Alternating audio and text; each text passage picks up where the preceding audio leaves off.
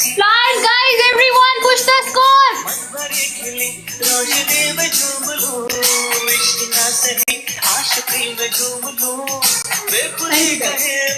Thank you so much, guys. Big respect. Thank you. Guys, triple में play करना, triple में play करना. Guys, triple, everyone, push the score. We need to win this match.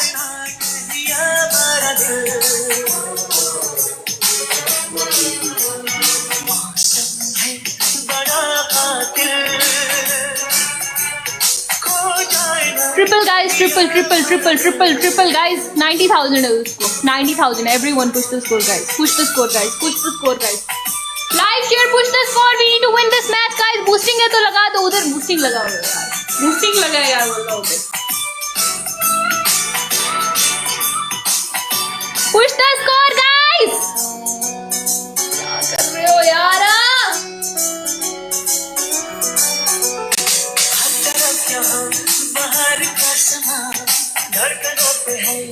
Guys, triple है. Everyone triple, guys. Triple के last second, guys. Push the score.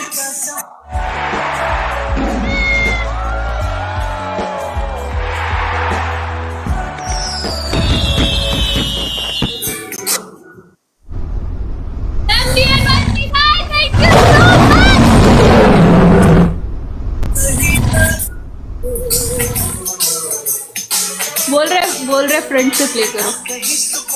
हारोगी. Believe me, you're gonna lose. You're gonna lose this round. अभी से बोल रहा हूँ. नहीं आ रही. आवाज आएगी जब मैच हारोगी खुद ही पता लग जाएगा. You're gonna lose this round. गलत किया तुमने. Guys, ये जो बार बार छुप के मार रहा है ना, let him regulate it, guys. Let's go. Big boss in the house. 1 minute है, आखिरी 1 मिनट है, guys.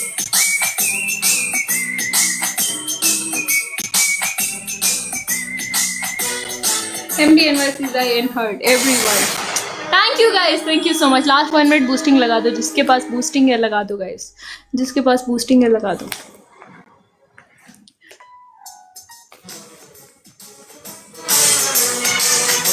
Last 30 seconds, guys. We need boosting gloves.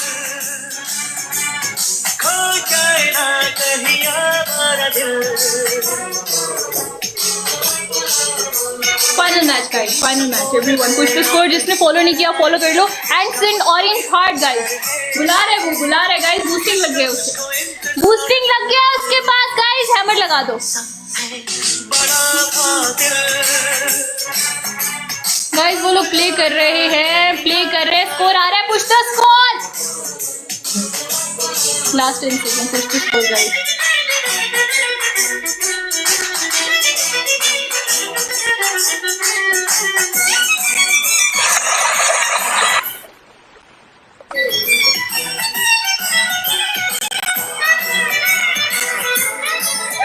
MDNY, thank you so much. Wait, MDNY Sidai, thank you, guys. MDNY Sidai and heart, everyone.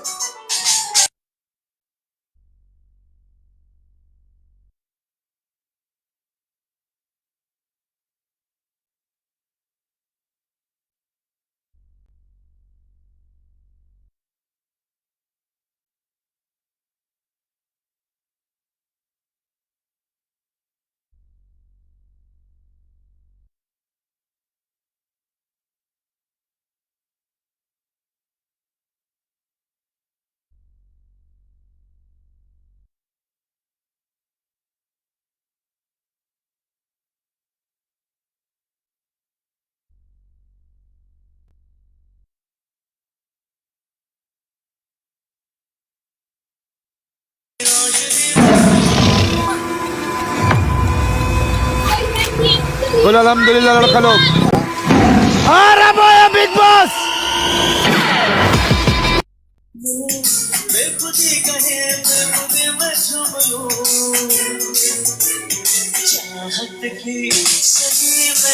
Thank you so much, Sai. Thank you. Really means a lot. Thank you. Big respect.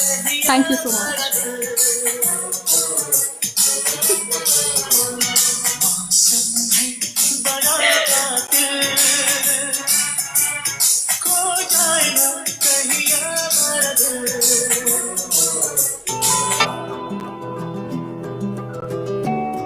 मेरी life बहुत सारे लोगों को नजर नहीं आ रही है।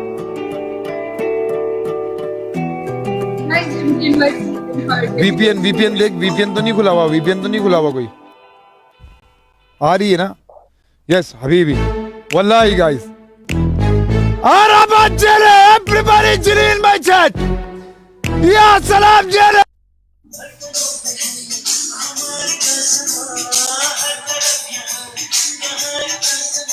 तुम्हें लगा ये तुम मैच जीत जाओगी? तुम्हें लगा ये मैच तुम जीत जाओगी? एक दफा एक बात तो बताओ, तुम्हें लगा ये मैच जीत जाओगी तुम आखिर में ये ट्रिपल में स्नैप? तुम्हें पता है मैंने अपने लोगों को सच में मना किया कि नहीं खेलने को। क्यों किया? मुझे बोला फ्रेंड से खेल। आई स्वेयर मैं तुम्हें, सुनो पूरे मैच में ना मैंने अपने लोगों को मना किया, मैंने अपने बिग बॉस को भी मना किया। मैंने बोला बिग बॉस डोंट प्ले, इतना स्कोर नहीं आएगा।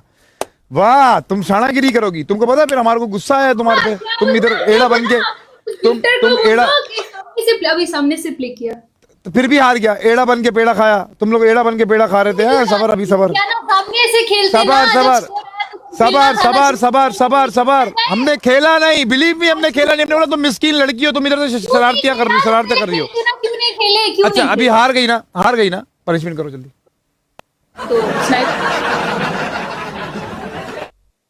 नहीं होगा, अगर स्नाइप बेस्ट ऑफ 3 होता है उसी टाइम से बोलता।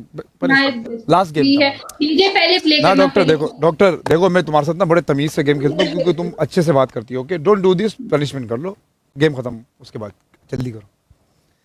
अगला गेम भी खेलोगी, फिर एक काम करो, अगला गेम खेलना है शेर मारो, मैं खेलता हूँ क्योंकि इस स्कोर पे हम शेर वाली पनिशमेंट रखते हैं। मेरे को नहीं, तुम्हारे साथ में इतनी नाजुक सूरत नहीं रह सकता। You wanna play one more game, do my punishment, send your गाय, सेंड मी लायन। ना मैं शेर मारूंगा तो फिर पनिशमेंट करो, इजी पनिशमेंट करो। बहुत हो गया अभी तुम्हारे साथ मजाक, बहुत हो गया, तुम पंगे करना। नाउ यू आर इन अ पंगा मूड मोहतरमा, नाउ यू आर इन अ पंगा mood, do my punishment, easy, good job.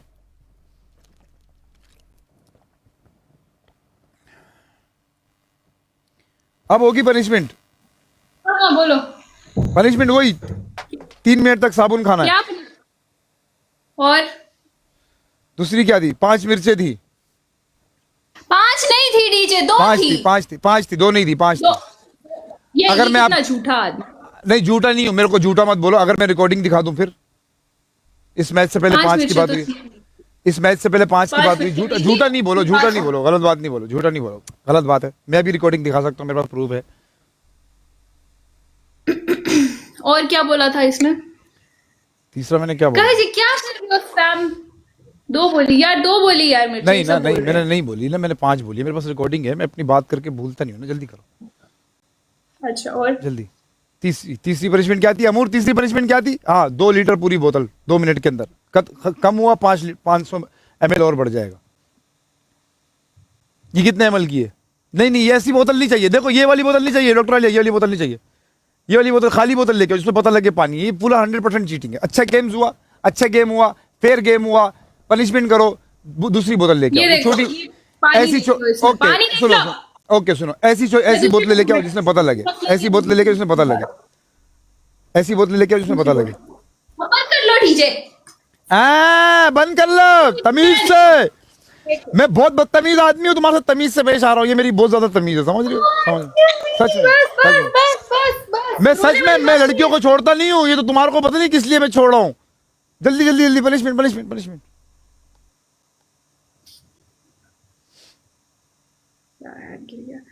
2 मिर्चें मैंने मंगवाई, अभी दूसरी नहीं आती। मैंने सिर्फ 2 मंगवाई, ठीक है? नहीं 2 नहीं 5। मैं रिकॉर्डिंग मंगा के दिखा देता हूँ, गलत बात नहीं करो ना। मेरे पास ये देख लो, मैंने 2 मंगवाई। तो ये अपने दोस्त को बोलो मेरे को शेर मार दे, जल्दी करो। मेरा कोई दोस्त है ही नहीं, होता तो जिता देता। नहीं उसने जितना खेला उसको बोलो आगे शेर मार दे, इजी। कौन है वो? नहीं भाई, कोई भी नहीं जाएगा इसकी तरफ।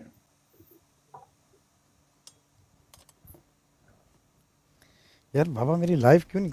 बाबा तेरे पास मेरा दूसरा अकाउंट ऐड है। 1 मिनट बाबा को ऐड करता हूँ। कहीं मेरे पास 2 है यार। यस है, 1 मिनट। मैं दूसरे बाबा मैं तेरे को अपने अकाउंट से लाइव शेयर करता हूँ, सबर कर 1 मिनट। बाबा ये अकाउंट से इधर आ एक दफा। क्या बोल रहा है? इस लड़की की लाइफ पे आ, इस लड़की की लाइफ पे आके फिर एंट्री मार। Guys keep tapping. क्या करूं मैं फिर? मेरे पास 2 है ना यार, 2 थोड़ी है क्या? नहीं नहीं नहीं नहीं, पनिशमेंट होगी। मेरे पास नहीं है डीजे, मेरे पास होती मैं कर लेती, ठीक है। 2 नहीं में भी फिर कोई अलग, मसला मैंने नहीं है। आपको अलग पनिशमेंट दे दी ना, मैंने अलग पनिशमेंट दे दी। फिर आ गया, अब आ लाइव शेयर गाइस। आ गया ना, ये तरीका नहीं मिले ओपोनेंट के सामने से आ जाओ। यस यस उडी बाबा।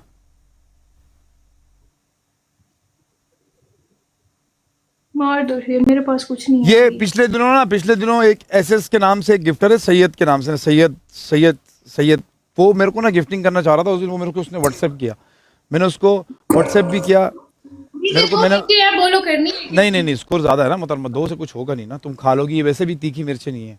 तुम एक ये काम तो करो, पहले डिसाइड नहीं हुआ एक था, नहीं स्कोर 5 आएगा। हुई थी, 5 डिसाइड था। 5 मिर्ची डिसाइड हुई थी। फाइनल मैच था। 2 डॉक्टर मिर्चे 5 डिसाइड हुई थी, डोंट डू दिस। यार मुझे नहीं याद था, मैंने 2 मंगवा लिया, इससे पांच ज्यादा मैं क्या पांच करूं? पांच पांच पांच पांच मिर्ची जल्दी से, 5 मिर्ची तमीज से, 5 मिर्ची। डॉक्टर अभी आप तंग कर रहे हो। सबर करो, फिर वेट करना पड़ेगा। हाँ हाँ हम वेट करेंगे, जल्दी करो चलो। बाबा। ग्लव्स 3 ग्लव्स बोला हमारे था। पास हैं बाबा, हमने सुबह मैंने अकाउंट दे दिया था। अभी क्या है कि मेरा जो अकाउंट रैंकिंग जाने का जो मसला था ना बाबा, मैं बताता हूँ। वो जो आज मेरे को आदिल भाई ने बताया, मेरा रैंकिंग जाने का जो मसला था ना, वो अमूर की वजह से था, क्योंकि I don't know who are playing with any. अच्छा, Guys, मेरा जो keep रैंक tapping. जाने का जो वो था ना, वो अमूर पाकिस्तान में मेरी आईडी खोलता, तो इसलिए मेरी रैंकिंग चली गई थी। तो उसके बाद अपना अल्लाह भला करे, आज से फिर ये अब्दुल्ला जो है ना, अब्दुल्ला सराइकी, ये मेरे ग्लव्स कलेक्ट करेगा। अब्दुल्ला सराइकी जो, ये मेरे ग्लव्स कलेक्ट करेगा। पानी वाला यार, इतना पानी नहीं है ना, क्या करूं? सबर करो, मुझे मंगवाना पड़ेगा। और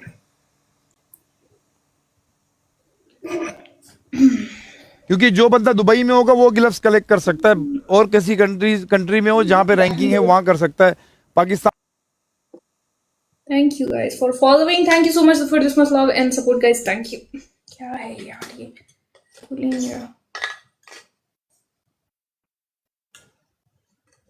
सबर करो, मैंने मंगवाई है ना, सबर करो।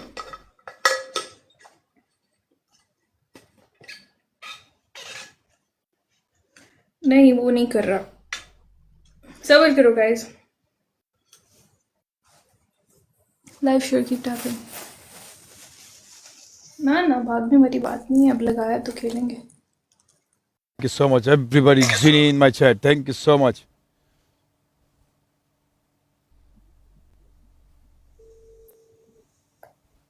She called you झूठा। गाली दे देती इससे अच्छा, गाली दे देती यार, तुम क्या जाता। तुम्हें पता जिन लोगों वहां पे, जिन लोगों, तुम्हें पता है खरबूजे को देख के रंग पकड़ता है, जो लोग मेरा इर्द गिर्द होते जाता है, तुम्हें पता है वो कितने एजुकेटेड है। उन लोगों के यहाँ सबसे ज्यादा बुरा क्या होता है, सबसे ज्यादा बुरा क्या होता है, उनको अगर कोई बोल देना आप झूठे हो, तो वो सबसे ज्यादा बुराई है, पता है आपको। झूठा नहीं बोलते किसी को। ये ऐसे जो झूठा उसको क्या बोलते? जो बंदा नहीं, उसको अगर आप झूठा बोलोगे बहुत बुरी बात है। तो जो हो उसको क्या बोले? तो मैं नहीं हूं, मैंने आपको प्रूफ दे दिया। आप मेरे को झूठा बोल रही थी, अब मैं आपको क्या बोलूं? मैंने क्या किया?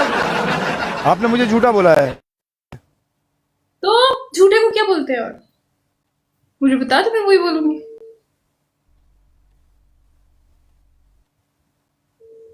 देखो 2 मिर्चों से भी हुई होगा, 5 मिर्चों से भी हुई होगा, अभी क्या? ओके, एक काम करो, फिर एक काम करो, पहले 2 मिर्चे खाओ और 2 मिनट के लिए अपने मुंह में शैम्पू डालो, जाओ कर दो हमारी पनिशमेंट। ये 2 पनिशमेंट, डीजे 1 बोलो। ओके, फिर आज हमारी पर वो आंखों पे टूथपेस्ट लगाओ और स्प्रे मार दो 30 दफा, इजी, ये कर लो। स्प्रे नहीं मैं करूंगी, स्प्रे मेरा नया पड़ा, मैं वो नहीं। खोलो क्या मसला है? मैं नहीं खोल रही, वो मैंने गिफ्ट करना है किसी को। खोलो, वापस डाल देना। प्लास्टिक की पाकिस्तान में सारे काम हो जाते हैं, ले जाना किसी के पास, प्लास्टिक दोबारा चढ़ा देगा। इम्पोर्टेड केड़ा इम्पोर्टेड, क्या इम्पोर्टेड? बस वो यहाँ का नहीं है, जापान का है। कोई और खोलो। जापानीज कितने बड़े बड़े बाल होते हैं बगलों में, इधर बगल पता नहीं। परफ्यूम लेना अरबियों की तरफ से लो, फ्रांस से लो। जापानीजों का परफ्यूम मंगाया ऐसे, ये गंदे इतने बड़े बड़े बाल होते हैं, ना बाल काटते ना कुछ करते, गंदे जगह से परफ्यूम मंगाया तुमने। जापान अच्छा कंट्री है, बट उधर लोगों को तो देखो एक दफा। उन लोगों के कल्चर में पता है, हमारे यहाँ हर जगह की सफाई जरूरी है, उन लोगों के कल्चर में बीच में मेरी बात उन सुनो, लोगों के सारे कल्चर में नकली अगर बाल परफ्यूम। काट लो बुरा माना जाता है। रहने दो, रहने दो, रहने दो।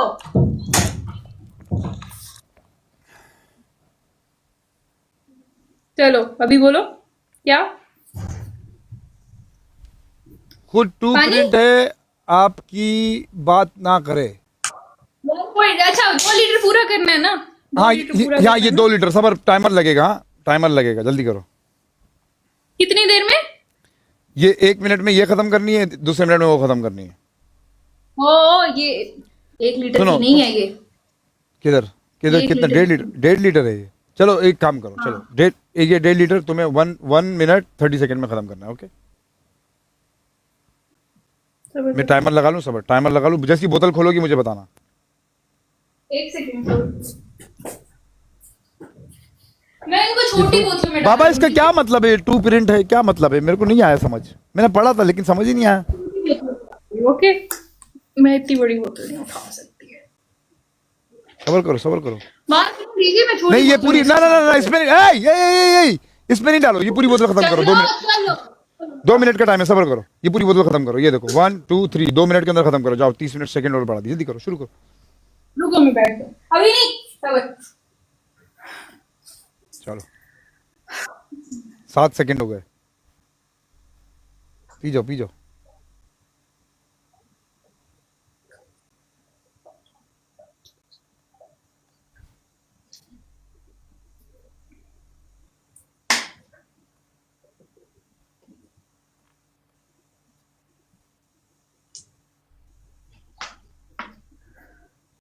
नहीं खत्म होगी, पानी बढ़ जाएगा, मैं बता रहा हूँ, मैं जाऊंगा भी नहीं। मैंने बोला मुझे बैठने देना, उसके बाद। हाँ उसके बाद ही है, उसके बाद ही है।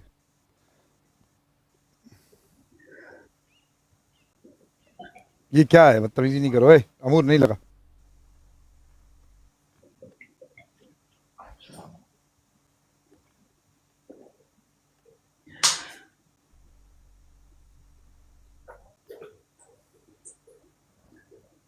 एक मिनट है पूरा।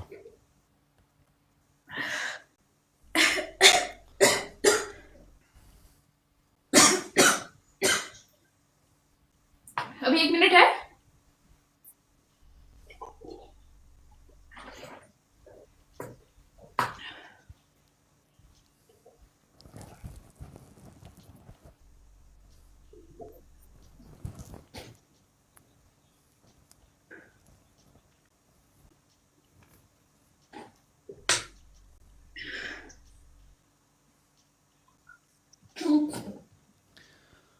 अपने अपने प्लेयर को बोलना, सुनो, अपने प्लेयर को बोलना अगली दफा तगड़ा हो क्या है, और अपना अल्लाह भला करे उसको देखना। मेरे लड़के जब क्लिप लगाएंगे ना, जब मेरे लड़के क्लिप लगाएंगे उनको बोलना गेम देखना।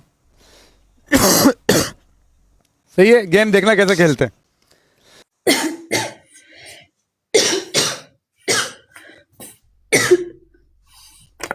Keep tapping, guys. Everyone keep tapping. Share the live, everyone. जिसने फॉलो नहीं किया फॉलो करो।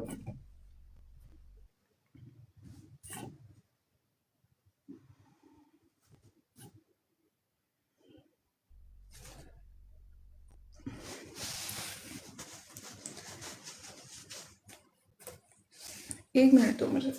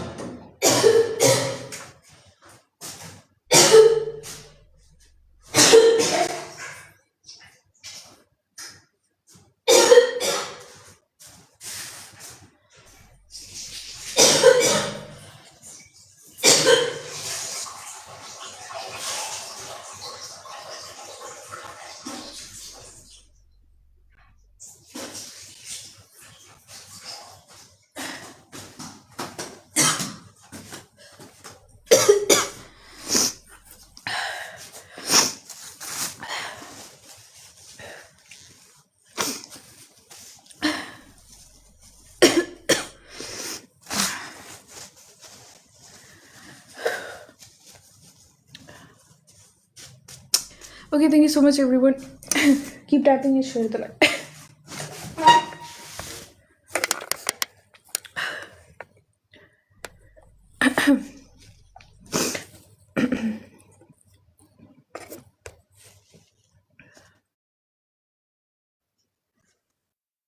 से प्यार आया हाय अलिया हमारी वालिया ठीक हो आप बताओ। तुम किधर था तुम बहुत टाइम से नहीं था मैंने छोड़ दिया था लाइव। छोड़ दिया छोड़ दिया था छोड़ दिया था अभी वापस आ गए माशाल्लाह हाँ क्यों छोड़ा था वैसे ही बस कुछ इश्यूज हो गए थे। तुम डॉक्टर बन गया अच्छा बन गई बन रही हूँ बन रही हो पनिशमेंट करके आ रही है ओ क्या पनिशमेंट किया है पानी दो ये भी मैं एक बात सुनो मैं फॉर यू से मिस कॉल कर रहा था मैंने देखा ये भी किसी को पनिशमेंट दे रहा था आई डोंट रिमेम्बर कौन लेकिन किसी को पनिशमेंट दे रहा था तो ठीक है जब देखता है लेना भी पड़ेगा किस बालू मैं ठीक हूँ बालू आप कैसे हो बहुत टाइम हो गया बालू लाइक शेयर एवरीवन। गाइस सारे लोग डबल टैप करो आप पनिशमेंट कारण तुझे म्यूट मैं करूं या किसी और को करने दे गाइस सारे लोग double tap guys every single person double tap सारे लोग डबल टैप ओके पूरा नहीं वॉमिटिंग हो गई इतना ज्यादा मैंने कभी पानी पिया ही नहीं मैं दिन में नहीं पीती इतना यार हफ्ते में भी नहीं पीती वेलकम भालू कैसे हैं आप गाइस पहला गिफ्ट ट्रिपल काउंट होगा हफ्ते में नहीं इतना पीती वालेकुम अस्सलाम are you okay no just vomiting and all that now I am okay गाना नहीं जानता मैं बस ये दोनों गाना जानते हैं ओके गाइस सारे लोग डबल टैप करो आप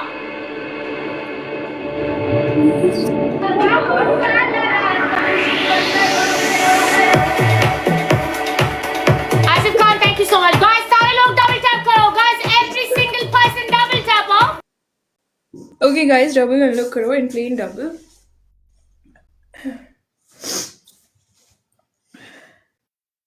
मीठी चीज से क्या होगा पागल कमेंटिंग हो गया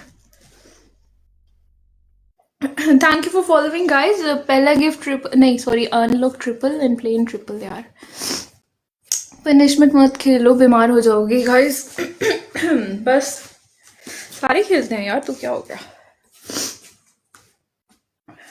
we need 13 flowers guys सभी लोग फूल सेंड करो we need flowers everyone we need roses guys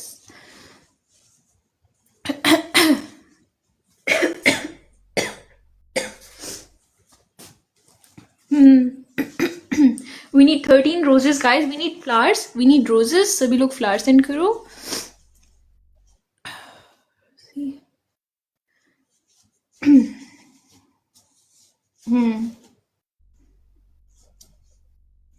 13 roses thank you so much guys thank you everyone in triple जितना हो सके ट्रिपल में प्ले करना मेरा गला बहुत खराब हो गया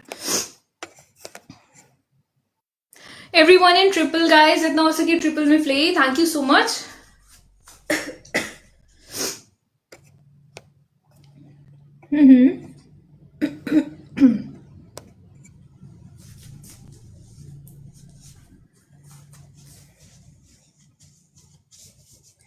तो उत्तर ही नहीं रहा everyone in triple guys everyone in triple guys we need to win this match everyone keep tapping keep sharing the prod बस करो अभी सोना नहीं क्या अभी टाइम नहीं है यार अभी 12 बजने 12 बजे मैं चली जाऊंगी यस यार तुम लोग क्यों नहीं प्ले करते तुम लोग बेइज्जती करो हर जगह भी वो कितनी बुरी बात करके गया यार तुम लोगों के लिए Sit down, feel better. I'm okay, guys. I'm okay. नहीं बैठूंगी नहीं अभी ना पानी बहुत पिए तो अभी वॉमिटिंग फिर से वॉमिटिंग हो जाएगी बैठूंगी Keep tapping, keep sharing the prod. It's me. Hi. Okay, push the score, guys. मीठा खाओगे तो फर्क पड़े मीठे से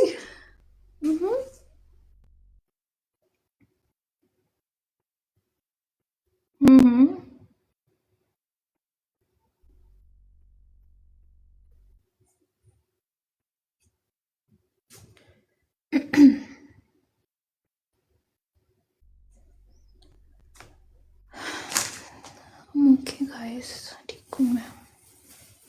कैसी हूँ मैं? ठीक हूँ। Last 1 minute guys, push the score.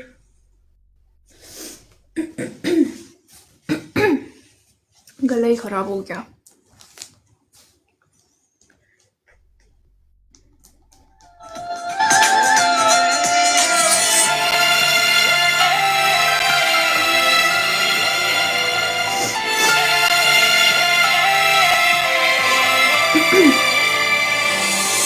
नहीं यार मैं ठीक हूँ गाइस। तुम लोग क्या परेशान हो गए हो क्या? ठीक हूँ मैं, बस जस्ट वॉमिटिंग हुई तो क्या हो गया? वो बहुत ज्यादा पानी था ना तभी, और जल्दी जल्दी पीना था। आहिस्ता आहिस्ता भी शायद वॉमिटिंग नहीं होती, वो नोज साइड से। Thank you so much for following guys. Thank you so much everyone. Corona क्यों भाई, क्यों क्या हो गया? ओके रेशमा में जा रही। बाय आलिया, अपना ख्याल रखना। अल्लाह हाफिज। Okay Hafiz.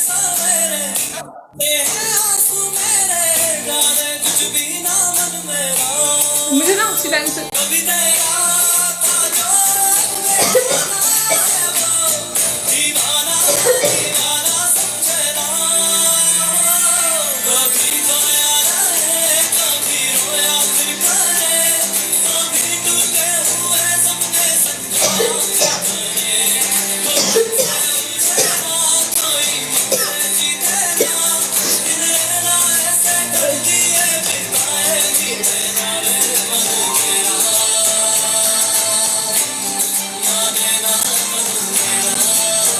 yes everyone guys, keep tapping, keep sharing the broad guys. Double tap live share, double tap live share. अच्छा जी,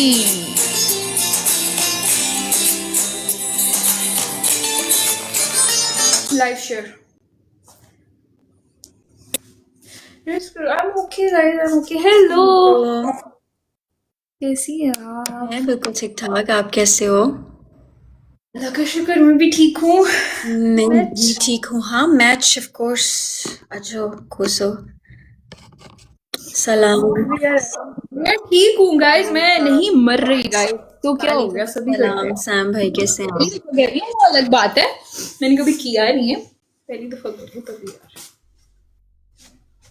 लाइव बैठने टारगेट पूरा करना है। हाँ, थैंक यू अमीर। डोंट पहले गिफ्ट बी डबल है सो एंग्री। नहीं डबल है guys. Why would I angry? मेरी मजाल why would I angry? Guys पहले गिफ्ट डबल काउंट होगा, सब मिलके प्ले करो। पहला गिफ्ट डबल है गाइस, पहला गिफ्ट डबल है, पहला गिफ्ट डबल है, सब मिलके प्ले करो। अभी प्ले किया करो ना यार। यार ये गाना कितना अच्छा है।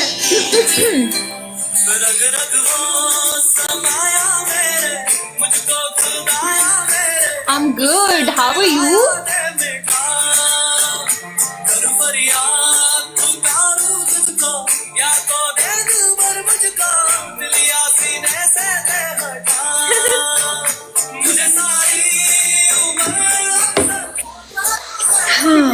Come on guys, everyone focus। हाँ, हमें अपना टारगेट पूरा करना है, और जब तक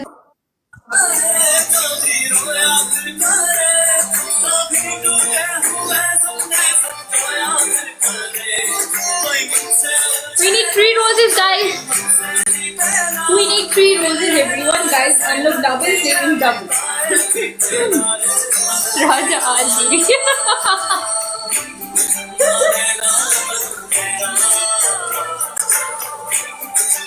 Triple है, guys.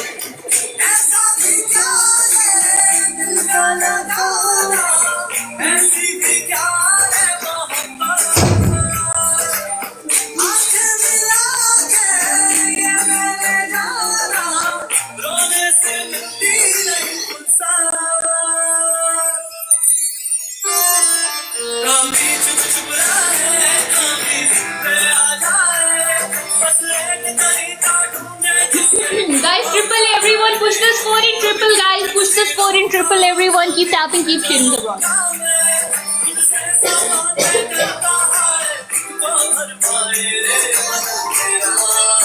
Guys, triple.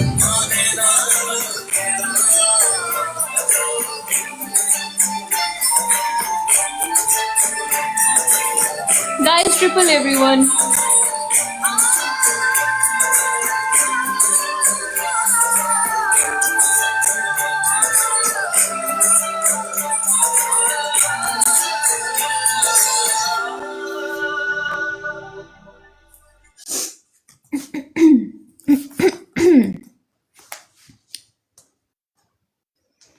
Thank you, everyone.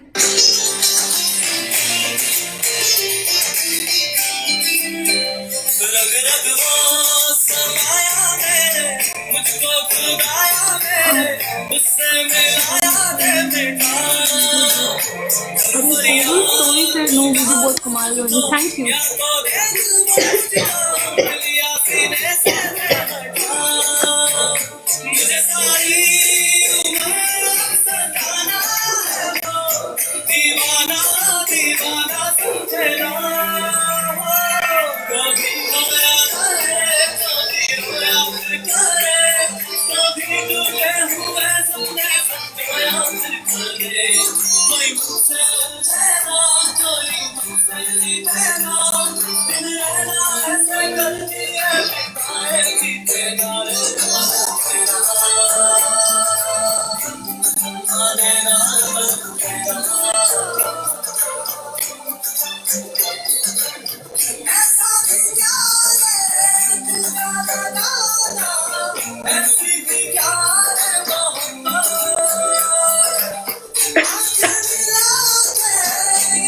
क्या हुआ?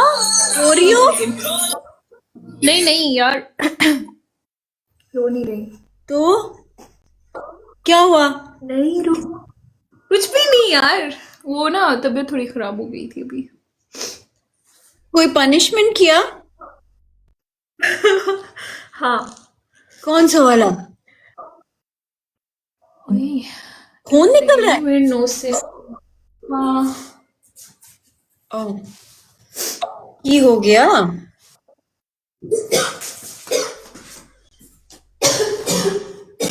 और हम हार गए. कोई गल नहीं, आ जाएगा पहला मैच तो कोई ना कोई ताजर आ जाएगा इंशाल्लाह. अबे डॉक्टर के पास चली जा. नहीं ठीक हूँ यार.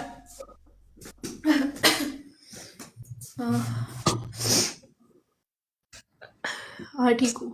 Keep tapping guys. डॉक्टर के पास चली जा, तबीयत खराब है तो. यार वो ना मैंने पानी बहुत ज्यादा पी लिया तो वो नोज के थ्रू वॉमिटिंग आ गई. पनिशमेंट ऐसे करते क्यों हो जो हार्मफुल होती है? की नहीं है. मैं आज ही कर रही हूँ. हाय, तो मुझे बता, तू पनिशमेंट मैच खेलती है, हम भी खेले. लेकिन जो जीतेगा हारने वाला उसको 10 चुमियां देगा. मैं फिर ना दूंगी. अच्छा, मतलब फिजिकली तुम बोल रही हो? सही है यार, होना भी चाहिए. जगह कौन चाहता है जो है ना ये डॉक्टर साहब हमें चुमियां दे. 5K कंप्लीट करो.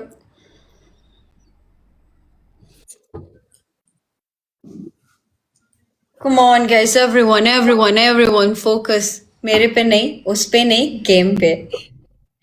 Guys 10K double tap complete करो यार. 10K डबल टैप कंप्लीट करो. Live share guys. कभी मोहब्बत हुई है? क्या? कभी मोहब्बत हुई किसी से? किसको बोल रही है ये? तुझे बोल रही हूँ. Yesterday I seen you in Doctor Cafe. Really? आपने मुझे देखा? पर आप ये तो नहीं कह सकते कि लड़कियां मेकअप के बगैर अच्छी नहीं लगती, फिल्टर के बगैर अच्छी नहीं लगती. Yes, okay. तो आपका ये मानना है कि फिल्टर के बगैर लड़कियां अच्छी होती हैं? कम ऑन गाइस, 3 बंदे 3 फूल. Double and plain double guys. ये true है वर्दा. Okay. Guys, come on, we need 3 roses. Yes, you are real beauty. Aw, thank you, Rashid. फूल मारे Rashid साहब. Come on guys, एक और कोई और कोई और कोई और कोई और You guys keep tapping, keep sharing the broad कोई everyone. और यार कोई और कोई और कल आप क्यूट लग रही थी thank you so So much guys, triple let guys plain triple plain hi Shibu welcome how are you buddy guys come on triple एक मैच मैडम जीत गई हुई है एक हमने जीतना है guys come on everyone focus on triple मेरे पे भी फोकस करो और ट्रिपल पे भी फोकस करो क्या हो गया बहन मेरे को I am worried about you No, I'm okay. I'm okay. Good then you have to worried about me because I am not okay क्या हुआ है? Thank you I feel sad thank you बच्चों Honestly. बस sad हूँ guys come on keep going gifting kiss Guys, triple play करो यार.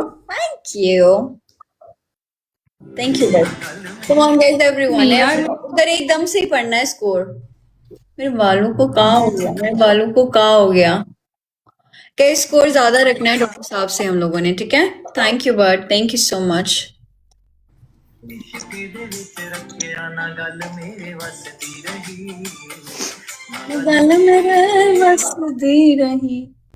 It's okay I know अच्छा यार बाद it's okay what Come on guys, everyone double tap and live share हाँ सब मिलके डबल टैप करो और लाइव शेयर करो मुझे आजकल इतना लोगों को ब्लॉक करने में मजा आ रहा है जिसका कमेंट सबसे बुरा था अब विन हो इजी रहो यार तू 5K कराए ना पूरा चुमिया लेनी है मैंने डॉक्टर से guys.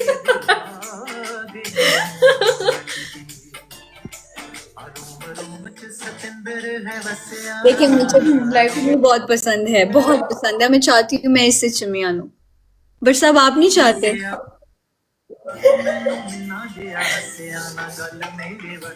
क्यों वो कहते हैं मैं चाहता हूँ बस ऐसे ऐसे ही ना पूरा कर ले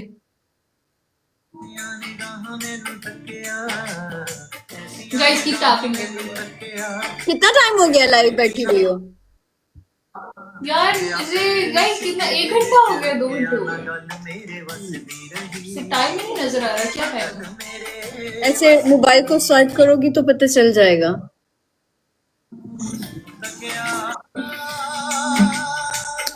आपके बारे में क्या ख्याल है आप डबल टैप कर रहे हैं एवरीवन गाइस चुमी मारो एंड पे 2 घंटे हो गए हाँ थैंक यू बड़ी थैंक यू सो मच और जीत गए हम गरीब औरत बेशक पिछला मैच वो जीती थी लेकिन मैं तो ये बोलूंगी "ए, गरीब औरत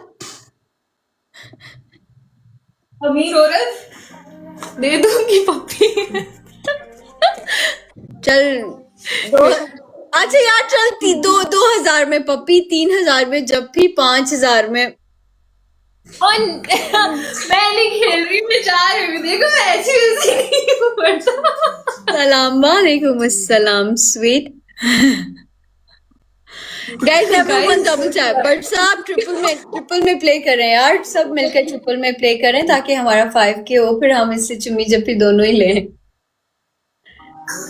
सलाम वालेकुम अस्सलाम come on guys everyone focus करें focus guys push the score thank you Asif come on guys but सब चुम्मी मारो एक स्कोर ज्यादा करें डबल में यार हम कोई गरीब है वरदा जी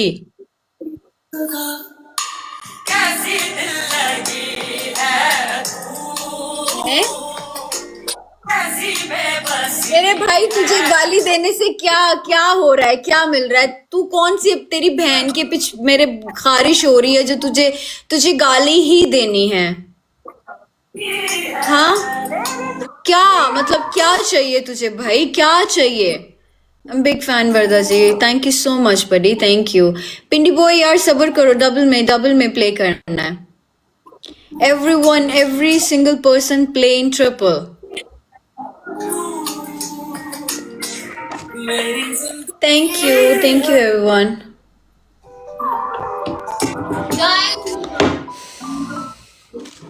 गाइस 3 बंदे 3 फूल।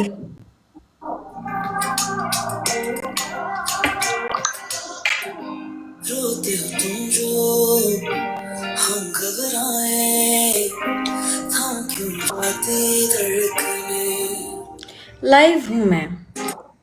करे हर पल दर्द न पाए एक और, कोई और, anyone else? Thank you Bilal, thank you जज़ाकल्लाह। तू शक्ल से ही रेपिस्ट लग रहा है भाई मेरे। Thank you everyone, thank you, thank you, thank you, thank you, thank you so much, thank you. कभी तो मिलना फिर वहाँ कैसी दिल लगी है तू कैसी बेबसी है तू मेरी जिंदगी है तू Come on guys, everyone, plain triple, plain triple, every each person। क्या कर रहे हो आप लोग, क्या कर रहे हो यार? ट्रिपल में प्ले करो ना।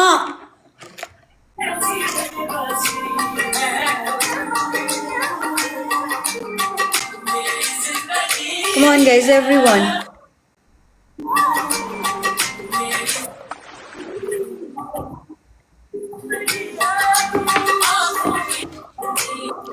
कोई मेरा ताजर आएगा, यूं प्ले करेगा और यूं चला जाएगा, पता है? मुझे गाना याद आ रहा है कोई, ये come on guys, every person, every.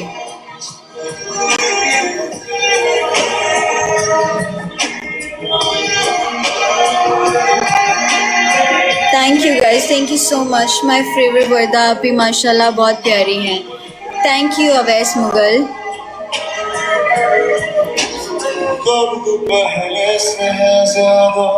खुद से फिर ये किया वादा, खामोश न। तू जो मिला सब मिल गया दिल की नमाज़ें जाके पहुंची फलक से आगे तो जाके पाया तुझको मेरे रहनुमा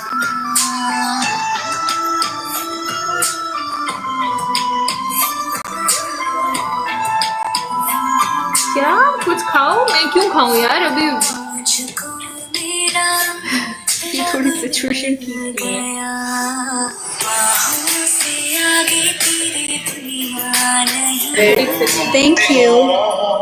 this is song your favourite? My either। Thank you everyone, keep tapping, keep sharing the broad everyone.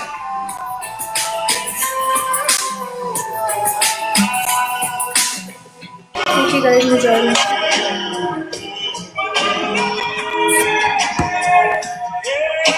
ये भी तो काम जरूरी है ना, आप ही ने कहा था।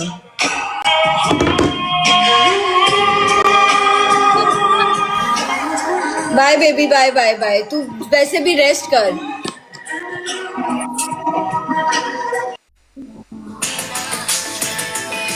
बस तू ही तू मुझे याद है की नमाज़ें जाके पहुंची फलक से आगे तो जाके पाया तुझको गाइस आज तुम लोगों को हो क्या गया, मुझे ये बताओ क्या हो गया यार, सब क्यों कर रहे हो? सिस्टर लेमन है आपके पास, वो थोड़ा सा चेक करो। वो ना नेजल कैविटी के थ्रू ना सारी वॉमिटिंग हुई है, तभी थोड़ा ना दिमाग। गुजरी हो जब से Yeah. Hi Alia, Assalamu alaikum. अस्सलाम, कैसे हैं आप? I'm good, Alhamdulillah. How about you? Thank you so much, Sabat. You played for me for the first time, and Guys, keep tapping, keep sharing the broad everyone. Guys, रब की मुझे सौगात है देखी नमाज़ें जाके पहुंची फलक से आगे तो जाके पाया तुझको मेरे रहनुमा आगे तेरी दुनिया नहीं है मेरी, रख ले यही तो मुझको मेरे रहने। Keep tapping, guys.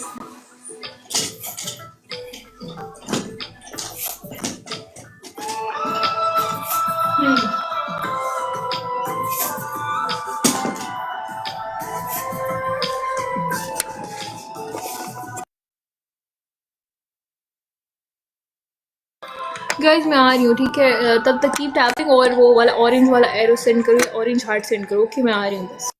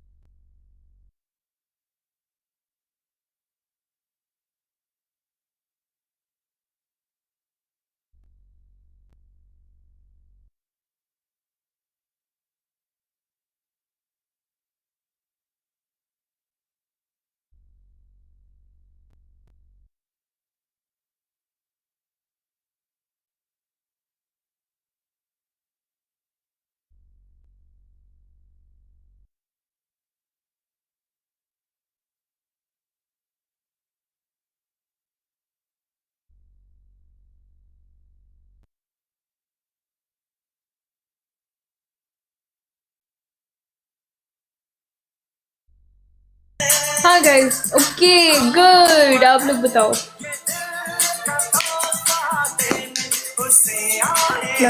थक गई क्या? नहीं थकी नहीं हूँ ना, चक्कर आ रहे थे।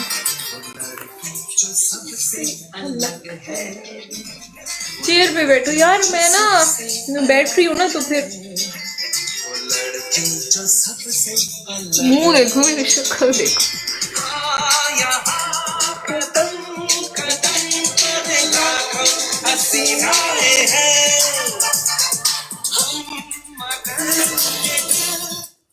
मतलब अभी कितना ये 500 लीटर ही निकला होगा वॉमिटिंग से, अभी बाकी है ना, इस वजह से मैं नहीं बैठ रही हूँ।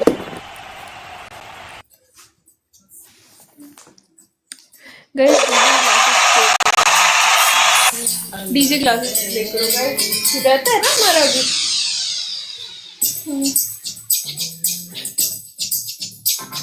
कितना रह गया यार? Keep tapping guys, everyone in triple.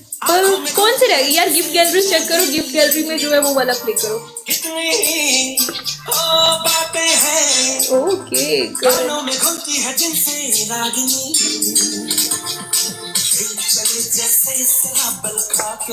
अच्छा, हेयर एंड मुस्टैच, कोगी और डीजे क्लासेस, ये हो नहीं है गाइस? क्यों नहीं है कंप्लीट हो रहा? वेलकम पांडा। नो चौधरी, यही हूँ मैं गाइस, तुम मेरी टेंशन क्यों लेते हो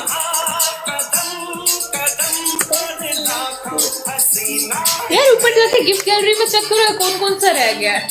जो रह गया ना यार, वो वाला गाइस प्ले करो तुम लोग।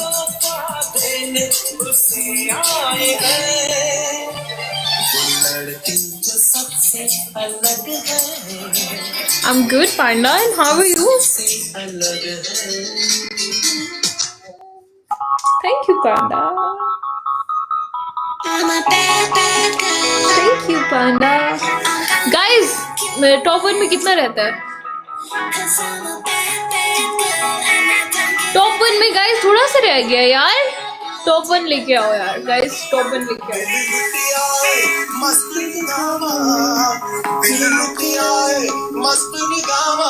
तेरा नाम जपती फिरा सोनिया, मैं तेरा नाम जपती फिरा, तेरे नाम तो सदके मैं जावान, तेरे नाम तो सदके मैं जावान, तेरा नाम जपती फिरा सोनिया, मैं तेरा नाम जपती फिरा। यार टीम बेइज्जत हो रही है, हमारी बेइज्जती हो रही है। Take care doctor Alia.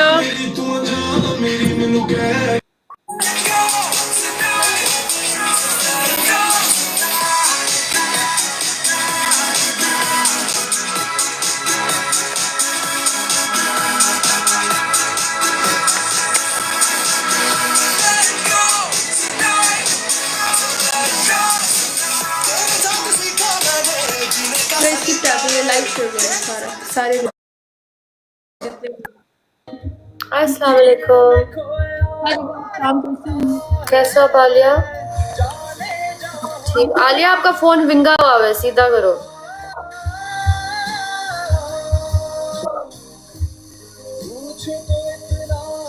अब सही है। आज जी गेम खेलते हैं।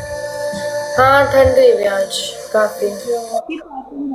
sharing the broads, everyone.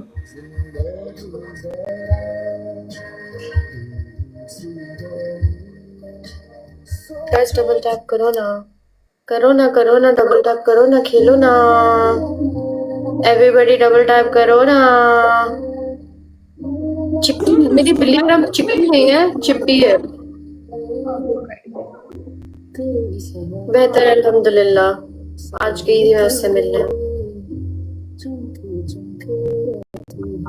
Guys, color gift double है। 94 नहीं आया है मुझे तंग करने। क्या हाल चाल है? क्या हुआ था उसे गाइस? ओ माय गॉड, मेरी वीडियो माफिया गाइस, मेरी वीडियो रोने वाली वायरल क्यों हो रही थी इतना?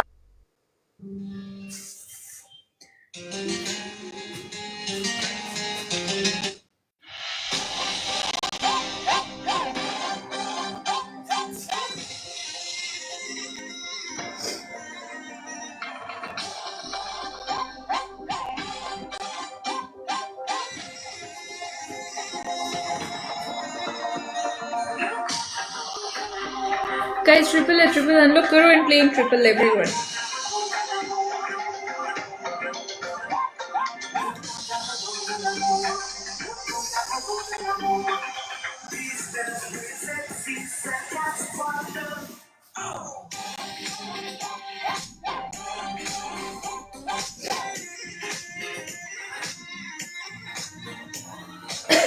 Thank you राजपूत नहीं चौधरी है।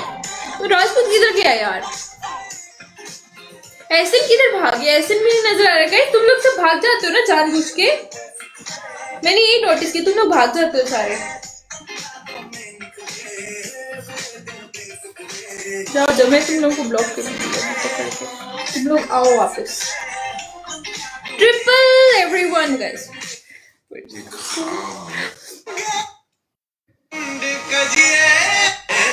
बरसों के बाद आ गया। इधर तुम कौन हो भाई? वकार है वकार। तुम्हारे कितने आइडिया है उसकी समझ नहीं आती। ट्रिपल गाइस, ट्रिपल में प्ले करो। अभी ये बच्चों का क्या करूंगा? इसका कुछ खाना बना के खा लिया ऑब्वियसली।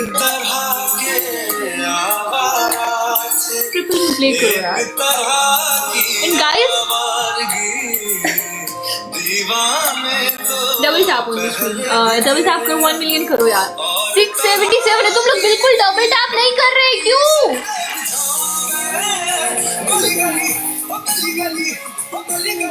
कुर्बान कुर्बान आज स्टार्ट से बैठा हुआ है ना कुर्बान?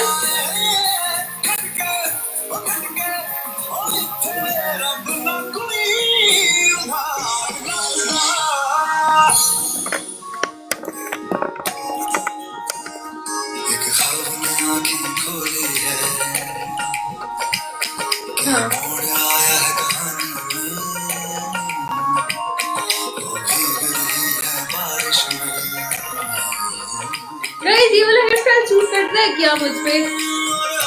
नहीं तो मैं चेंज करूंगी। नहीं तो कल से मैं चेंज करके आऊंगी। खाबी सी लगती है दुनिया, तो वकार आँखों में क्या भर रहा है, मरने की आदत लगी थी, क्यों जीने को जी कर रहा है। पहले तो बेगानी नगरी में हमको किसी ने पूछा न था, सारा शहर जब मान गया तो यार लास्ट सेकंड लगता है करते यार, तुमको समझ नहीं आती। ब्लैक सूट करता है यार। अब मैं बालों का कलर तो मैं नहीं चेंज करवा रही, चाहे दुनिया इधर से होके उधर, उधर से इधर हो जाए, मैं बिल्कुल नहीं करवा रही। और भी 10 से तुम्हारे कितने आईडी, कुछ समझ नहीं आ रहा है। और तुम कैसे आ जाते हो इतने आईडी से?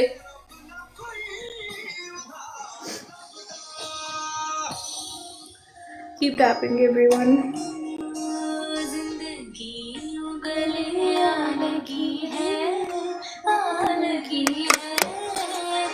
Nepal ranking I don't no guys, पता नहीं कैसे हुई है, मुझे नहीं पता है।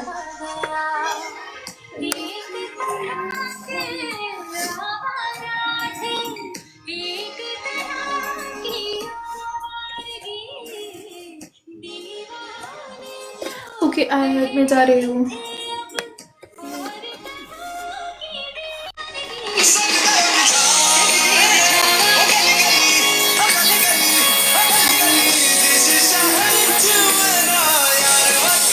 मेरा सर पता नहीं क्या हो गया गाइस।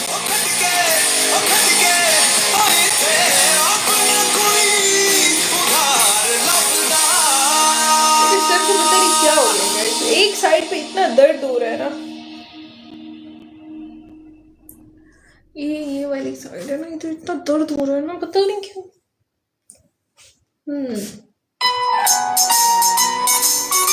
बार बार ये गाना क्यों लग रहा है, मुझे इसकी समझ नहीं आ रही।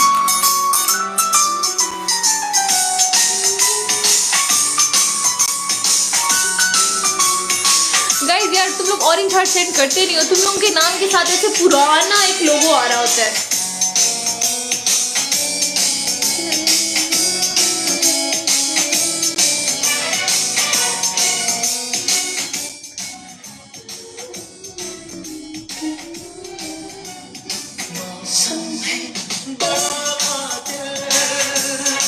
आज का day was punishment day, yes.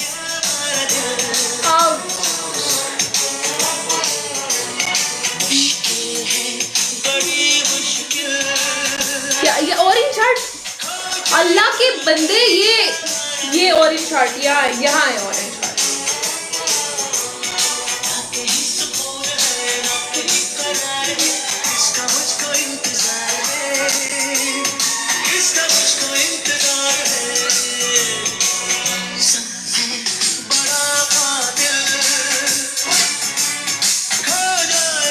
क्या बन करो गाइस,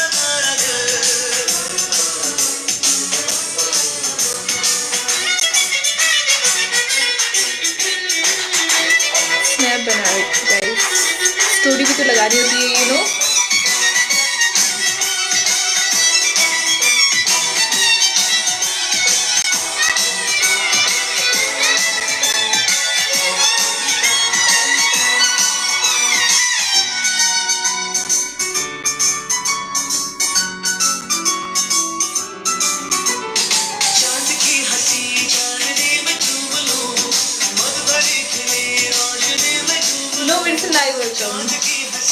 जूम आउट करो यार, नहीं अच्छा लगता जूम आउट, मेरे फेस पे नहीं सूट करता, पता नहीं क्या करूं।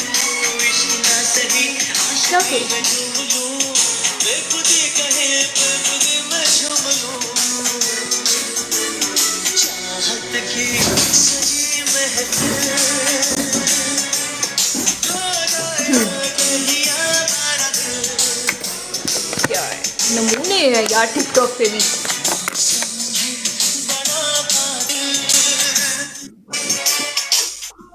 Hello. Hello. Hello. How are you? I'm good. How are you? How are you too? Me good, you good? Yeah. Problem?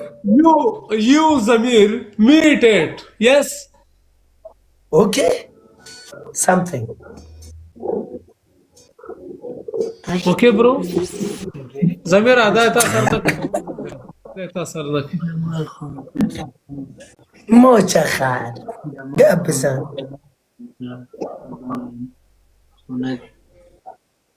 Bye bro. अभी चले गए, मैं कैसे यहाँ रह सकती हूँ। भाग जाते हैं यार ये लोग, काट के किसी एक को निकालना हो तो, मुझे पता है यार। अभी जरा भी केयरफुल यार, कोई बात नहीं।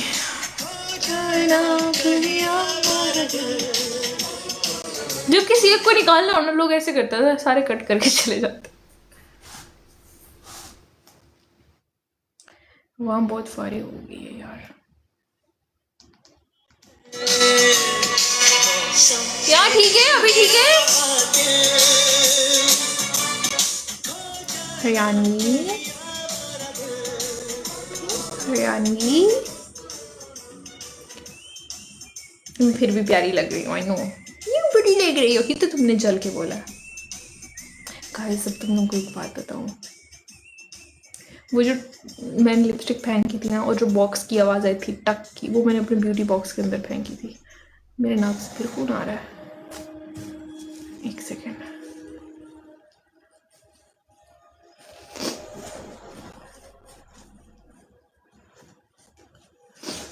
पता नहीं इतना ज़्यादा क्यों आ रहा है यार।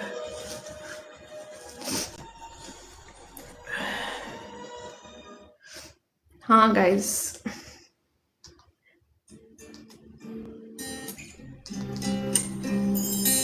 Christian welcome, everyone welcome guys. यार आज मेरा सर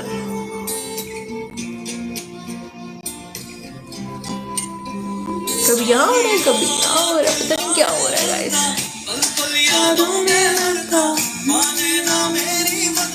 पता नहीं यार, मेरे ना सर में यहाँ और यहाँ बहुत ज़्यादा दर्द हो रहा है, लाइक स्टार्बिंग पेन है ऐसे।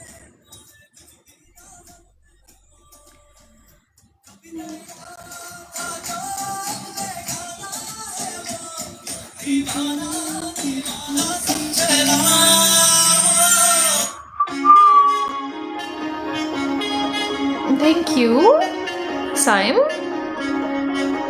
Big fan. Oh, that's so sweet of you.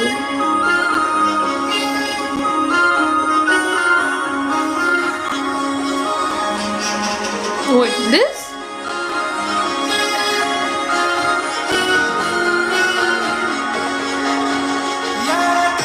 है ना, ये गाना अच्छा है। Keep tapping, guys. Live share, guys. Live share, live share, live share, live share. Alia कैसे आ गई नेपाल के रैंकिंग में? हाउ?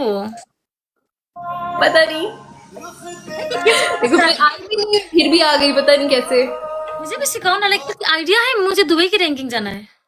Any idea? दुबई, मैं दुबई की रैंकिंग में थी, मैं पता नहीं नेपाल की रैंकिंग में कैसे आई, मुझे नहीं पता। तो ऑटोमेटिकली होगा। यू लस वेट लस किया आलिया? मैंने या हाँ थोड़ा। बट ना थोड़ा chubby chubby, you looks more beautiful. नहीं इतनी मुश्किल से किया मैंने, बीमार होके। हाँ लाइक सडनली अगर लोगों को ना कोई थोड़ा वेट लॉस किया तो थोड़ा डिफरेंस तो दिखता है, थोड़ी आदत पड़ेगी। बट वो तो पहले वाली ना थोड़ा चब्बी चब्बी लुक्स लाइक होता ना कि क्यूट लगती थी। अभी भी like you looks bold. You look मैं जूम करती हूँ तो फिर लगता नहीं है ज्यादा फर्क। Depend butterfly. Thank you for the make me queen. Hi Shashid, welcome. Depend. Guys सब लोग double tap live share. Sanjiv, welcome to मलाई सुंदर अनुहार मात्र पढ्न नसक्ने। Yasin, how are you Yasin? Sorry guys इधर बात करूंगी लोगों से। सुंदर अनुहार मात्र पढ्न नसक्नेले त्यसभित्र लुकिएको कुमन कहिले पढ्न सक्दैन। मन पढ्नलाई सुन्दर मुटु चाहिन्छ।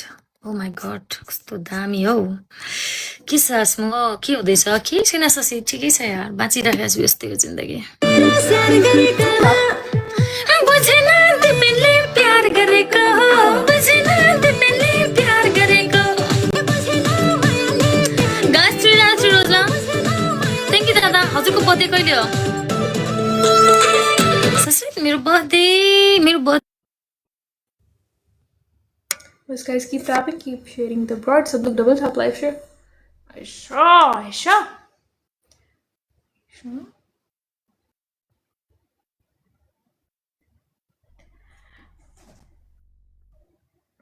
Thank you, no medicine. Thank you so much, guys. 100 की करो यार, हम लोग top 1 पे हैं, guys. ये top 1, boom, top 1, guys.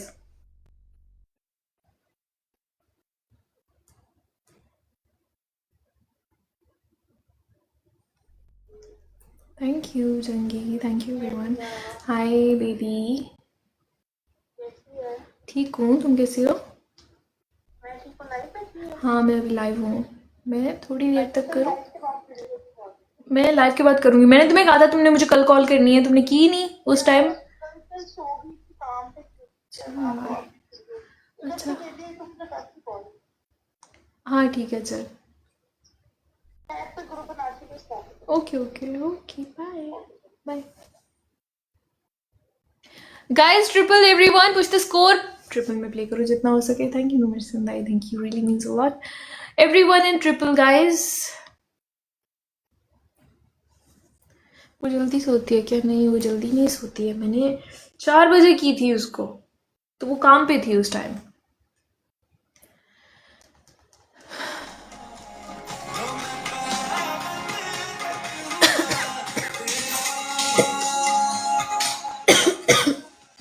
गला बहुत खराब हो गया यार.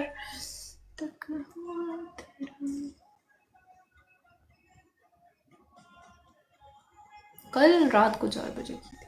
इसने मुझे एक ऐसी बात की मेरा दिल टूट गया.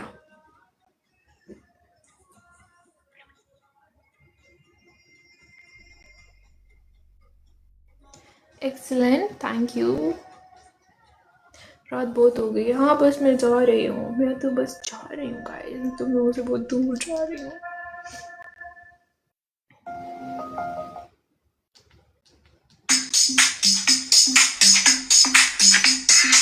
नहीं मैं काम में बिजी थी यार. उसी काम में ही बिजी थी.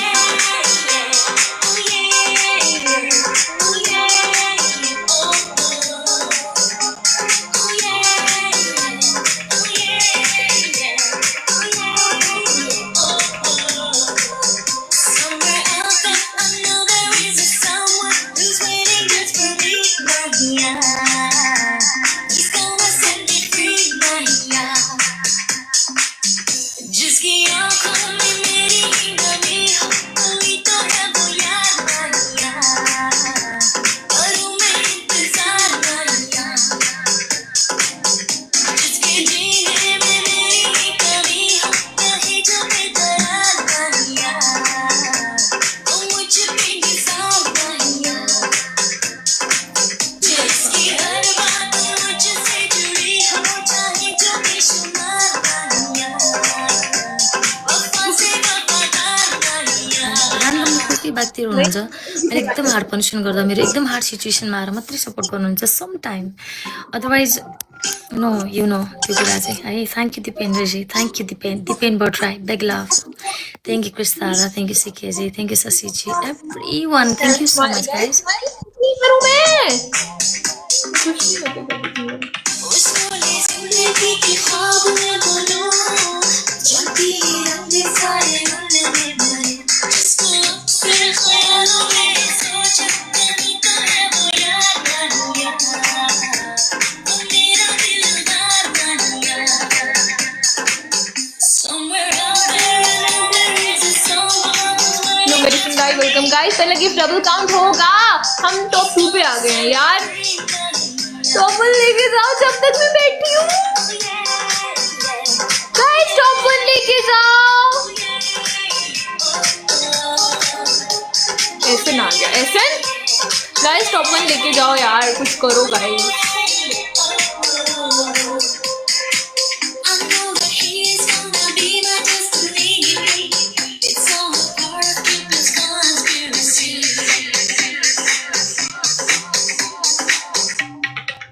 कब से उसके आने की मेरा हक हो, कब से छुपा के उसे दिल में रखूं. मेरे दिल में तेरा शांति जैसा मिलेगा, Maria, Maria. ये मुझे एतबार, Maria. Somewhere out there, guys look double sorry triple and playing. he's gonna set me free, Maria. Haryanvi. जिसकी आंखों में मेरी नमी हो, वही तो है वो यार, Maria. करूँ मैं इंतजार, Maria. जिसके जीने में मेरी ही कमी हो, कहीं जो बेकरार, Maria. ओके गाइस अभी ट्रिपल में प्ले करना. मुझ पे निसार, Maria. हाँ, जिसकी हर बात मुझसे जुड़ी हो, चाहे जो बेशुमार, Maria. वफा से वफादार, Maria.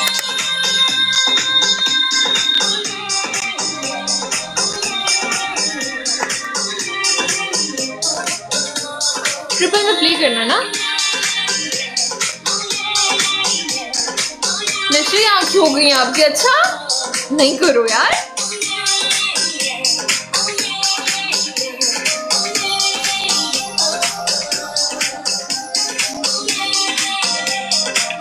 डॉक्टर मुझे मिस यू वाला मैसेज सेंड करो। मैं क्यों करूं?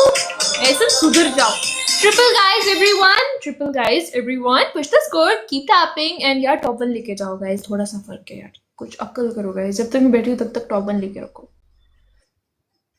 हम देख रहे हैं, झूठ बोल रहा है। हम देख रहे हैं कौन झूठ बोल रहा है। गाइस ट्रिपल में प्ले करो ना यार। थैंक यू नो मेडिसिन भाई, thank you so much.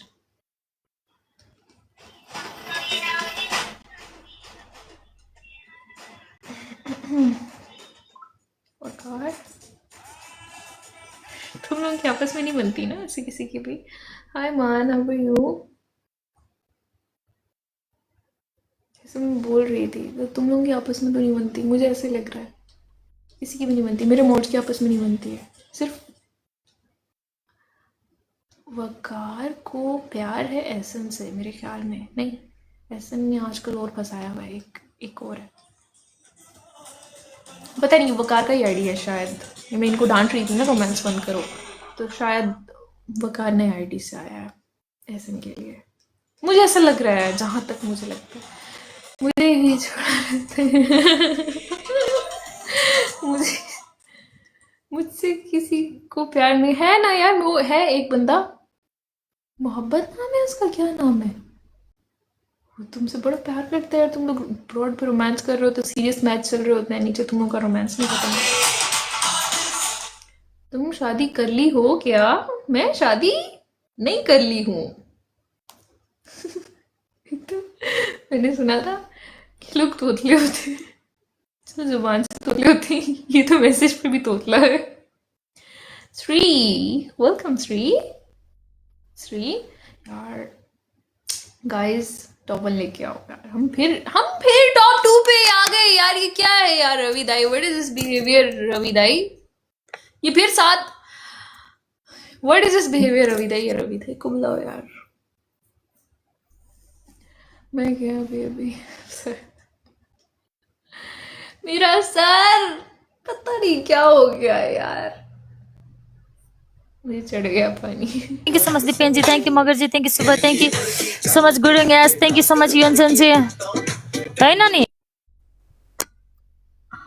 I am sometimes too rude for people, nice people.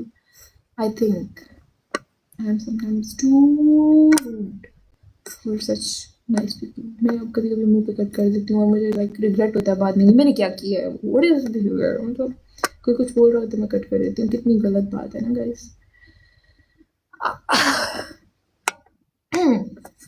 Second, तुम पतली क्यों हो गई गाइस? तुम लोग मुझे कहीं जीने दोगे?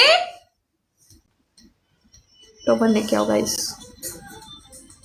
दीपक दाई, हाउ आर यू दाई?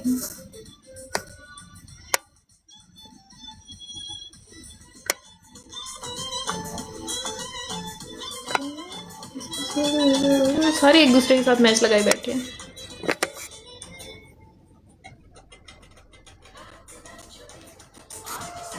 लड़ाई मत किया करो।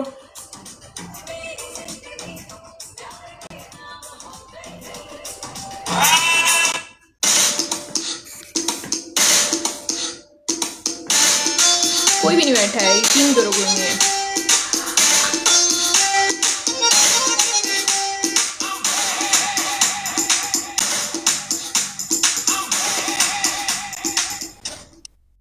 के साथ एक लास्ट बेस्ट ऑफ 3 खेल के निकलते। क्या बोलती है टीम? आलिया, आप स्कोर है पता है, मैं देख रही हूँ रैंकिंग में आपके पास स्कोर है। अबे यार ये क्या चल रहा है? ये ओए पीछे क्या चल रहा है? नेटफ्लिक्स चल रहा है यार मेरा। कहां से चल गया ये? ओए guys keep tapping, keep sharing the broadcast open. ये क्या चल रहा है मेरा नेटफ्लिक्स यार? पीछे कहां से चल रहा है ये? ओए अबे गाइस क्या बात कर लिया मैंने ऐसी? आलिया मुझे पता आप मुझे धोने के लिए आए हो, मुझे पता है यहाँ पे। आई नो बता रही हूँ Thank you, RCT. अभी लास्ट टाइम भी हार के गया था ना मैं तुमसे। नहीं, जीत के गए थे। अच्छा, मतलब जबरदस्ती जिता रहे मेरे को। अभी रुक जाओ, अभी जीत के जाएंगे। Good night match guys, this is last match everybody, let's go. Guys, good night match मेरा everyone. बूस्टर Keep उठाओ ना tapping, को keep आरसीटी, sharing the मेरे भाइयों की क्यों यार आरसीटी। नहीं जाने देना। पहला गिफ्ट ट्रिपल है guys, push the score, play in triple guys, we need to win this match. Good night match guys, उधर स्कोर आ रहा है, सब लोग मिलके प्ले करो। Everyone push the score, keep tapping, keep sharing the broad guys. Score check करो यार, उधर से आ रहा है। Thank you so much.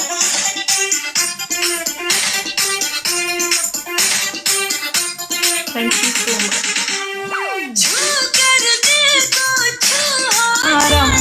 परदिनी शैल सुत जस्ट मी।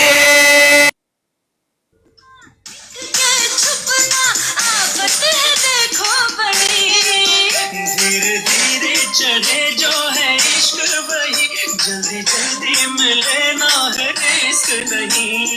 Okay guys, double है, double unlock कीजिए and push the score. We need to win this match everyone. Push the score. Triple है, triple unlock करो। गलत बात है वो छोटे कपड़े पहन के यूं नचना, तो गलत बात है। वो छोटे नैनों से हमको यूं तकना, तो गलत बात है।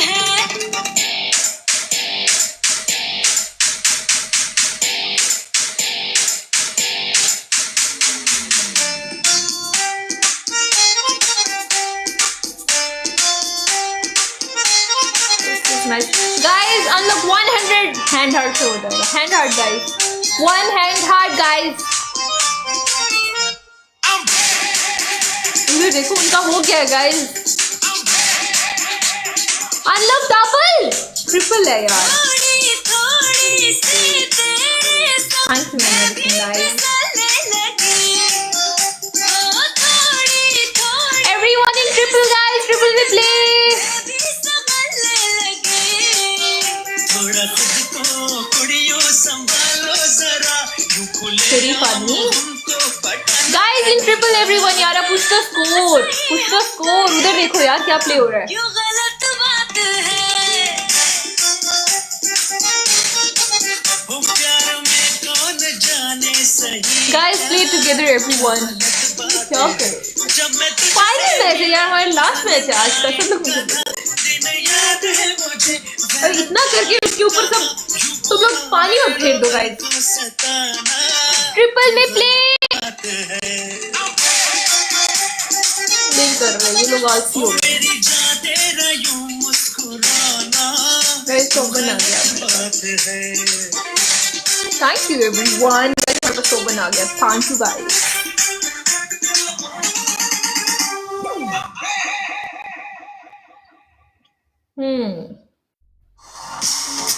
Can't get enough of your song of नहीं भाई, क्यों ऐड आ गई है? सर अच्छा मैं तो वही चला लूं।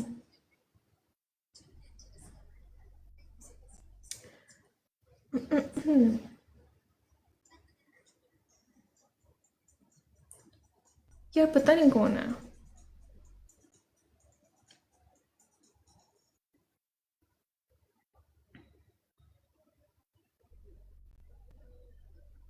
क्या गाना है?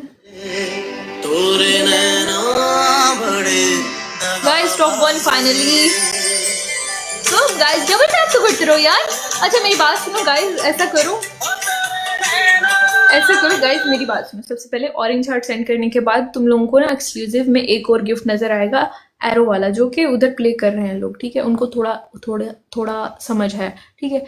मतलब उनको थोड़ा आइडिया है। जो एरो है ना उस पर टैप करो तुम लोग और उसको बहुत सारा सेंड करो, ठीक है? जैसे तुम लोग फूल सेंड करते हो, जैसे बोनस में तुम लोग सेंड करते हो ना, वही वाला ये जो है सेंड कर रहा है, ठीक है? यही वाला बहुत सारे सेंड करो, ठीक है? इससे हम लोग रैंकिंग में और ऊपर जाएंगे। पॉपुलर वाली रैंकिंग है ना, हम उस पर नंबर 13 पे, ठीक है? जितना ज़्यादा ये प्ले होगा उतना ज़्यादा हम लोग रैंकिंग में ऊपर जाएंगे। हमें इसके पॉइंट्स भी लेने हैं, ठीक है? तो जितना हो सके ये वाला गिफ्ट प्ले करो। तुम लोग 1000 भी प्ले कर सकते हो, ये जितना मर्जी प्ले करो, इसका कोई नुकसान नहीं है, इसका बल्कि फ़ायदा ही है उल्टा, ठीक है? तुम लोग ये 100 प्ले करो, 1000 प्ले करो, 500 प्ले करो, इसका कोई नुकसान नहीं है। Thank you everyone. ये प्ले करते रहा करो, फूलों की जगह ये प्ले किया करो। मैं तो कहती हूँ फूल प्ले ही मत किया करो, यही प्ले किया करो, ठीक है? Thank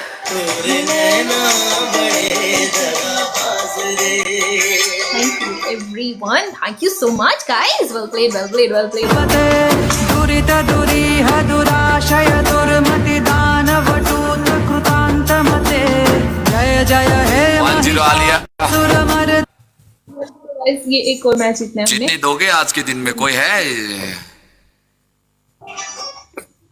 क्या पता किसकी किस्मत अच्छी है, कौन जीत के जाता है. मत करो ऐसा यार, मत करो यार ऐसा यार। Guys, उन देश कोशिश करोगे गाइस तुम फर्स्ट लोग गिफ्ट ट्रिपल गाइस एवरीवन 8 से जाना। Guys, पहले give आज triple मेरो है, guys. पहिलो Push चोटि the एनर्जी score. डाउन भयो होला केटा। त्यो पनि हार्दा कति हार्नु भयो जस्तो भयो क्या साथीहरु। Guys, everyone, पहला गिफ्ट ट्रिपल है, सब लोग मिलके प्ले करो जितना हो सके.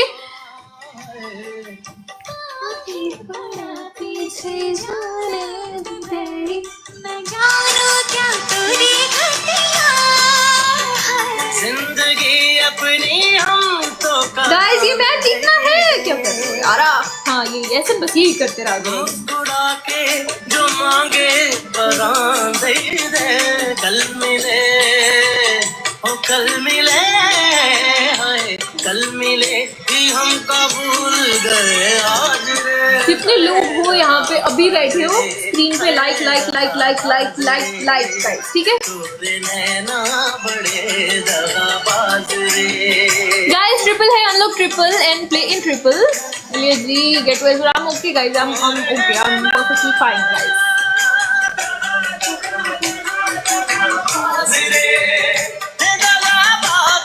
We need 4 roses guys.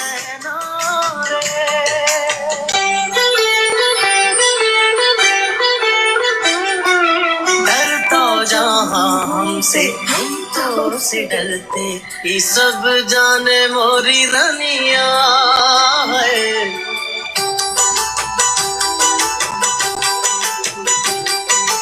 डरता जहाँ Guys, triple everyone. हम तो से डरते ये सब जान मोरी रनिया है छोड़ो जी छोड़ो समझती है तोरी दुनिया Triple guys. सदा पे तो हम कुर्बान गए जी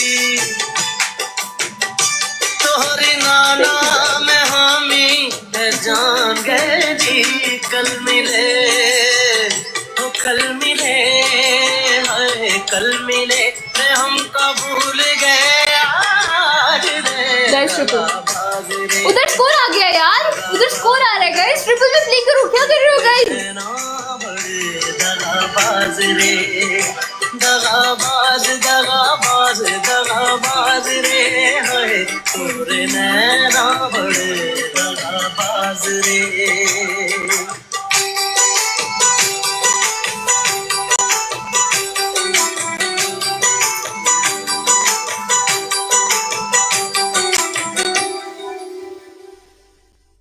Thank you everyone.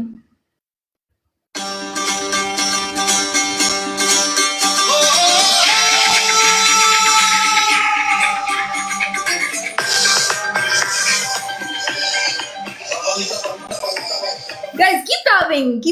यार डबल टैप तुम लोगों ने बहुत कम किया आज के दिन में. यकीन करो, आज के दिन में हमारा डबल टैप, अगर तुम लोग सही डबल टैप करते ना, आज का हमारा 3-4 मिलियन डबल टैप जाता. लेकिन तुम लोगों ने देख लो क्या किया आज.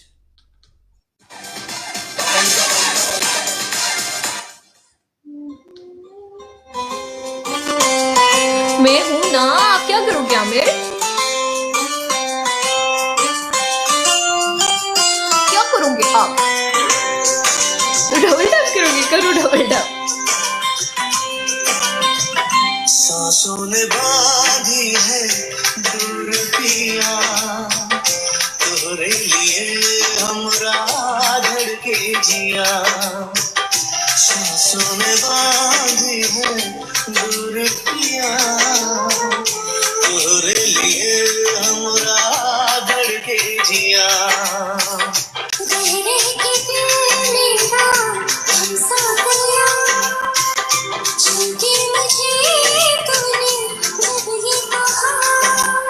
I'm finding you here. I love you.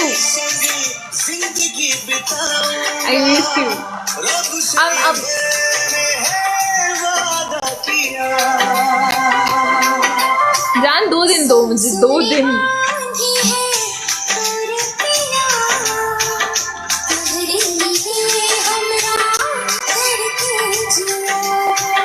Last second guys.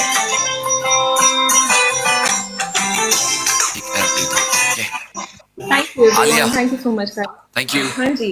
अब बड़े हो यार, सॉरी मैं निकलता हूँ, मेरी औकात से बाहर है अभी। नहीं, ऐसा कुछ नहीं है। ठीक है। मैं देख रही थी आप कब से बैठे थे टॉप 1 पे, बस वही लेने आई थी। हाँ ठीक है, चलो कोई नहीं, ले लो। ओके चलो ख्याल करो। ओके, आप भी। हम सो रूड गाइस। कभी कभी बहुत रूड हो जाती हूँ।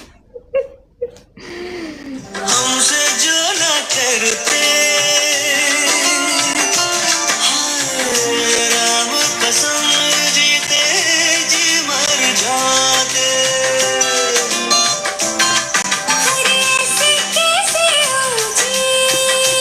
जोर से 1 मिनट इससे बात कर लूँ मैं। कैसी हो? तुम आप कैसी हो? मैं ठीक। यार मैं नहीं करी किसी के साथ फ्लर्ट बात, तुम पागल हो गए? बालों का कलर फिर चेंज करवाया, मैंने वीडियो देखी है। अभी भी लाल वाला, तो लाल वाला करवाया, थोड़ा सा मेहंदी जैसे लगी हुई हो, है ना? नहीं, ये कलर नहीं है, ब्राउन है ये। चॉकलेट ब्राउन है कि कौन सा? Just brown. ये है कैमल टोन। थोड़ा उसको हनी गोल्ड कहती तो बहुत खूबसूरत आना था। यार मैंने बस उसी से जान छुड़वाई है। वो तुम्हें पता नहीं, यकदम पहले पहले दिन तो तुम्हें अच्छा लगा, पर यकदम वो ना बहुत ही अजीब हो गया। नहीं लगा मुझे पहले दिन ही, जब वो सब येलो हो गए ना, मैंने कहा ये क्या हो गया भाई, इसके ऊपर कुछ और करेंगे। उन्होंने कहा नहीं बस यही है। नहीं येलो तो नहीं होता, ये तो प्यारा प्यारा सा गोल्ड सा कलर होता है। बात में मुझे ना व्हाट्सएप पे मैसेज कर दो कि मुझसे नंबर गुम हो गया। Double tap guys. मैं ये कहने आई क्या करूं, शर्माना क्या, घबराना क्या। कलर ब्लैक नहीं है यार, ये देख लो, इधर जड़ों में भी देख लो यार, नेचुरल ब्लैक नहीं है मेरा। नेचुरल थोड़ा सा उसमें ना ब्राउन आता है। अच्छा था यार, मेरा अपना कलर ही अच्छा था, ये मैंने क्या करवा दिया। जो पहले था ना, इससे पहले वही था। तुम्हें जब ये आओ ना कहीं दुबई वगैरह, तो उधर जाके करवाओ। आप बताना मुझे कहाँ। ये भी तुम्हें कोई खास सूट नहीं कर रहा, इससे बेहतर तो पहले वाला था। यार बहुत गंदा। नहीं ये वाला नहीं, मैंने बोला तुम्हारे फेस को उतना सूट नहीं कर रहा।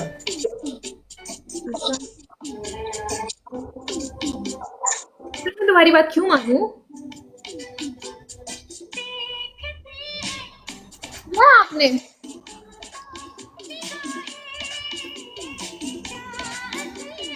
मान नंबर गुम हो गया। एक फ्लावर गाइस, एक फ्लावर, टीम टीम टीम।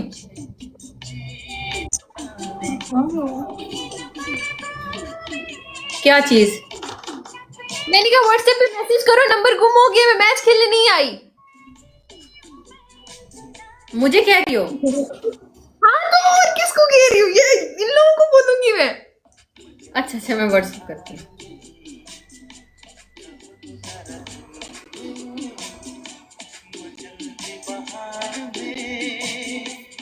दिल कहता, सेंड किया मैंने, हाय। जाने जाना हद से गुजर जाऊं प्यार में।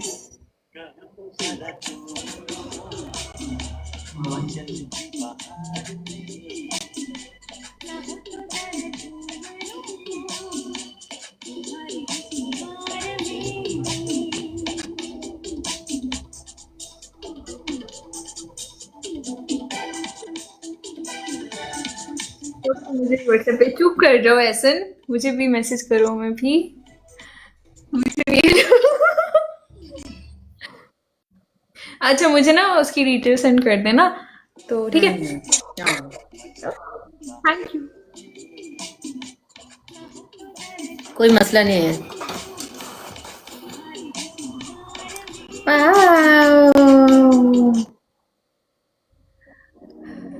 Thank you everyone. इतनी तेज टाइपिंग, और क्या यार, वो बचपन से कर रहे हैं तो अब इतनी भी नहीं होगी, वो अलग बात है। छीन गया था मोबाइल हमारी हरकतों की वजह से बचपन में, लेकिन कर तुम बचपन से।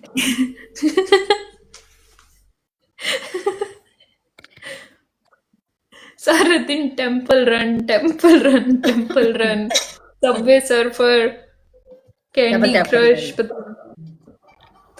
तो ही बता, कोई एरिया वेरिया भी मतलब बंदे के जेहन में हो तो बता। नहीं नहीं नहीं नहीं नहीं, मैं इधर बात कर रही हूँ, इधर अपने लोगों से। सुहेब, डबल टैप कर दो। लड़की को म्यूट करो। Keep tapping. किस एरिया में बाइक चलाते हो? बाइक राइडर मेरे पास लाइव में आते रहते हैं।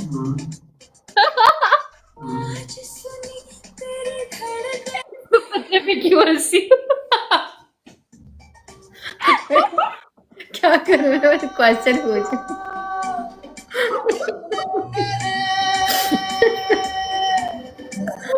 इरम, इरम मैं कर रही हूँ मैसेज।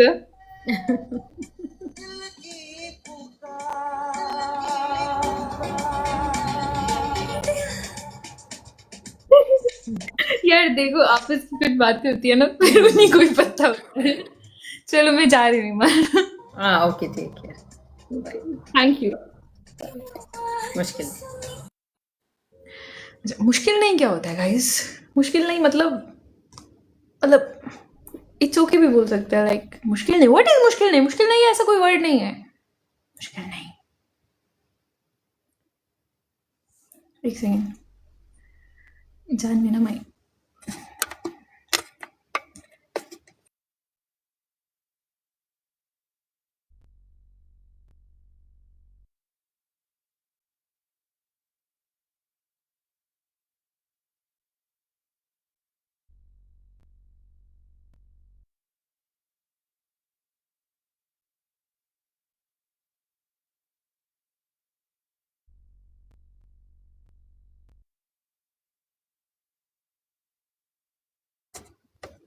हाँ गाइस,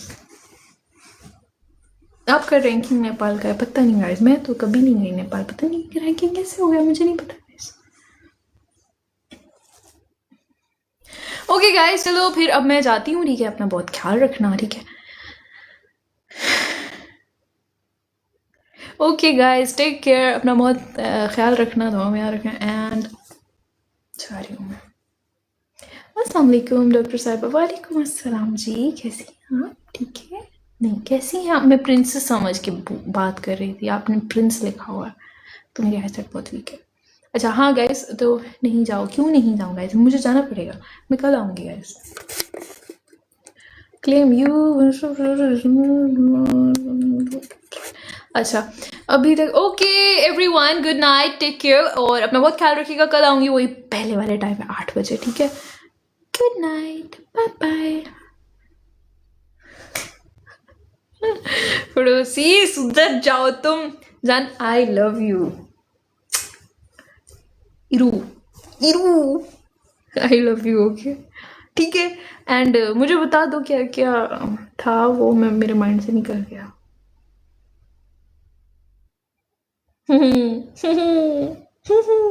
बाय गाइस। मेरे माइंड से सब निकल गया, मुझे बता देना। तो जस्ट वो मेरी बात सुनो, बल्कि मैं मैसेज करती हूँ। जगह है? अगर जगह है तो भी बताओ, नहीं तो भी कोई मसला नहीं। मेरे लिए नहीं, मेरे लिए नहीं, मेरे लिए आपके दिल में नहीं पूछ रही मैं, किसी और चीज़ के लिए पूछ रही हूँ, चीज़ के लिए पूछ रही हूँ। लाइक जगह है? Take some water. Okay dare, water water, आज तो वाटर, मेरे नाक मुंह से वाटर वाटर निकला है, मैं क्या करूँ गाइस? अभी बस, अभी मुझे पानी का नाम, मुझे नफरत सी हो गई है पानी से। ये क्या हो रहा है? कुछ नहीं हो रहा है, तुम अपना काम करो।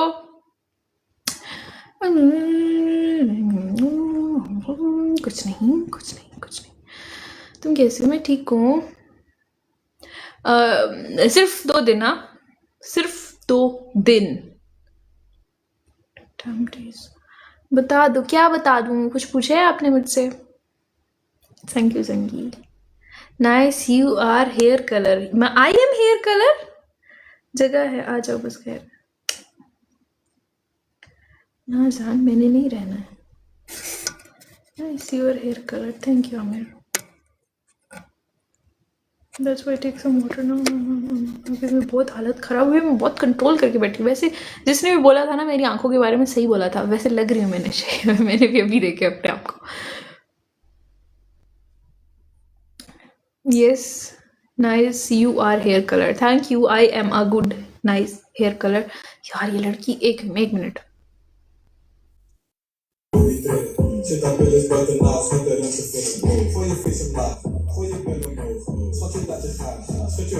ये क्या हो रहा है?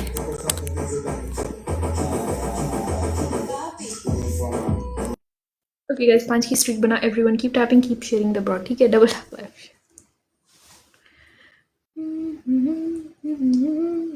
I'm happy. I'm so happy. बहुत खुश हूँ।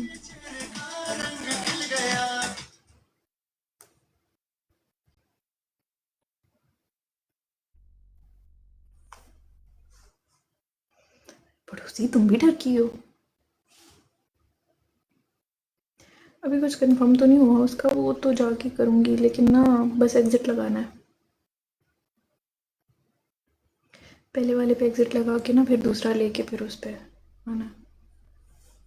गाइस, पहला गिफ्ट ट्रिपल है गाइस, पहला गिफ्ट ट्रिपल है गाइस।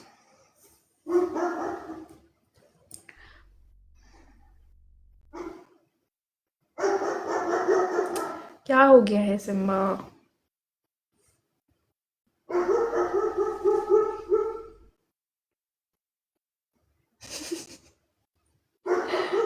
क्या करूं? उधर स्कोर आ गया guys. Push the score, keep tapping and send orange heart guys.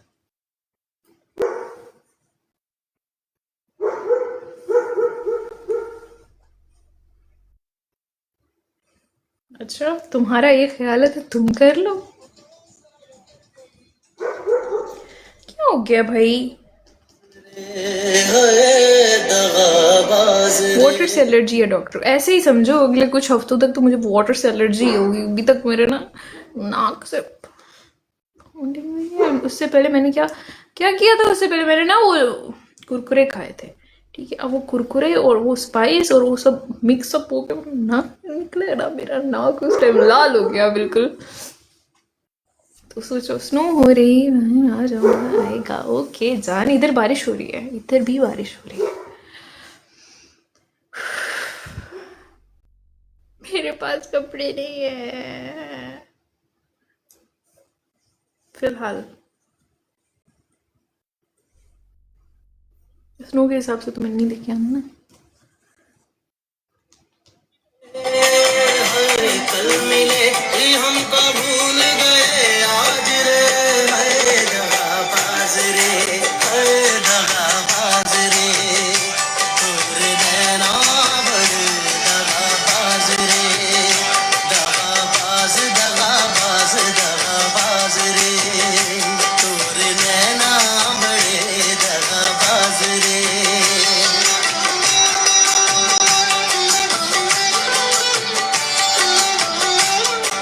हाँ, ऐसे ही है जंगी।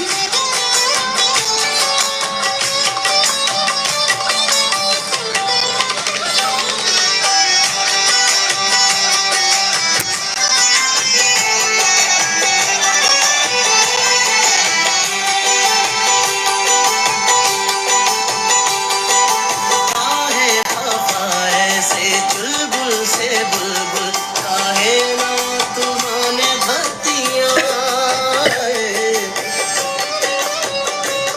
राजा साहब, thank you so much, thank you, really means a lot. आज आपने बहुत सपोर्ट किया, थैंक यू। काहे ना तुम्हारे बत्तियां।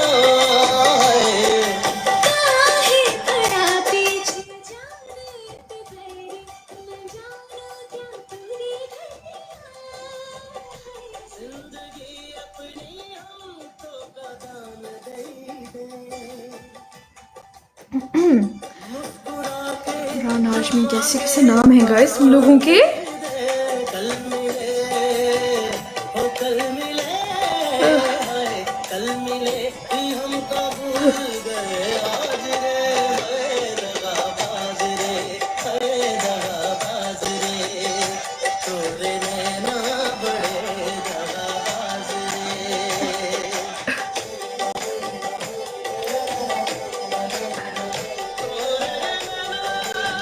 इमरान हाशमी, पता तुम्हारा नाम कैसे है?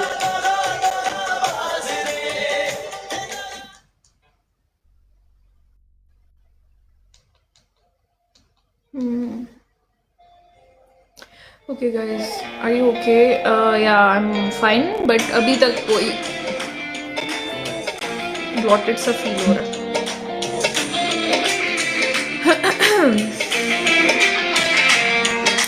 ओके गाइस, कुछ तो स्कोर यार। देखो देखो गाइस, ऐसे हम हार चुके हैं, ऐसे हम। थैंक यू एवरीवन गाइस, अपना बहुत ख्याल रखना एंड ओके, मैं जा रही हूँ।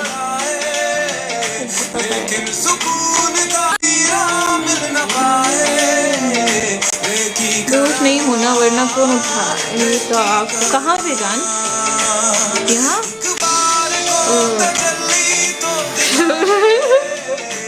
I miss you. कहाँ? यहाँ बोल रही हो, वहाँ बोल रही हो? जान वहाँ तो कोई भी नहीं होगा, आप भी नहीं होंगी, आप बहुत देर से होंगी आप तो। डॉक्टर हो गया, ऐसा करिए हेल्थ की केयर। यार अब मैं क्या करती, उसने और कोई ऑप्शन ही नहीं दिया, मैं क्या करती? भाग तो ना जाती ना। ये जैसे चक्कर खा रही हूँ, हाँ खा तो रही हूँ चक्कर अभी, याद देखो मेरे, देखो। But I am okay guys, thank you so much everyone. यार ये ईसा पागल है, ये ईसा आज फेस उतरा हुआ है मसाद का, वसाद उल्टी आकर करके बैठा है वसाद, देखो सही बोल रहा था अभी, मुझे लग रहा है। क्या हुआ ये जान? मसला ये है कि पनिशमेंट की है क्या? अब जाओ, ओके मैं जा रही हूँ। Michael Jackson, Aliya are you married? Yes, with my imagination I am happily married. तो चुप करो, माइकल जैक्सन से तो बिल्कुल शादी नहीं करने वाली, ये बात अपने दिमाग से निकाल दो। I love you Aliya, T Aamir. Okay T Aamir, thank you, I love myself too. किसके साथ कर रहे थे पनिशमेंट यार? बस हो गई ना गलती से।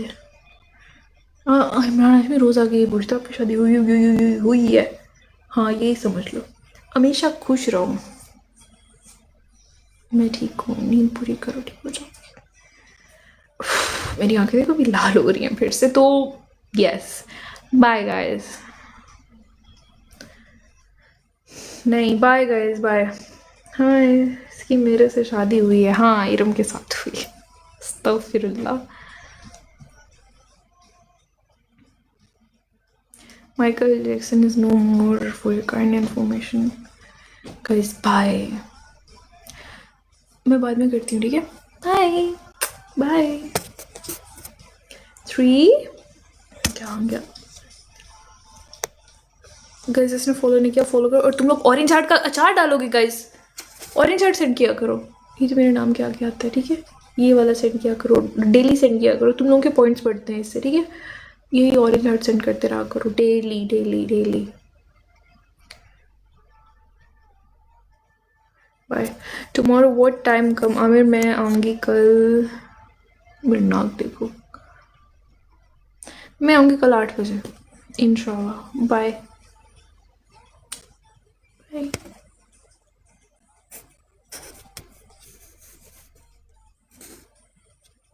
3, 2, 1, come in my DM. Okay, I love you. Bye. Bye.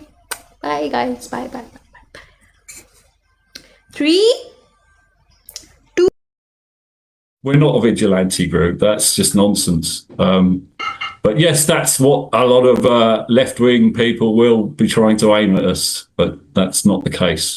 All right. Well, I wish you every success in your campaign against this terrible imposition. Thank you very much. Well, I'm joined now by my panel, the Deputy Chairman of Kensington Chelsea Conservatives, Natasha Tannis, and the former Political Director, Taskia Starmer. Luke, let me come to you first, because it seems to me that Labour just doesn't get it, that it's not about the hotels, it's about the people coming over in boats. Look, first, thank you for having me, and it was really interesting to hear from your guest there. I think that's unfair. Labour does get it. Labour was elected on a manifesto to deal with the issues of illegal immigration, to make sure that this ludicrous position where 400 hotels that people up and down the country used to go and see and have their most special family occasions, weddings, that were being used to house illegal asylum seekers who, many had arrived on our shores, and obviously we have a duty to deal with, the Labour government was dealt with. Now, I think we are conflating two different things.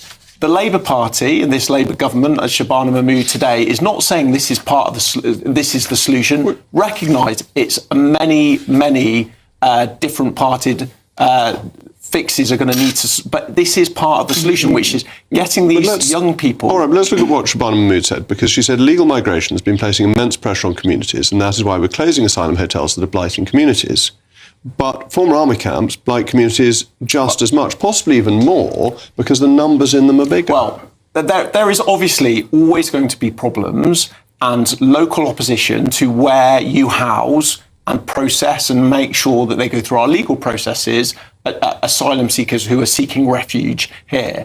I think the problem is always going to be there are people who will think a site is not the right one. I think what the government have done quite rightly here is say we need to get these people out of hotels and put them in sites that are better located and fixed and suitable for dealing with people. But Natasha, if they smashed the gangs and stopped people coming in, they wouldn't need these bases either. I think there's no good place to house illegal migrants. I think the only good place is to put them on the first flight out of the UK. And the only way to do that is to leave the ECHR, to repeal the Human Rights Act, and to control our borders. And the only way to control our borders is by controlling our laws. And I think Labour still hasn't understood that. Shabana Mahmood is just giving another location. And as he rightly said, the guest, you cannot, it's not going to protect the communities, and they don't even have the infrastructure to support 500 adult men.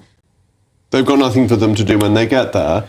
And Donald Trump has shown that you can stop illegal immigration. If this government wanted to follow his procedures, then illegal immigration could stop. He's stopped illegal immigration across the Mexican border. It's an amazing achievement. Well, I mean, he's obviously had an impact and effect in the US. I think what we are dealing with here is a Labour government that has only been in 18 months. I think, many of these sites were put as Conservatives. The Conservative government had put a number of these sites and never followed through with them. We're just going to have the Epping case all over again. That's what we're going to get. We're going to have the Bell Hotel, everything that happened. Remember the person who assaulted, 3 counts of assault, even a 14-year-old girl. We're going to have exactly that all over again. This is. That was a horrendous case, and that man was rightly prosecuted and has subsequently been escaped deported from prison.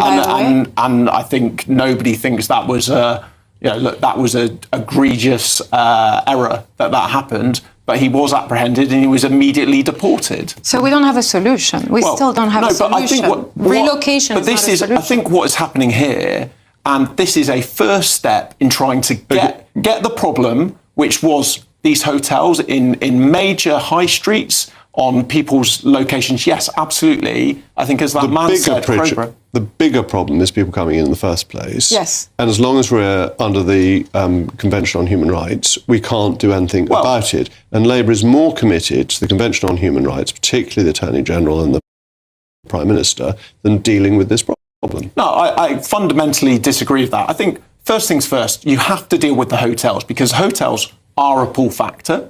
And I think from those pictures, and apologies if that wasn't the whole of the Crowborough site, I don't think anybody would say, frankly, that those were attractive scenes and accommodation for people to be living in. It's right to deal with the hotels. You have to deal with that. You have to fix the system piece by piece, and that is what this government is doing. I'm worried we're going to have a right of reply from the Sussex Tourist Board. You said Crowborough is not such a nice place to be. I meant the army base explicitly. But also, on the ECHR, look, there are different views on that. What this government is doing is this is an issue that is a lot of European nations are dealing with, and the Prime Minister and the Attorney General and Shabana Mahmood have put forward some reforms to the ECHR that they think will deal with some of these but the legal issue issues. is the judicial activism, and the judicial activism will still happen even if you start to try to amend the convention. You're still going to get there.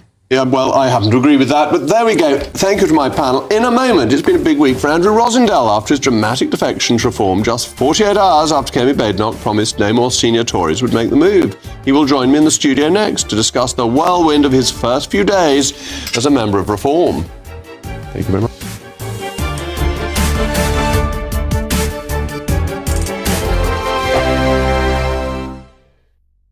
Westminster's full of talk, but out here, it's the real world. Am I allowed to talk now? No, that's it. This is where it matters. Real people and real lives. That's what politics is all about. The fact is Trump made a good start. No. Straight answers, no spin, and just a couple of pints. How many fingers have I got up? About 10. So join me for Lee Anderson's Real World every Friday at 7 p.m. only on GB News. The People's Channel, Britain's news channel. Good afternoon, Britain. Weekdays from midday. Prince William is the most popular member of the royal family, according to the latest tracker from YouGov. January 2026 ratings, followed very closely by his wife, the Princess of Wales. They've got favourability ratings of 74% and 77% respectively even. Princess Anne number 3, the King number 4.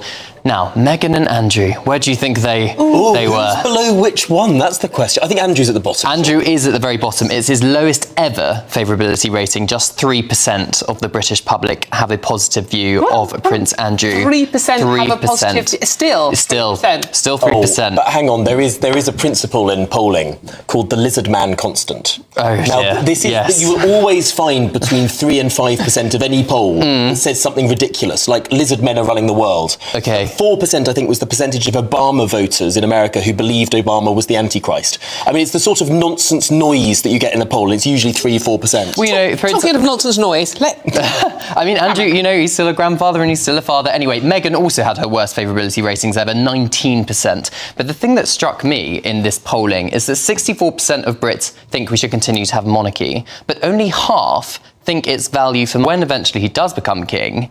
I suspect there's going to be a lot of cost-saving measures when it comes to how the royal family is funded. There's 500 staff, just over, which are funded by the sovereign grant, which is basically our money.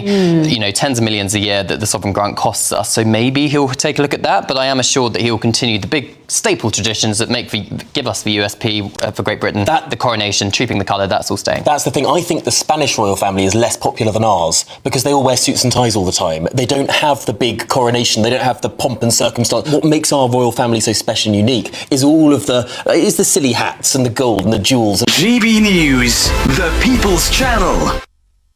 You want to know what's really going on in the corridors of power? Labour don't know what to do with you half the time, and that makes you quite lethal in the chamber. Get behind the headlines with Chopper's Political Podcast. Join me, Christopher Hope, as I sit down with the great and the good of British politics. We'll see where this ruling takes us. These are the stories shaping our nation. Chopper's Political Podcast, available now on all platforms. Listen in and stay ahead.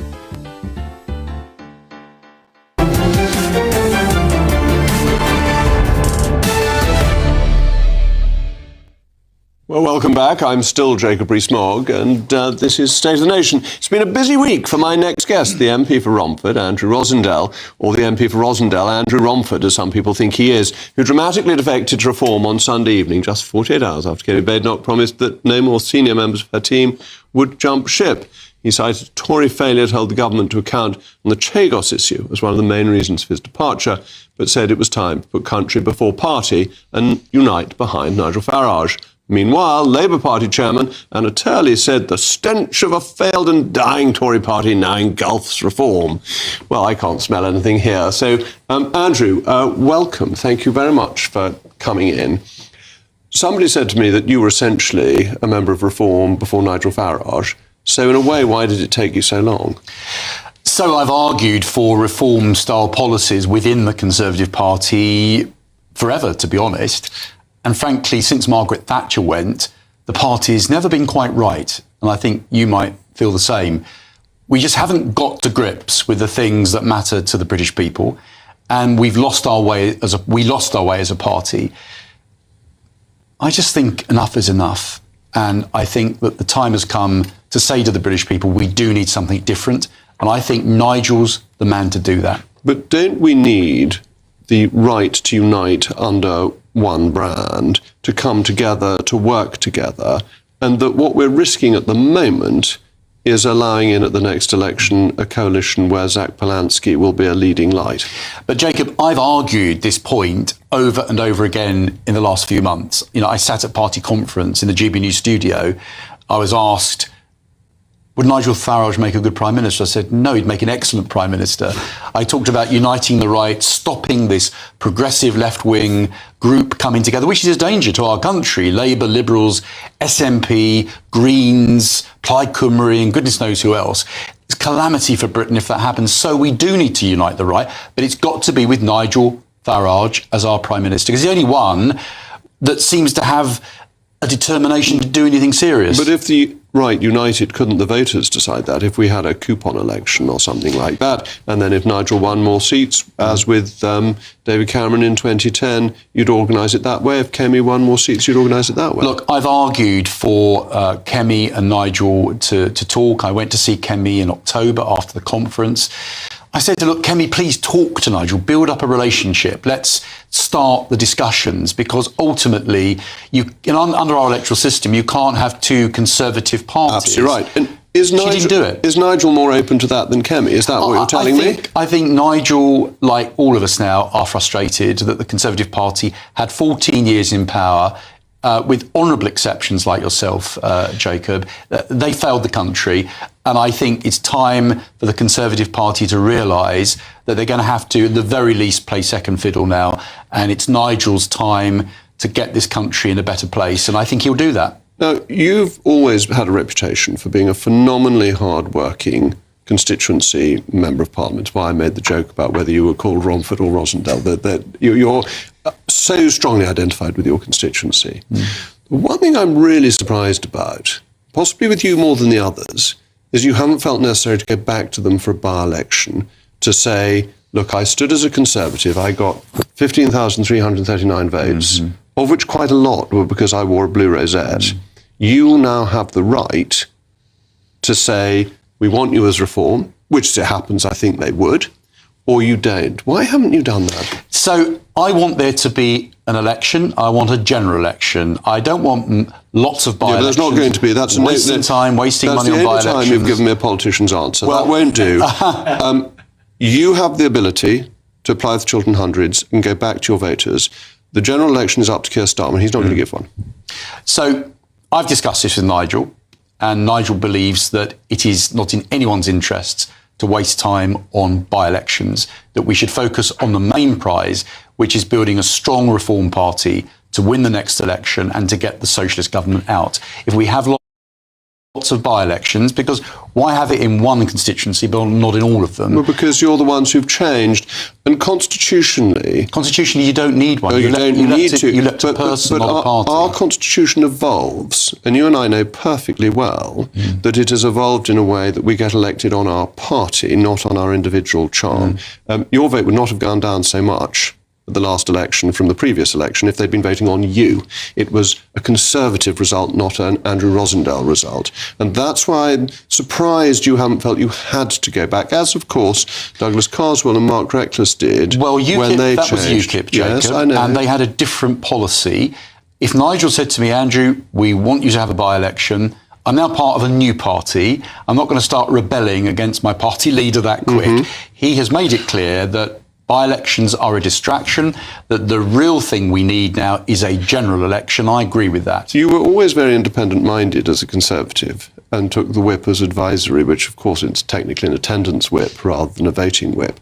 Do you intend to do the same in reform? Do you intend to make sure that you represent your views and your constituents rather than the party line, with the exception of this by-election? I think that's what's exciting about reform, is that there are people there that are independently minded, they've got strong views, they're passionate, they believe in things. The problem with the Conservative Party, a lot of people, I'm afraid, were only believing in their own progression and careers, collecting, apologise, Jacob, but there was too many people queuing up for knighthoods and damehoods and peerages. I didn't want a damehood. Well, I'm not that modern. Junior positions where the civil servants are really running the show. I watched this conveyor belt of careerists coming in and out, and people that believed in what I believed in until they were given some title or a position. I'm bored with that. I think the public are bored with that. Andrew, we want people to conviction. Dare I say, aren't you being a little naive, that if Reform were suddenly to have 350 MPs, there would be a significant number of them who were careerists. And dare I say that 1 or 2 people who have joined Reform recently have not expressed your views consistently for 45 years, and they might be quite careerist too. You may have a point there about 1 or 2 individuals, mentioning no names, but the one difference, Jacob, is that the Conservative Party as an institution, I think people join it and they become part of that conveyor belt. The exciting about Reform is that people are wanting to join, they're wanting to get involved because they've got beliefs and they want to see the country changed. But you and I both have very strong beliefs. And isn't this the conundrum of politics, always? That to implement your strong beliefs, or as many of them as possible, you have to win elections.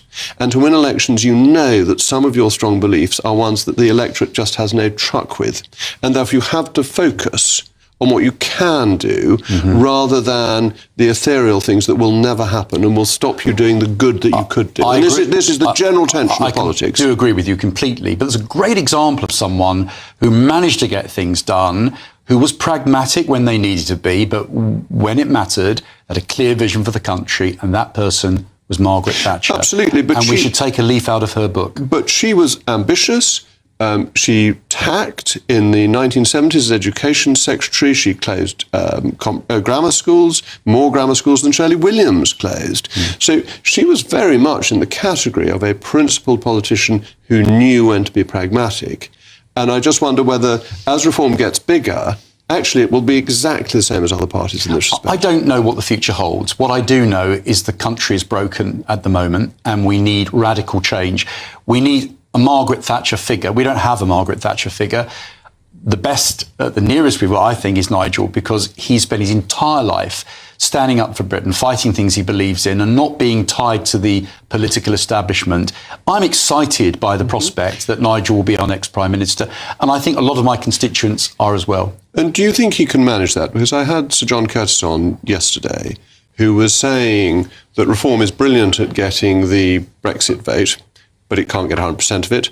That's about 40% of the vote, and that the peak for Reform is about 32%.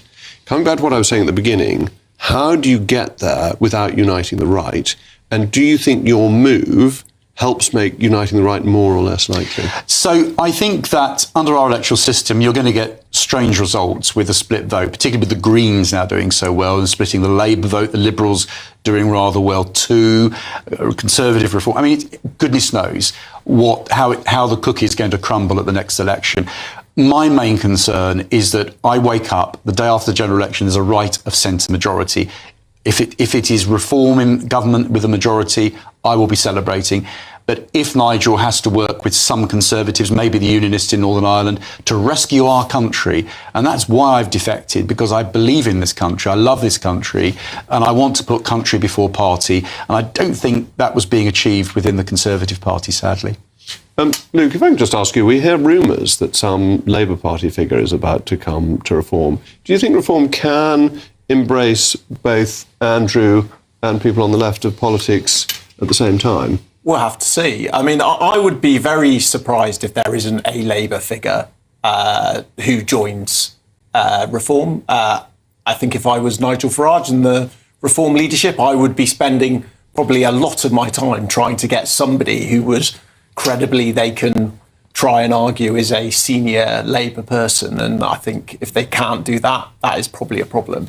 I think listening to Andrew, and I don't know what your viewers will make of it. I think your opening remark was absolutely spot on. I think nobody was surprised when Andrew crossed the floor. But I think there's a difference between the Conservatives or people who have joined Reform like Andrew and somebody like Robert Jenrick, who I don't understand, and I think this is the danger for Reform, is how do they straddle saying that they're the anti-establishment party that, you know, the Labour Party or the Conservatives are to blame for the problems, and then continue to bring in, and I recognise Andrew, I think, is a slightly different character, but figures like Robert Jenrick, I think that potentially will cause them problems in the long run. Do you have an answer to that, Andrew?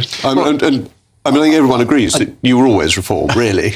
I've always had the same views. I've never changed. I've never been willing to alter my principles in order just to gain some kind of junior position or whatever. The point of being in politics, if you do that, you're there because you believe in things.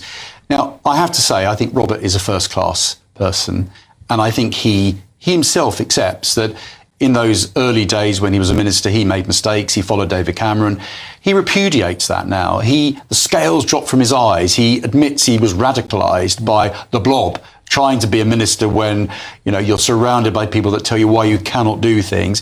He became radicalised, and he's been on a journey, but he's made the right decisions. And I think that he's realised, as I've realised, that the Conservative Party is just not going to be radical enough. The country needs serious reform, and Nigel's the man to do it. I mean, I would say the difference there is, I don't think you have changed your views. I think the difference with Robert Jenrick is he seems to have changed his views, or says he's changed his views, and when he joined, had to do this sort of bizarre loyalty oath to Nigel and reform, which you didn't have to do. Anyway, we've got to move on, because is it now or never for Andy Burnham? Labour MP Andrew Gwynn has stood down after previously having the whip removed for offensive messages. So, should Sir Keir be worried about a leadership challenge? And would a by-election go to the Greens, Reform or Labour? Who might Gwynn it, you could say, I suppose. Thank you. And my puns.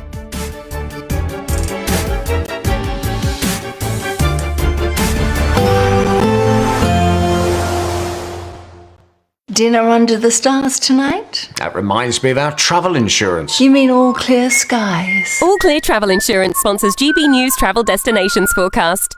Much of Europe at the moment looking as unsettled as the UK. Spells of heavy rain for Greece, windy in Iberia, and those strong winds also containing cold air. So they're going to bring showers and longer spells of rain to Portugal in particular during Friday, with some hill and mountain snow as a consequence. Rain easing off for a time across Italy, but further spells of wet weather expected into the weekend, and we've got a lot of showers, heavy downpours throughout much of Greece. Fresh snow though for the Alps. All Clear Travel Insurance sponsors GB News Travel Destinations Forecast.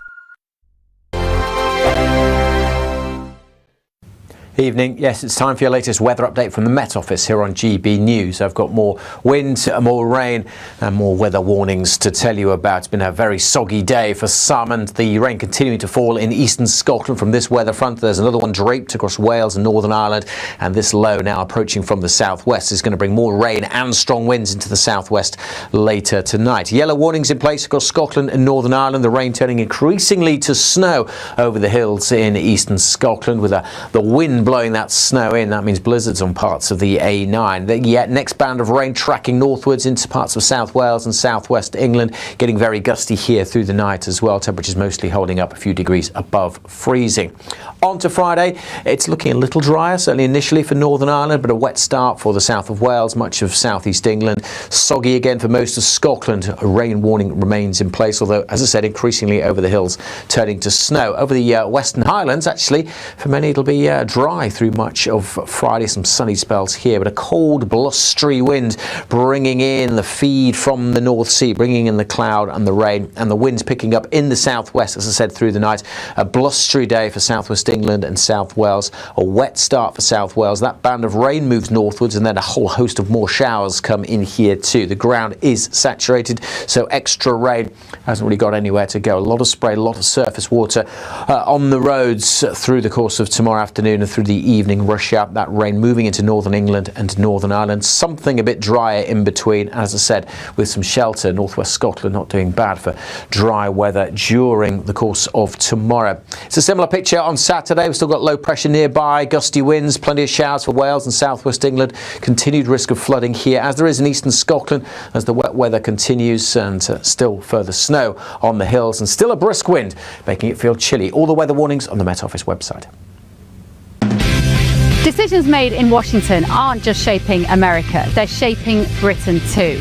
From migration to global security, from crime to health, Whatever happens in the White House today will be felt in your town or city tomorrow. That's why The Late Show is live from Washington, D.C. Cutting through the politics to show you what it all means for Britain. The Late Show live every night at midnight. Only on GB News, Britain's news channel. Hi, I'm Michelle Dewberry, and my show is your opportunity to cut through all the noise and dive in headfirst to some robust debates. Ideas clash. Situation, No, isn't it? no, Because the failure is you're deliberately avoiding my point. Nothing's held back, And if you think this is the end of it, wait for more. and we do not shy away from the difficult stuff. Sometimes I want to shake people and say, if only you understood. So join me on Jubes & Co. weeknights at 6 p.m. only on GB News, Britain's news channel.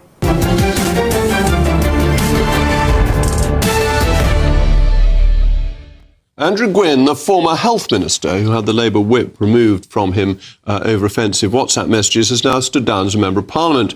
This could pave the way for Greater Manchester Mayor Andy Burnham to seek a return to the House of Commons. It's understood he held talks last year, this is Burnham and Gwynn, about a by-election in his Gorton and Denton seat, but the discussions apparently stopped before Christmas. According to earlier predictions, it would be a closely fought three-horse race between Reform, Labour and the Greens. So is it now or never for Burnham? And is this Keir Starmer's worst nightmare? Well, my panel is with me, I'm glad to say, Natasha Tanus and the former political director Keir Starmer, whose name we're determined not to put on the autocue, but I now know is Luke Sullivan. So I'm sorry about that. That's They all right, put you don't on my sheet. Natasha, I'm going to come to you first. Okay. Because it seems to me that now Burnham must put up or shut up, mustn't he? That this just has to happen. Yes, and it looks like Keir Starmer is like under assault from all sides. Like you have now West treating Angela Rayner, and now you also have Andy Burnham. And first of all, as you just mentioned, it's not a clear cut that he would win. I mean, it's going to be a fight against Reform. But Keir Starmer is better than Andy Burnham, like in the sense that he's less left-wing, as you know, and we would have a bigger tax and spend doom loop under Andy Burnham. So. Well, Andy Burnham's whatever policy is welcome that day, isn't he? I mean, he makes opportunism look the natural state for politicians. He just wants to tax the rich, and it's just worse. But he was a great Blairite, so he's the Vicar of Bray in Good King Charles's golden days, etc. Come on, are you going to defend Burnham? Andy is Andy is somebody who is a friend, and he is a great Labour talent. But I look at this slightly differently. I think first things first, I think it's, from Andrew Gwynn's statement today, I think he's conducted himself, obviously a terrible thing has happened, he's taken responsibility. I think anybody seeing that statement hopefully recognises the pressures that people who live in public life put themselves on, and it's very, very sad to hear. I don't think it is straightforward that Andy Burnham puts up or shuts up, actually. There are two big reasons why he currently isn't eligible to be a candidate. First is legally, he has got police and crime powers, so if he was to run and be successful, he would have to cause a by-election for the Greater Manchester Mayor, and he's clearly doing a big job, but I think that would be a political problem that he would have to explain. And the other is the Labour Party rulebook, which makes clear that Metro mayors, which Andy is, aren't eligible to stand. Now, it's completely understandable why Westminster is focused on the politics. Yes, but Andy Burnham raised this at the Labour Party conference, didn't he? He went to the Labour Party conference putting forward himself as a future leader. But he's never made any doubt. He's never made any doubt. No, but all of these obstacles are ones that can be overcome if he thinks he can win the by-election. So basically it's going to come down to whether he thinks he can win the by-election. Well, I mean, I think... I think he has to, and we don't know what he wants to do, I think he's put, what would be fairly said as a sort of holding statement out, and there may have been developments in the last hour or so, but he's put a holding statement out. Look, I think he is clearly a talent for the Labour Party, but there is a question for the Labour Party and for Andy, where is his best use? Is it staying as the Mayor of Greater Manchester, or Does he think he needs to run for this seat? And there are obviously other very talented people It in the would be Labour a Party. disaster to have him as leader of the party and to have him as prime minister today. I mean, we're just going to end up with 1979, the winter of discontent. We're already in a horrible situation with this doom loop that Keir Starmer and Rachel Reeves have done. They're financially illiterate. Everything they've done, from the budget last year to the budget this year as well, has been detrimental. What are they going to say to the family of the farmer that committed suicide because of the farming tax, of the inheritance tax on farmers? What are they going to say to Rhiannon White? Sorry, the families of Rhiannon White that was killed by an illegal migrant. Everything they've pledged in their manifesto, they haven't done. They said they would change. They haven't changed anything. They blamed 14 years of Conservative government, and they're doing infighting, which is what they were blaming the Tories for doing. They said that they would be pro-growth. They haven't done anything. Growth is down. Inflation is up. Unemployment is up. I mean, they haven't achieved anything. They have broken every manifesto. They've played on words, obviously. They said they wouldn't hike inheritance tax, wouldn't hike national insurance, but they did it from a back door, right? They employer NICs, they've threshold frozen. So it's a disaster of a government. But therefore, shouldn't they have somebody new if it's such a disaster? There isn't a vacancy, and I think we are jumping pretty close to it, though, isn't it? No, I don't think there is. You see the vultures circling around. It's politics. It's politics, and there are always people who are going to be ambitious. Andy has never made any secret of his desire to run. He's run for the leadership a couple of times before. Unsuccessfully, and changed his views to meet the requirements of the time, doesn't he? What I would say is, actually... You're accusing Jenny let me tell you, the Labour civil war is on the way. Could teach people about opportunism. He's in the same party that he believes. All right, sorry to cut you off, but I think we are going to have to move on. Thank you to my brilliant panel, particularly to Luke, whose name wasn't on my auto cue. Anyway, it's now ingrained in my mind. Prince Harry became emotional yesterday after an intense day of evidence. He continues to take on the tabloids, this time in his action against the publisher of the Daily Mail in the High Court.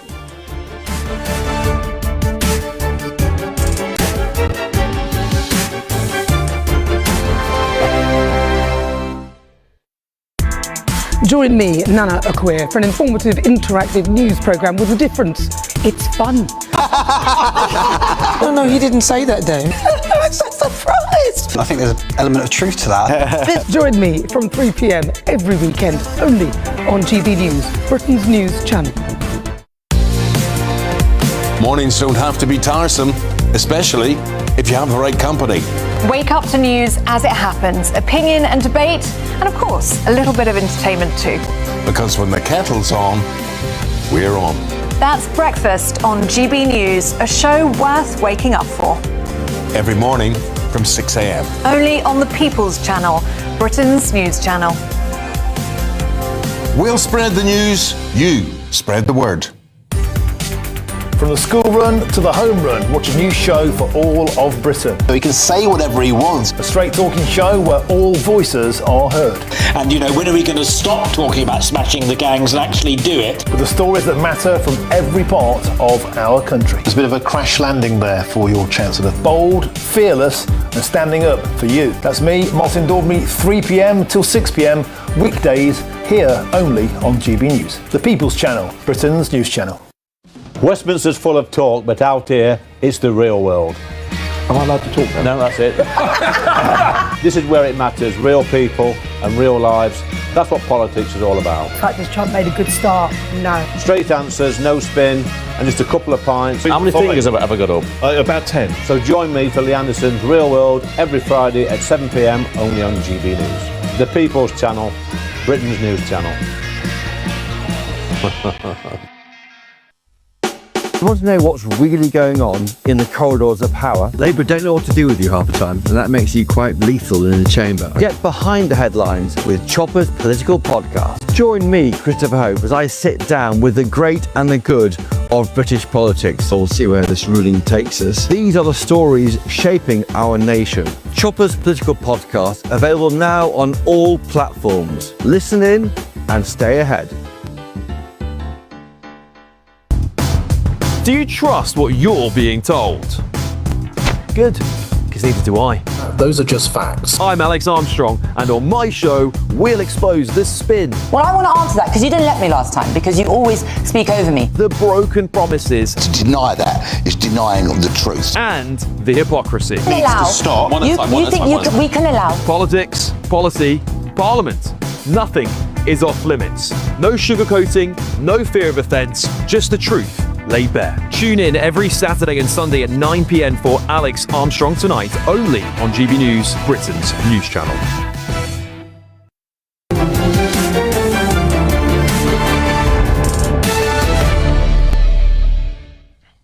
Prince Harry, the Duke of Sussex, became emotional after an intense day of evidence against the publisher of the Daily Mail yesterday, telling the High Court his wife Meghan's life had been made absolute misery. We're watching the case closely as the royal commentator Richard Fitzwilliams, who joins me now. Richard, thank you for coming in. This is obviously a tremendously important case for the Duke of Sussex. It is indeed, because he's had two victories, one against the Mirror Group and then previously settlement out of court against the Sun. But in both those cases, the various newspaper groups had admitted liabilities before. In this case, the Associated Newspapers strongly disputes the allegations, which involve phone hacking, which involve bugging, a variety of, for example, illicit access of medical records, that sort of thing. So it's really absolutely pivotal. And there are 7 individuals involved, including Baroness Lawrence, including Selton John and Elizabeth Hurley. And if he wins this case, do you think this is a route for him to come back into royal life in the United Kingdom? I think the route back to royal life in the United Kingdom would be a very difficult path. I don't think he necessarily wants that. What he wants to do, firstly, we're awaiting the RAVEC decision of the Home Office Committee regarding security, seems he's likely to get that. In the summer, the idea appears to be to bring Meghan and also, of course, their children. I mean, Archie and Lilibet. They haven't seen King Charles in a long time. So a variety of plans are being matched here, because it'll be a year to go before Invictus next year, where in Birmingham King Charles has been apparently they've offered him to launch it. So that will put him in a very difficult position. You're seeing a path to reconciliation, but if he loses, there's what, a £38 million bill somebody's got to pay. Which it could even be more, of course, depending on what the judge decides. But it would be an absolutely vast bill for everyone involved, I would have thought. A 9-week case, and there's no doubt whatever that he believes passionately. I mean, he was talking about being paranoid, the way his relationships, not only with Meghan, but with Cressida Bonus and Chelsea Davy had been affected. And we saw Elizabeth Hurley very emotional in court today. But doesn't it turn out a lot of people's friends gossip to the press and get backhanders for it? And that's most of the problem. This is Associated Newspapers' claim. They say that they've had intrepid journalists. They say the journalists have, in fact, they've got, as you say, friends in the right places, given them gossip and so forth and so on. Harry strongly denies that. Well, the other aspect of this is going to be very interesting is the 6-year rule. Normally, you would bring a case within 6 years, and some of these have gone on. For a long time, A long time. But then there is the so-called watershed moment. This is what Associated Newspapers are going to challenge, apparently. All right. Well, I'm afraid we're going to have to end there, because we're going over to the one and only Patrick Christys. Patrick, what have you got on your bill of fare this evening? Oh, absolutely loads on. The star of the show is going to be Robert Jemerick, 9:30 till 10 p.m. He's going to dish the dirt on the Tory party.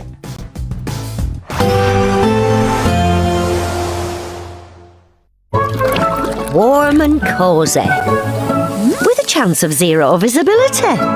Boxed Boilers sponsors the weather on GB News.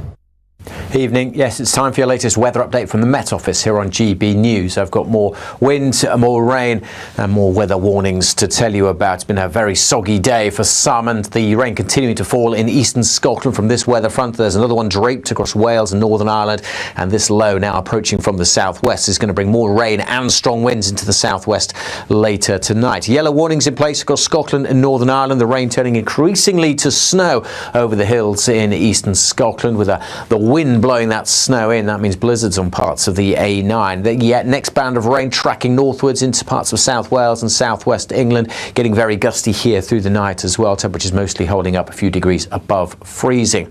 On to Friday, it's looking a little drier, certainly initially for Northern Ireland, but a wet start for the south of Wales, much of southeast England. Soggy again for most of Scotland. A rain warning remains in place, although, as I said, increasingly over the hills turning to snow. Over the Western Highlands, actually, for many it'll be dry through much of Friday. Some sunny spells here, but a cold, blustery wind bringing in the feed from the North Sea, bringing in the cloud and the rain, and the winds picking up in the southwest, as I said, through the night.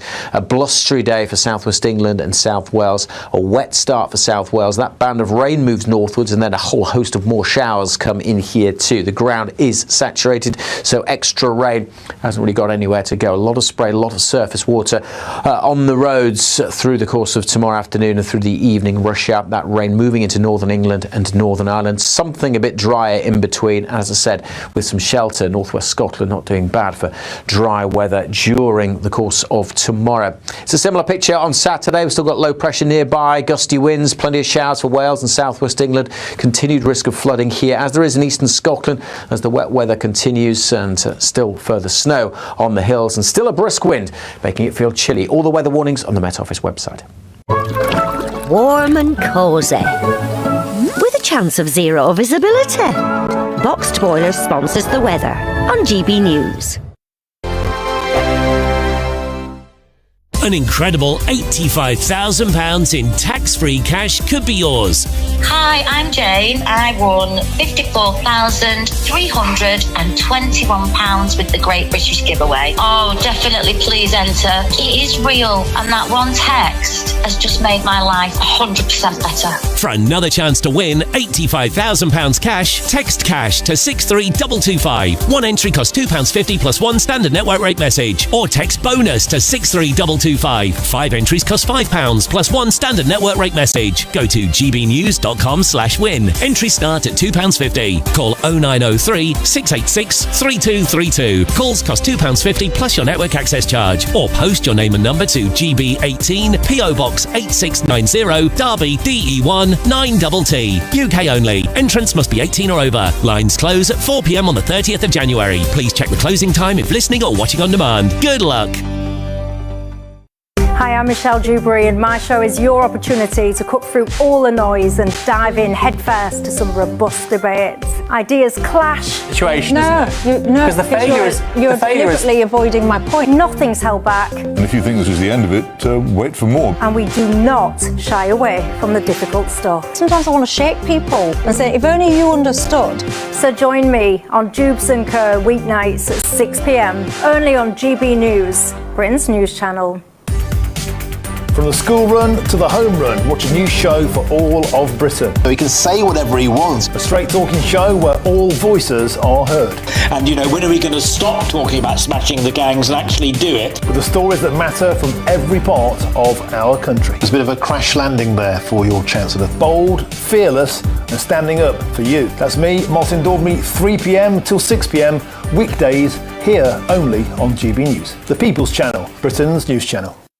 Westminster's full of talk, but out here, it's the real world. Am I allowed to talk now? No, that's it. This is where it matters. Real people and real lives. That's what politics is all about. The fact that Trump made a good start, no. Straight answers, no spin, and just a couple of pints. How many fingers have I got up? About 10. So join me for Lee Anderson's Real World every Friday at 7 p.m. only on GB News. The People's Channel, Britain's news channel.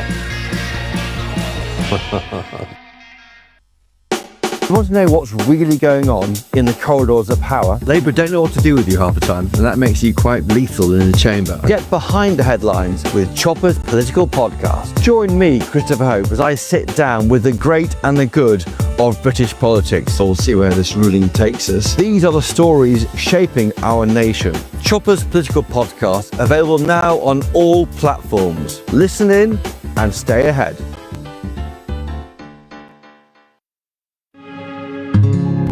We love Great Britain. We love its history, its culture and its tradition, and that's why we're so proud to be part of GB News. You look genuinely emotional. Oh, come here. GB News does pay attention to those who are ignored by the mainstream media. The majority of this country, whose forefathers fought and died to maintain liberty, to fight for freedom of speech. The rule of law, the rights of property and democracy. This is the heritage that our country should be so proud of. Which of course includes our Christian heritage. There's been a huge resurgence in the number of people going to church. Perhaps they're not finding what they're looking for, and they're looking for something a bit deeper, a bit more truthful, a bit more akin to Britain's Christian heritage. That's right, get ready, because the most exciting night in general election history starts now!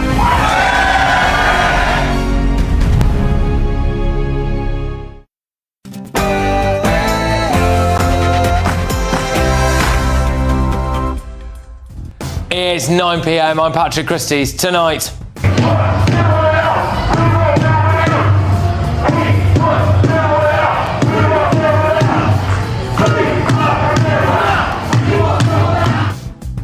Illegal migrants have been bussed into an army barracks in the dead of night as an asylum seeker in Bournemouth is sentenced to 7 years for rape. Also, Do not hit me. I don't like it, Reece. Listen to me. Jam or ham? Jam or ham? Well, I'll just make it then. is there an epidemic of bad parenting? Kids are going to school unable to feed themselves, they're not toilet trained, and they don't even know what a book is. And the Conservative Party in Westminster isn't sorry, it doesn't get it, it hasn't changed, it won't change, it can't change.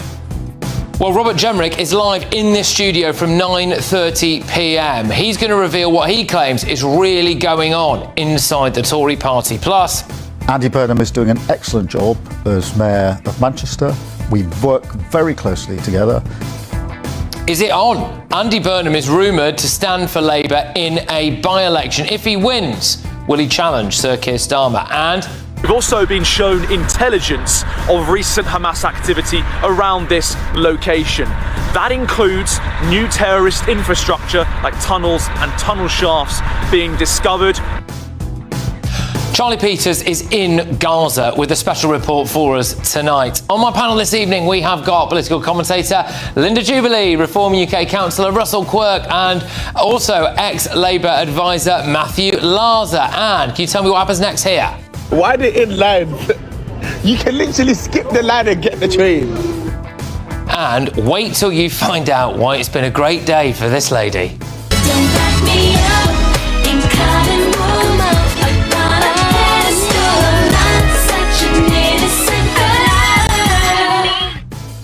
Get ready, Britain, here we go.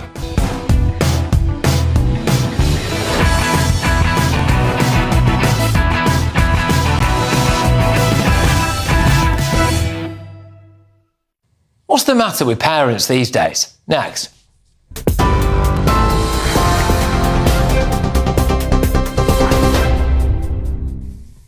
Very good evening to you. Back to Patrick shortly. First, though, we'll look at the headlines tonight at 9. Donald Trump has launched a new push for global peace, telling world leaders in Davos today it could help bring what he called lasting peace to the Middle East and beyond. Standing alongside leaders from nearly 20 countries, the US president said his new Board of Peace would work with the United Nations and become one of the most powerful international groups ever created. But the UK has refused to sign up. Foreign Secretary Yvette Cooper says there are legal concerns and unease about the possible involvement of Russia's Vladimir Putin. Britain says it supports peace efforts, just not this one and not yet. Well, repeating his familiar claims, Mr. Trump said the world is seeing progress, insisting multiple wars have already been settled, with another one coming soon. And of course the war in Gaza, which is really coming to an end. We have little fires that we'll put out, but they're little. They were giant, massive fires, and now they're down to little fires. And many have said that if Hamas doesn't do what they promised they would do, and I think they probably will, but they were born with rifles in their hands, literally born.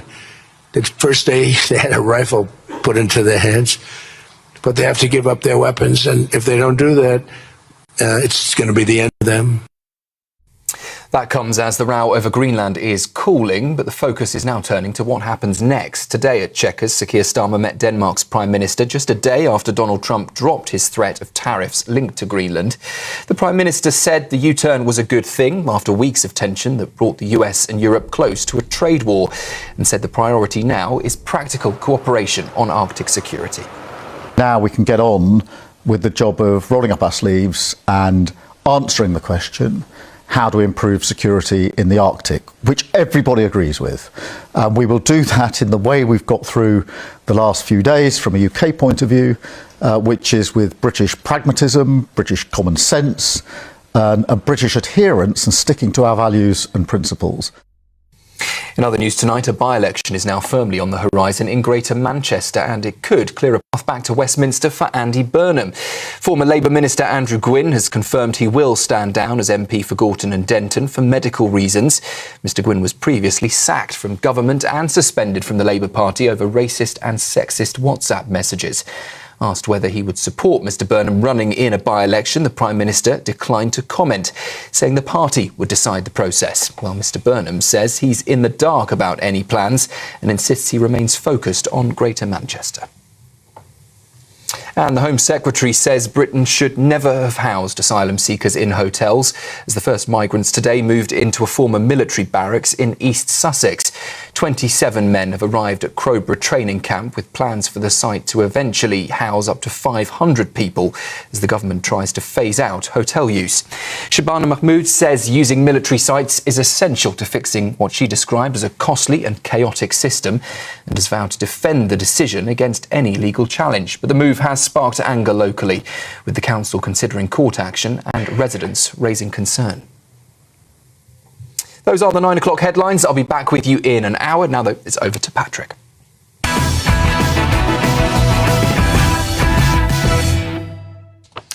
Good evening.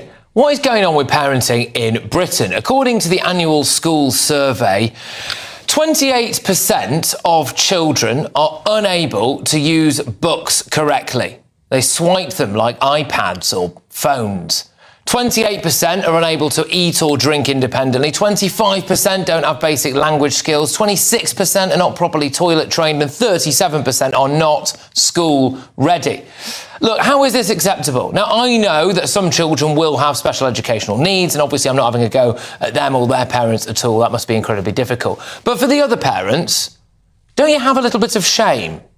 Have we lost all sense of societal pressure? Those kids who can't, quote, use a book, and by that they mean they don't know what a book is, they think it's an iPad, those kids aren't thick. They are trying to swipe it with their fingers like an iPhone, right? It tells you everything you need to know, really, doesn't it? Parents are just shoving their kids in front of these devices. Now, for once, I'm actually on the side of the teachers here. 57% of them think that parents shouldn't be allowed to send their child to school if they're not toilet trained.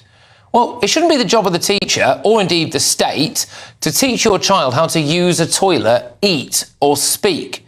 But it's no mystery as to how we've ended up here. Parents don't have to teach their children to brush their teeth anymore. The state will do it. And then, of course, we've got this. We're delivering free breakfast clubs across the country. We don't even have to remember to feed your child in the morning anymore. The state will do it. And just look at how parents are using all that free time. Get like a 5-minute nap, even though it's not enough, but I don't relax. If I had an extra half an hour, I would go to the coffee shop with all of the other mums. Do something for myself. Housework. I walk around with 8 hands, so I'll be cleaning the table there, I'll quickly brush that, and I'll go and quickly wash the dishes. Tie up their room, or to do this or to do that around the house. In the mornings at home, it can be quite a task getting them ready for school. No, don't worry about it. The state will do all of that for you. But it gets worse. We will bring forward a swift 3-month consultation on further measures to keep children safe online. This will include the option of banning social media for children under 16. Well, you don't have to tell your child that they can't use social media anymore. The state will probably start doing that for you soon. Now, I don't think that this can just be blamed on COVID, by the way. Yeah, obviously, closing schools, daycares, I think was absolutely ridiculous. But that doesn't get parents off the hook. 94% of parents said they would like to see national guidance on making sure their child was school ready. Do you need to be told that your child should be able to say their own name, use their hands to put food into their own mouths and not do a poo in the corridor? We need to get to the bottom now of why this is happening. Let's get thoughts of my panel. Journalist and broadcaster Linda Jubilee, Reform UK councillor Russell Quirk, and former Labour Party advisor Matthew Larser. Linda, I will start with you on this. What's going on then with parenting in this country? There are pretty high percentages of kids there unable to do very basic things. I know, I can't believe it. And I've covered this story before as a journalist, as a television journalist, and that would have been maybe 10 years ago. And at that point, one of the leading headmistresses in the area where I used to live told me that frequently she was having children that, you know, had to wear nappies, that weren't toilet trained, that actually could only eat with their hands. They couldn't use knives and forks, and they couldn't use books. And that situation has not improved. In fact, it's got a great deal worse. I've spoken lately, for another reason, to some school assistants, and I've discovered that what they really can't stand is when they're spat at, when a little primary school child stands in front of the teacher and starts spitting. Where do they learn that? That's the thing. Where do they learn that? They learn it. I think a lot of it is learnt online because, frankly, I think too many parents fail to understand that raising children is an Olympic-level challenge. But at the end of the day, if you have children, you have to really think, and you're a new father, this is all ahead of you. Well, look, there's only a certain amount of trouble he can cause at the moment, you know. Wait for it. Yeah. But I think that parents don't understand how much effort is involved in getting the basics into place. Once you've done that, you've got a bit more latitude, but you really need to get a grip of the situation. Yeah, I mean, so some of those figures there, you know, between 26 and 28% are essentially non-verbal, incontinent, and don't know how to even, like, put something in their own mouth. So that's got to be parents' fault, hasn't it? I want to sit here, Patrick, and almost kind of launch an attack on these parents, right, because it is utterly disgraceful. But my underlying feeling is how sad I feel for those kids, not just now, but in 10, 20, 30 years' time. What faith can we possibly have in future generations if they're not toilet trained and can't feed themselves and don't know their own name at the age of 5? Well, then I suspect when it comes to them being 16, 20 and so on, with regard to education and getting into a job, you know, being able to put a CV together, open a bank account and exist as a normal human. Just there is the no art of hope. conversation. There is no hope. But here's the thing, and your monologue was bang on, and I've been thinking about all this all day, in that when you lean into the state because the state coerces you to do so, and you know, either because it thinks it's for the best or maybe it's some kind of secret command and control thing, whatever, of course those parents and the kids then learn to lean into the state when it comes to having their teeth brushed and food and so on. But the other problem, I'm afraid, is these. And the fact that how many times you walk through the high street or you go to even outside the school gates and the parents are just doing this constantly. They're ignoring their kids. The kids, Johnny and Jane, are doing this. Mum, and mum is on TikTok or on Snapchat or dad's WhatsApping his mates. I watched a woman where I used to live pushing the pram across a level crossing whilst looking on her mobile phone. So they're neglecting their children. Let's tell you how it is. Astonishing. That was because when I initially read the headline when the front pages landed last night about children don't know how to use a book, I thought, that's a really odd turn of phrase. What do you mean by that? And actually, it turns out, isn't it, that it is actually not that these kids are thick or that there's anything wrong with the kids. It's that they obviously have an iPad shoved in front of them. So they think a book is an iPad. So by use, they mean they don't know how to turn a page. They think they try and swipe it, which is really quite sad, actually, I think. But Matthew, is there something to be said here about how the state has basically encroached on people's lives? You know, they'll feed your kids, they'll teach them how to use the toilet, they'll teach them how to brush their teeth, they'll teach them everything like that, life skills. And that's basically taking that job off parents. They're not bothering to do it anymore. No, I don't agree with that because I think it's actually the other way around. I mean, I don't think breakfast clubs are driving, are the issue in terms of driving the shocking statistics we've seen about the lack of preparedness when people start primary school. First of all, of course, they haven't been to the breakfast club when they start primary school, so therefore start infant school. So therefore, they've not been getting into bad ways or had it farmed out to the state.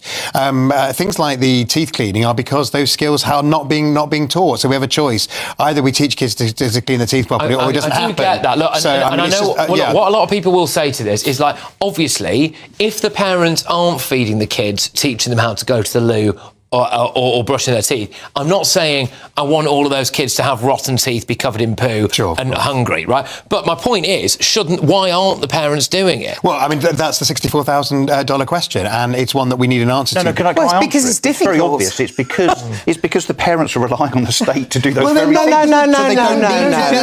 It's just lazy. But they don't have that. It's They don't have that done. If you know that your school is going to brush your kids' teeth and they're going to feed them, and whatever next, are we now going to rely on the state to tell us what time our kids have to go to bed? No, I don't think we had that's teeth right. cleaning lessons in my school. I do not think that actually parents rely on schools to get lessons in brushing their teeth. I think the fact of the matter is, well, whether they do it or whether they don't, the fact is parents need to get across doing some of these But my point is, skills. do you not think it's a slippery slope?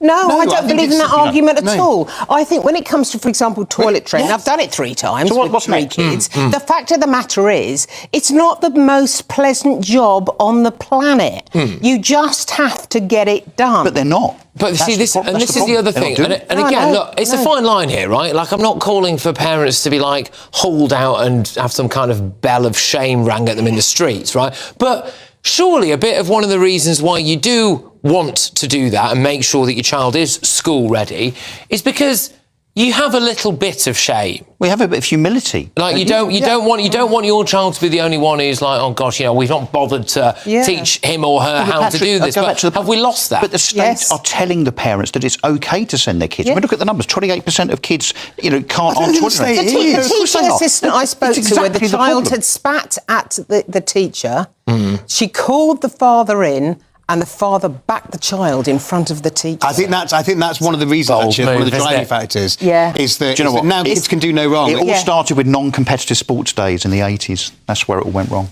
So that was the slippery slope. That was the slippery slope. Yeah, well, there we go. But I mean, what can we actually realistically do about it? Because one thing, I've been quite critical of some sects of the teaching movement, shall we say, over the years. I've not really always been bang in favour of strikes and all of that thing. But I do actually have sympathy with the teachers in the lower years who are going to work. They've got a job to do. Tricky enough. You've got a classroom of 20-odd little kids. And then you are having to say, well, I've got to toilet train these 5 children. This one is just completely non-verbal, and not because of any kind of disability or anything like that, just non-verbal, can't feed. That's not their job, is it? No, and they don't have enough time for the rest of the children, because frankly, toilet training one child is bad enough. You've got to toilet train 5 of them in one classroom. But shouldn't the school just ring the parents and say, your child they do. is not ready and suitable One Labour for council school. actually did that in Wales. Your child is not suitable for school. Come and get them and bring them back when they're ready. Well, Labour Council of Wales do you back? So final word on this is that I can't remember the exact stat now. It's something like 57% of teachers or something like that do say that you should be banned from taking your kid to school if it's not school ready. Would you back that? Absolutely, and I think the government needs to stand behind it, because there's a big consequence to this. You are 3 times more likely, if you don't start school at rising 5, as it were, ready to go. By the time you're 18, you're 3 times more likely to end up not in education or training your whole life. The Scandinavians would disagree with you. Oh, wow. Right, OK, look, loads on tonight. We've got a very special guest coming in who's got a lot to say, so get your popcorn ready. But before that, it's 85 grand in tax-free cash. It's the Great British Giveaway. Here's how you can be in it to win it. There's only 2 weeks left to ensure you're in the draw to win our biggest cash prize so far. An incredible £85,000 in tax-free cash could be yours. Hi, I'm Jane from Manchester. I won £54,321 with the Great British Giveaway. It is real, and it does happen to everyday people like myself. And that one text has just made my life 100% better. But you have to hurry, as lines closed on Friday the 30th of January. For another chance to win £85,000 cash, text cash to 63225. One entry costs £2.50 plus 1 standard network rate message, or text bonus Phone us to 63225. 5 entries cost £5 plus 1 standard network rate message. Go to gbnews.com/win. Entries start at £2.50. Call 0903 686 3232. Calls cost £2.50 plus your network access charge. Or post your name and number to GB18 PO Box 8690 Derby DE1 9TT.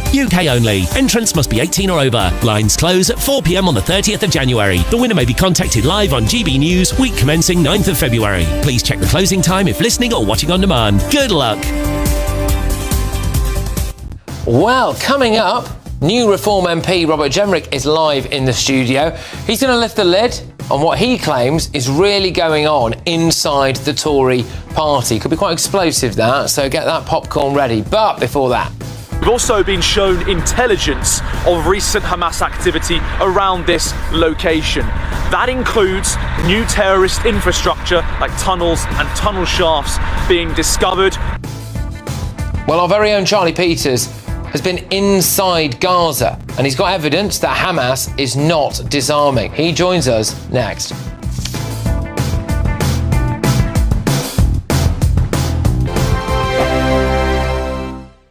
Britain deserves a newsroom that puts the facts and your voice first. Well, and that's what you get on GB News. Lively debates, lively conversation. And we're not afraid to hold power to account.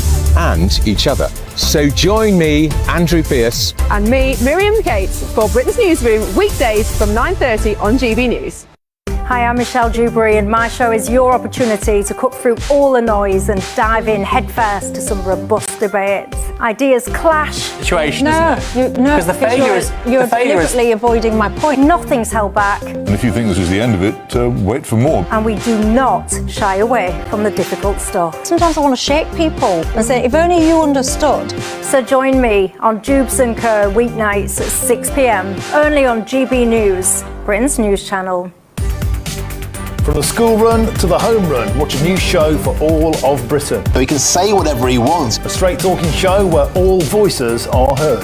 And, you know, when are we going to stop talking about smashing the gangs and actually do it? With the stories that matter from every part of our country. There's a bit of a crash landing there for your Chancellor. Bold, fearless, and standing up for you. That's me, Martin Daubney, 3 p.m. till 6 p.m. weekdays, here only on GB News. The People's Channel, Britain's news channel. Westminster's full of talk, but out here, it's the real world. Am I allowed to talk now? No, that's it. This is where it matters, real people and real lives.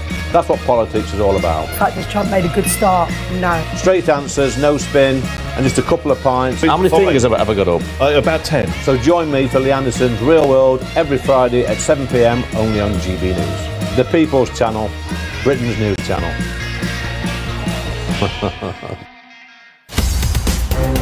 In the GB Newsroom, we bring you the news as it happens. With our team of dedicated journalists across the UK, We're ready to keep you up to date with what's happening every half an hour, every single day. Bulletins here on GB News.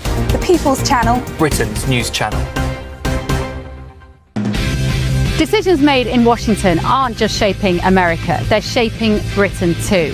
From migration to global security, from crime to health. Whatever happens in the White House today will be felt in your town or city tomorrow. That's why The Late Show is live from Washington, D.C. Cutting through the politics to show you what it all means for Britain. The Late Show live every night at midnight. Only on GB News, Britain's news channel. Join me, Nana Akwe, for an informative, interactive news programme with a difference. It's fun. No, he didn't say that, Dave. I'm so surprised. I think there's an element of truth to that. Join me from 3 p.m. every weekend, only on GB News, Britain's news channel.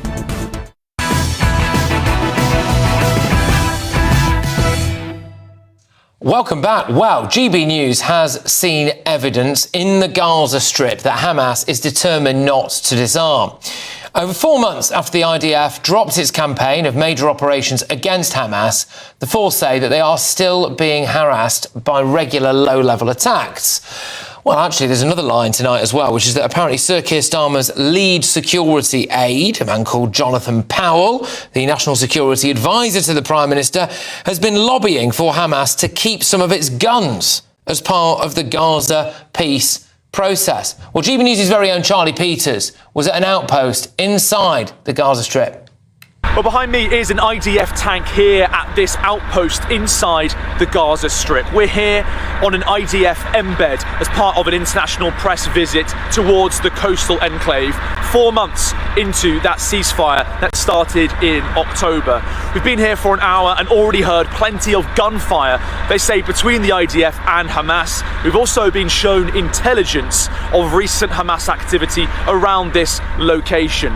That includes new terrorist infrastructure like tunnels and tunnel shafts being discovered. We've also been shown footage, the IDF says, from yesterday of when a Hamas terrorist approached this location, produced a rifle, opened fire on the IDF and was then eliminated.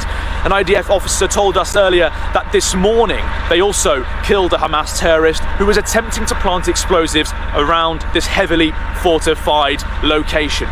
We're in an area known as the Yellow Line. As part of that peace agreement, they need to be in this location, they say, to remove that Hamas infrastructure, to remove those tunnels, to disarm the terrorist organization. But a problem that they have got is that there is still tremendous Hamas activity in this area, and also so much destruction, affording them new cover and concealment around the area. Behind me, there is almost total destruction. 60 million tons of rubble. The United Nations says it's enough to fill 3,000 container ships. And as you stand here and look out, you can barely see any forms of life. You can hear a drone above you and occasional sounds of gunshots. That are the only signs of human activity in this area. A lot of crumbled homes, a lot of destroyed buildings, some intact areas, but so much destruction here. And as they approach phase 2 of that ceasefire deal, Donald J. Trump's Board of Peace will be enacted.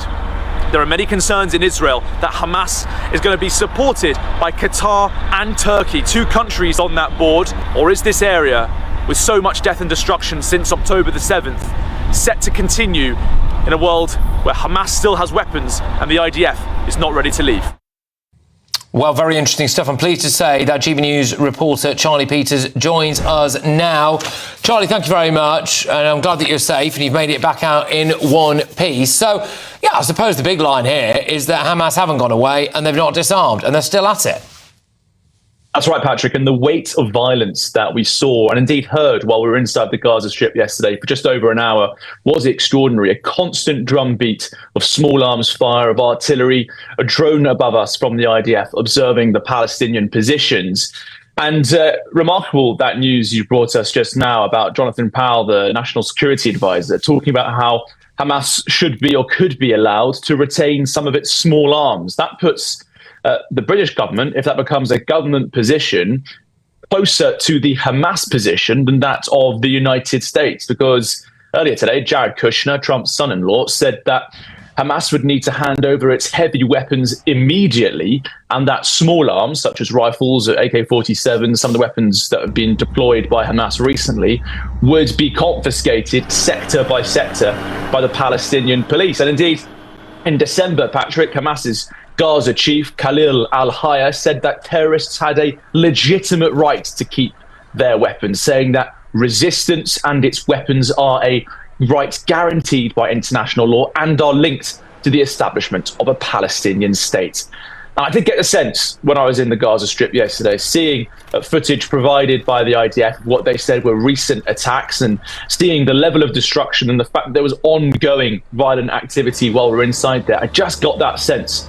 Can't see a possible scenario in the coming weeks when Hamas would hand over its weapons, would allow the next phase of the ceasefire deal to go ahead. And Patrick, it comes as Donald Trump said today that if they don't do that, they will be blown away. And the IDF, I mean, just moments before we entered the Gaza Strip, Palestinian media had reported that 3 journalists had been killed by an IDF airstrike. The IDF say they're still reviewing that incident, saying they were operating a drone linked to Hamas. Haven't provided any evidence or footage of that yet. But just goes to show, Patrick, how violent and how dangerous that location still is and how Hamas is still operating.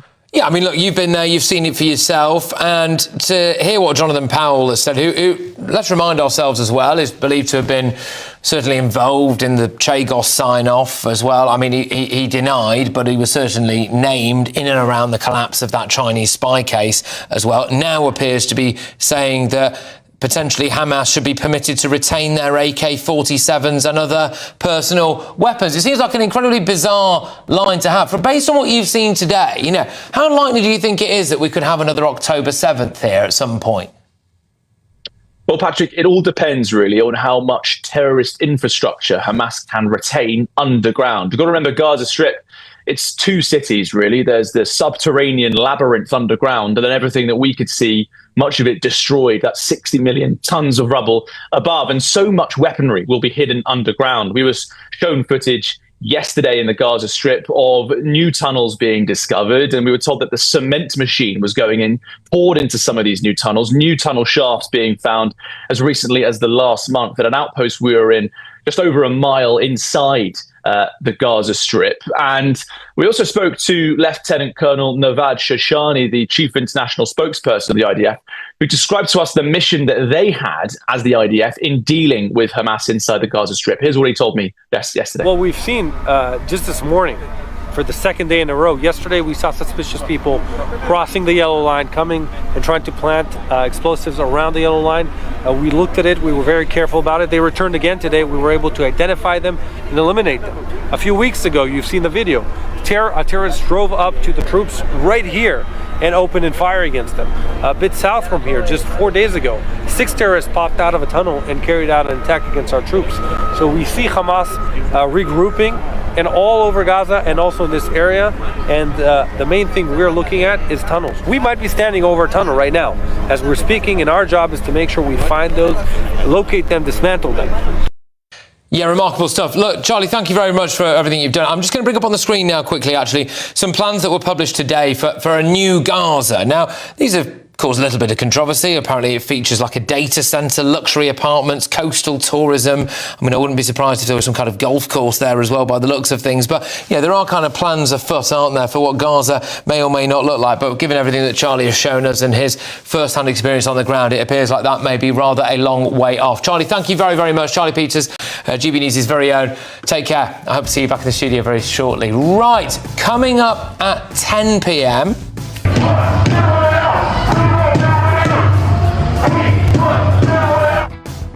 Well, illegal migrants were bussed into an army barracks in Crowborough in the dead of night with a police escort after huge protests by locals. How much more of that can we take? But next, we're going to have the new Reform MP, Robert Jenrick, in the studio for a longer form interview. I think he's going to lift the lid on what he claims is really going on inside the Tory party. And he's going to say why he prefers Nigel Farage over Kemi Badenoch. Get your popcorn ready. Don't go anywhere. Be nice to escape the grey. Clear skies, here we come. As clear as our travel insurance. All Clear Travel Insurance sponsors GB News Travel Destinations Forecast.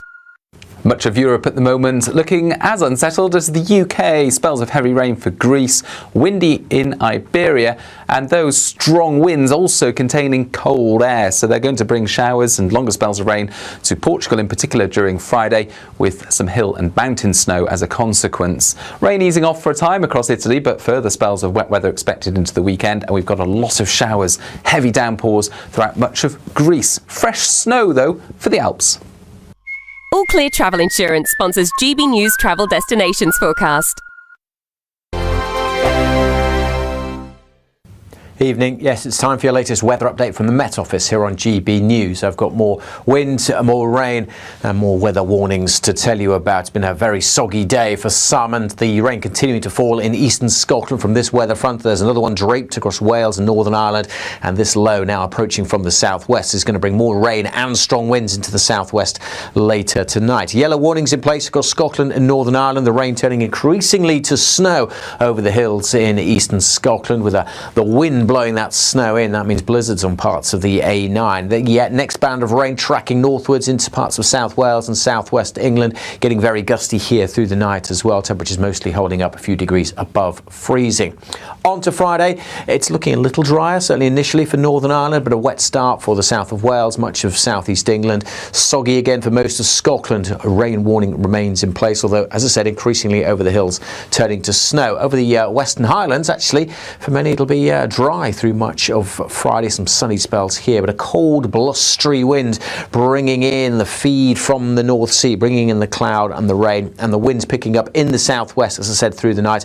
A blustery day for southwest England and South Wales. A wet start for South Wales. That band of rain moves northwards, and then a whole host of more showers come in here too. The ground is saturated, so extra rain hasn't really got anywhere to go. A lot of spray, a lot of surface water on the roads through the course of tomorrow afternoon and through the evening rush hour. That rain moving into northern England and Northern Ireland. Something a bit drier in between, as I said, with some shelter. Northwest Scotland not doing bad for dry weather during the course of tomorrow. It's a similar picture on Saturday. We've still got low pressure nearby, gusty winds, plenty of showers for Wales and southwest England. Continued risk of flooding here, as there is in eastern Scotland, as the wet weather continues, and still further snow on the hills, and still a brisk wind, making it feel chilly. All the weather warnings on the Met Office website.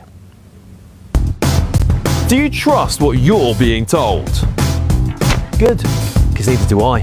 Those are just facts. I'm Alex Armstrong, and on my show, we'll expose the spin. Well, I want to answer that because you didn't let me last time, because you always speak over me. The broken promises. To deny that is denying the truth. And the hypocrisy. Needs to stop. You think we can allow? Politics, policy, parliament. Nothing is off limits. No sugarcoating, no fear of offence, just the truth laid bare. Tune in every Saturday and Sunday at 9 p.m. for Alex Armstrong Tonight, only on GB News, Britain's news channel. Britain deserves a newsroom that puts the facts and your voice first. Well, and that's what you get on GB News. Lively debates, lively conversation. And we're not afraid to hold power to account. And each other. So join me, Andrew Pearce. And me, Miriam Gates, for Britain's Newsroom, weekdays from 9:30 on GB News.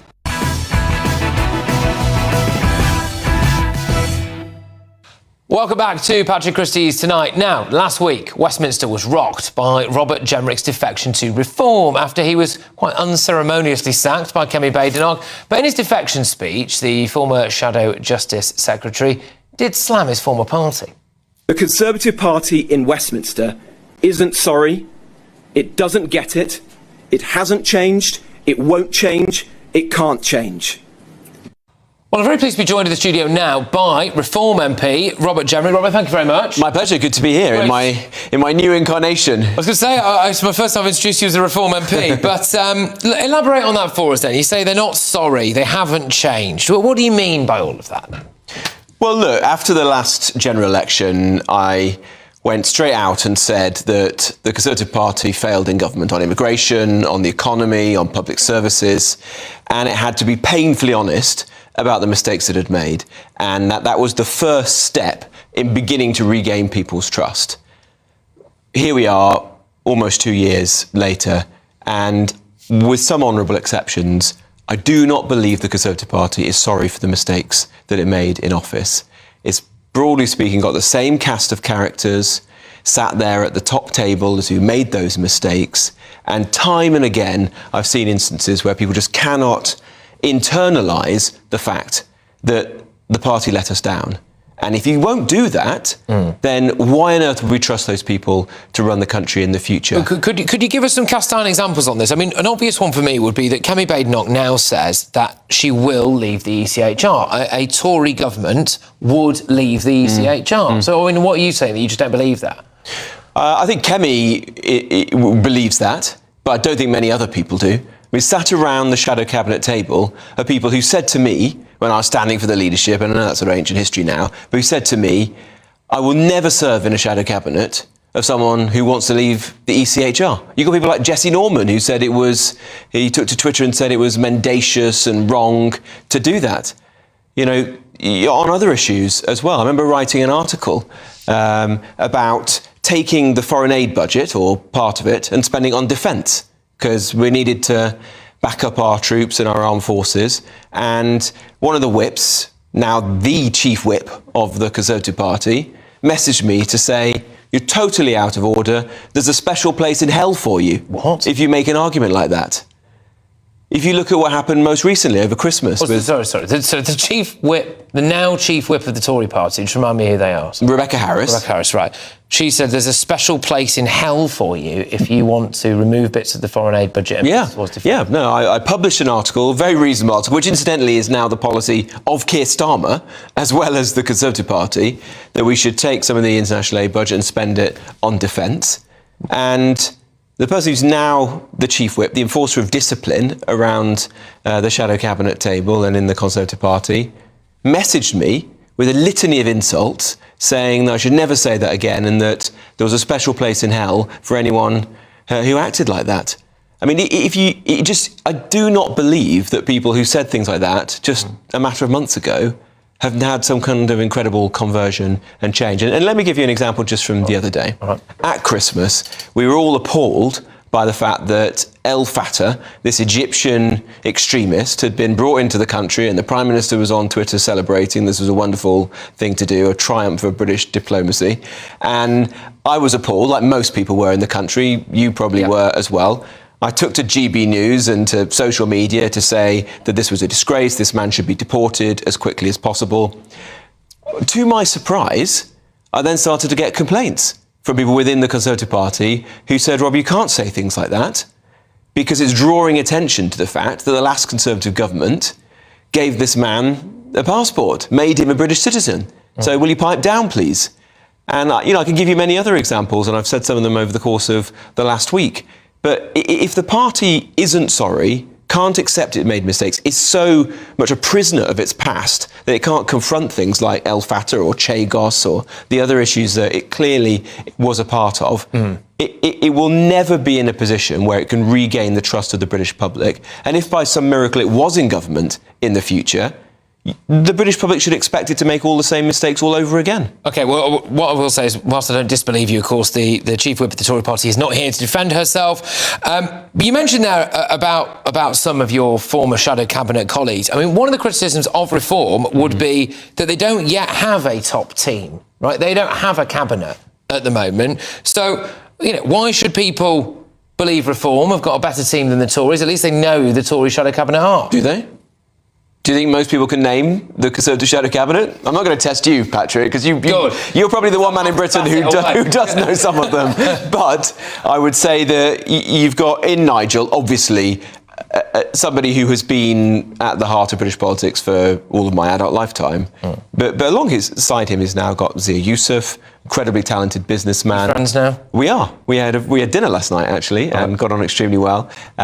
You've got Richard Tice, you have myself, there are Danny Kruger. There's a number of people now, and it's a growing team that will continue to develop over the months to come. Nigel knows he's got to build a strong team, and that is beginning to happen.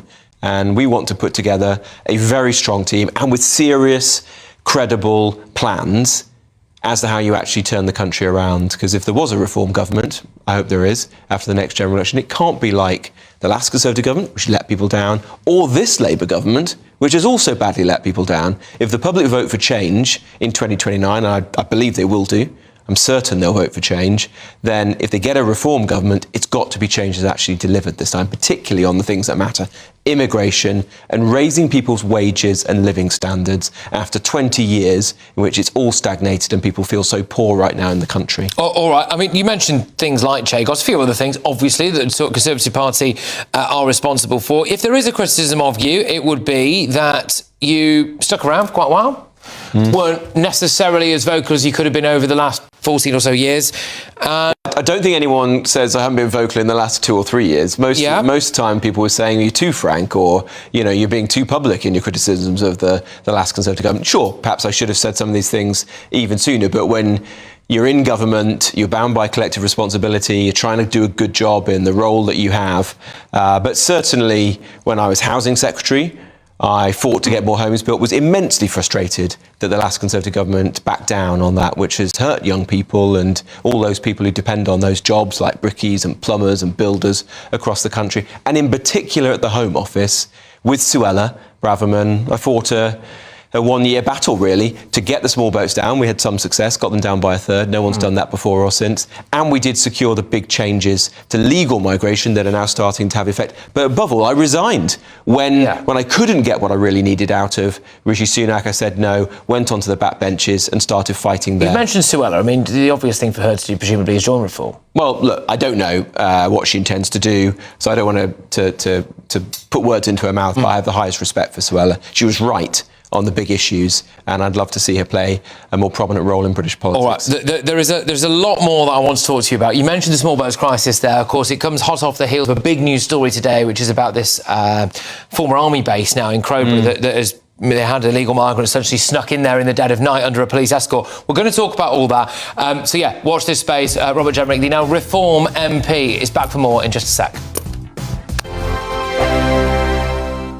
I'm Michelle Dewberry, this is Jubes & Co with you until 7. Hello everyone, Patrick Christie is here. GB News, Britain's news channel. Access the stories that matter to you. Take the GB News family with you on any device.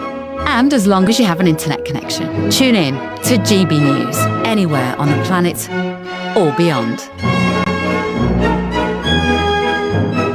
GB News, the People's Channel, Britain's news channel. Hi, I'm Michelle Dewberry, and my show is your opportunity to cut through all the noise and dive in headfirst to some robust debates. Ideas clash. Situation, Because you're deliberately avoiding my point. Nothing's held back. And if you think this is the end of it, wait for more. And we do not shy away from the difficult stuff. Sometimes I want to shake people and say, if only you understood. So join me on Jubes & Co weeknights at 6 p.m, only on GB News, Britain's news channel.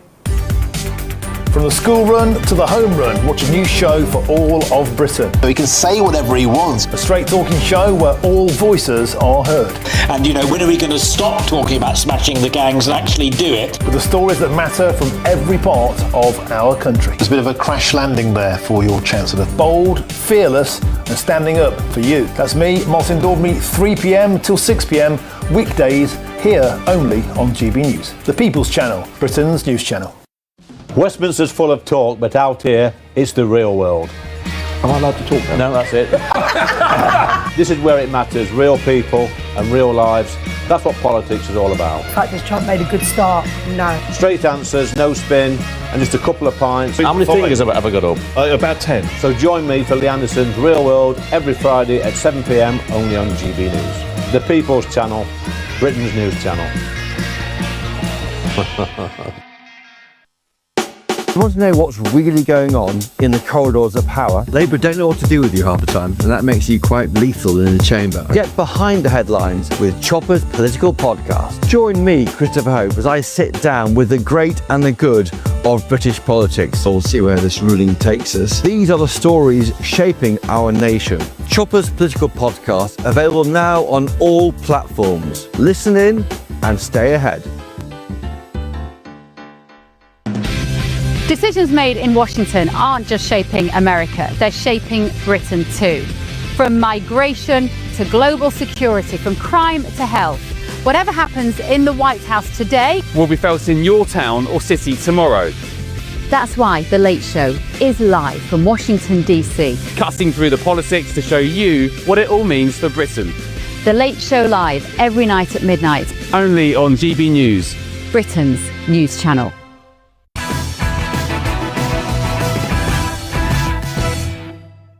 OK, welcome back. Robert Jenrick is still with us, the Reform MP. Now, Robert, the big news of the day, some of it anyway, was that illegal migrants have now entered this Crowborough base, a former military base. Now, my understanding is that that was, for a period of time, actually a base for some people under the Afghan resettlement scheme. And again, I would say a criticism of you on this kind of, you've had this conversion apparently, would be that I think you champion the Afghan resettlement scheme, and some would say were the initial architect of the migrant hotel disaster. So how would you respond to that? Not correct. On the first point, I did support the idea that we bring the very small number of brave interpreters who supported our troops in Afghanistan to safety in the UK, and I met a couple in my own constituency. But I certainly did not support the idea that has to turn into tens of thousands of people, and both Suella and I rigorously opposed that in the Home Office, to the point where we refused entry to any of those people until ultimately both of us left office, and then it all started to spiral afterwards. On the hotels, look, I hated the hotels as much as anybody else, and I worked night and day to the point where we could actually start closing them. In the end, I set in train the closure of the first 100 of the hotels. But why did the hotels exist? Because the numbers are out of control, and you're only going to get a grip on that. It doesn't, they could be on military bases, they can be in hotels, they could be in HMOs, they could be on the streets. That's not the point. The point is, how do you stop them coming in the first place? And it was obvious to me the only way you do that is detain and deport them, leave the human rights treaties like ECHR. Yeah. And that's why I campaigned. Ultimately, that's why I resigned, because I couldn't persuade Rishi to do that. And I knew that we would just be trapped in this cycle of always dealing the symptom of the problem, not getting to the crux of it. Another big issue, of course, is legal immigration. And Priti Patel, maybe doesn't get quite enough criticism. Some would say for it. She's pretty defensive, actually, of her record there. She's now, of course, still around that shadow cabinet table. Is she the kind of person that you mean when you talk about, the Tories not changing? Well, yes, and I don't mean this. I don't want to be disrespectful to people, because look, there's lots of good people in the Tory party, and then, there are nice, decent people, but you have to be held to account for your record in office. And I can't see how the Conservative Party can credibly claim to have changed when the architect of the points-based system, which I would argue has done so much harm to our country, meant that millions of low-wage, low-skilled people have come in, cost British taxpayers billions of pounds, put pressure on housing and public services, undercut the wages of British workers, is both unrepentant and sat at the top table as the second or third most important person in the Conservative Party. That suggests the Conservative Party is the same old party as the one that made those mistakes. And I struggle to see how the British people should be able to trust the party in the future. In fact, I don't. I do not trust the Conservative Party on immigration. And that's one of the reasons why, ultimately, I took the very difficult decision to join Reform. OK, just on that, because you were obviously serving under Kemi Badenoch. Now you've decided to go and, I suppose, serve under Nigel Farage. Some people will say, well, look, Kemi has been in government. She is someone who's, had a long history of actually being in the House of Commons, being in Parliament, all of that stuff. Nigel Farage has not. So why do you think that Nigel's better than Kemi? Well, if you ask me who would I like to see as Prime Minister, Keir, Kemi or Nigel, in an instant, I would say Nigel. He's a strong leader. He has been consistently right on some of the issues that are now at the absolute centre of our politics. He was calling out the dangers of mass migration when I was a teenager, when Tony Blair opened the doors to mass migration from the accession countries in the EU. He was out there, with GB News' help, in the Channel, raising the alarm about small boats. And people were laughing at him at the time. They're certainly not laughing now, but also on net zero, on deregulation, how you get living standards up in this country. And so he has a consistency which is very important in politics. And having observed prime ministers up front, what you want are people who have conviction and who are actually going to do what they say they're going to do, not back down. Well, and Nigel, I think, is certainly that. What are the criticisms? I would also just say, having only observed him now for a week in Reform, and, you can't read too much into that, and you know this, perhaps you know him better than me, really, from your time here at GB News, I would say he's immensely hard-working. Well, that's what I was going to ask you. Is he a harder worker than Kemi? Because I'm not going to compare him to other people. Might have been unfairly criticised. But I don't like lazy people. I admire people who work very hard. And being Prime Minister is a slog. There's no job like it. And you need to have somebody who is absolutely determined to fix the country. And I have more faith in Nigel than anybody else in politics today. If you could pick what role in Reform you get now, you're tempting me to say that. Well, everyone wants to know. People want to know. You're going to have to wait to see, because it's ultimately Nigel's decision, and I've talked stuff through with him, but he's going to make his own choice in the next few weeks. And then I think you will have, exactly as you asked earlier, a proper shadow cabinet, which is what reform needs. OK. Now, look, I know we touched on this slightly earlier because you raised it, Yusuf, but I just want to bring a couple of things up to you because I think people again are interested in this, to be honest with you. So we've got Aleeya Cunningham, who is Reform's candidate for the Mayor of London. I'm sure you've seen this, but here it is again.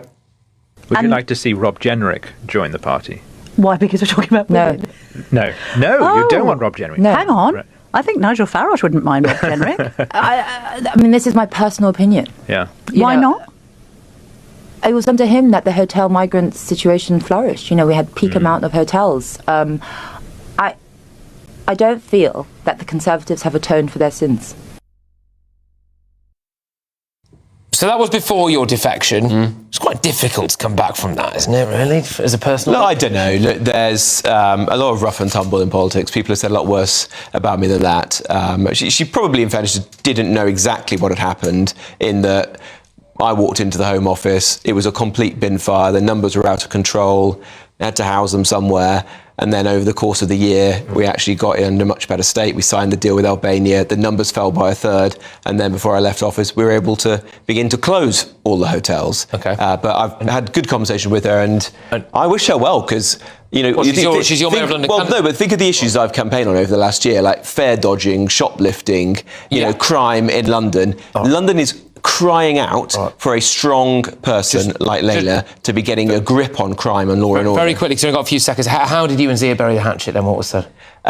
Look, we had a very good dinner, and I think we are going to get on very well. And I admire Zia because he has a fierce view that the last Conservative government let down the country and betrayed the people who voted for it. And I think he is perhaps surprised that our view aligns more than he thought. All right, Robert, thank you very much. Thanks very much. Thank you for coming into the studio. We are bang out of time for this hour, but we're going to pick up where we left off when it comes to the Army Barracks in Crowborough next. Expect warm spells with the odd rude interruption. Box Boiler sponsors the weather on GB News. Evening. Yes, it's time for your latest weather update from the Met Office here on GB News. I've got more wind, more rain and more weather warnings to tell you about. It's been a very soggy day for some, and the rain continuing to fall in eastern Scotland from this weather front. There's another one draped across Wales and Northern Ireland, and this low now approaching from the southwest is going to bring more rain and strong winds into the southwest later tonight. Yellow warnings in place across Scotland and Northern Ireland, the rain turning increasingly to snow over the hills in eastern Scotland with the wind blowing that snow in. That means blizzards on parts of the A9. The next band of rain tracking northwards into parts of South Wales and southwest England, getting very gusty here through the night as well. Temperatures mostly holding up a few degrees above freezing. On to Friday, it's looking a little drier, certainly initially for Northern Ireland, but a wet start for the south of Wales, much of southeast England. Soggy again for most of Scotland. A rain warning remains in place, although, as I said, increasingly over the hills turning to snow. Over the Western Highlands, actually, for many it'll be dry through much of Friday. Some sunny spells here, but a cold, blustery wind bringing in the feed from the North Sea, bringing in the cloud and the rain, and the winds picking up in the southwest, as I said, through the night. A blustery day for southwest England and South Wales. A wet start for South Wales. That band of rain moves northwards, and then a whole host of more showers come in here too. The ground is saturated, so extra rain hasn't really got anywhere to go. A lot of spray, a lot of surface water on the roads through the course of tomorrow afternoon and through the evening rush hour. That rain moving into northern England and Northern Ireland. Something a bit drier in between, as I said, with some shelter. Northwest Scotland not doing bad for dry weather during the course of tomorrow. It's a similar picture on Saturday. We've still got low pressure nearby, gusty winds, plenty of showers for Wales and southwest England. Continued risk of flooding here, as there is in eastern Scotland, as the wet weather continues, and still further snow on the hills, and still a brisk wind, making it feel chilly. All the weather warnings on the Met Office website. Expect warm spells with the odd rude interruption. Box Boiler sponsors the weather on GB News. An incredible £85,000 in tax-free cash could be yours. Hi, I'm Jane. I won £54,321 with the Great British Giveaway. Oh, definitely please enter. It is real, and that one text has just made my life 100% better. For another chance to win £85,000 cash, text cash to 63225. One entry costs £2.50 plus one standard network rate message, or text bonus to 63225. 5 entries cost £5 plus one standard network rate message. Go to gbnews.com/win. Entries start at £2.50. Call 0903 686 3232. Calls cost £2.50 plus your network access charge, or post your name and number to GB18 PO Box 8690 Derby DE1 9TT. UK only. Entrance must be 18 or over. Lines close at 4 p.m. on the 30th of January. Please check the closing time if listening or watching on demand. Good luck.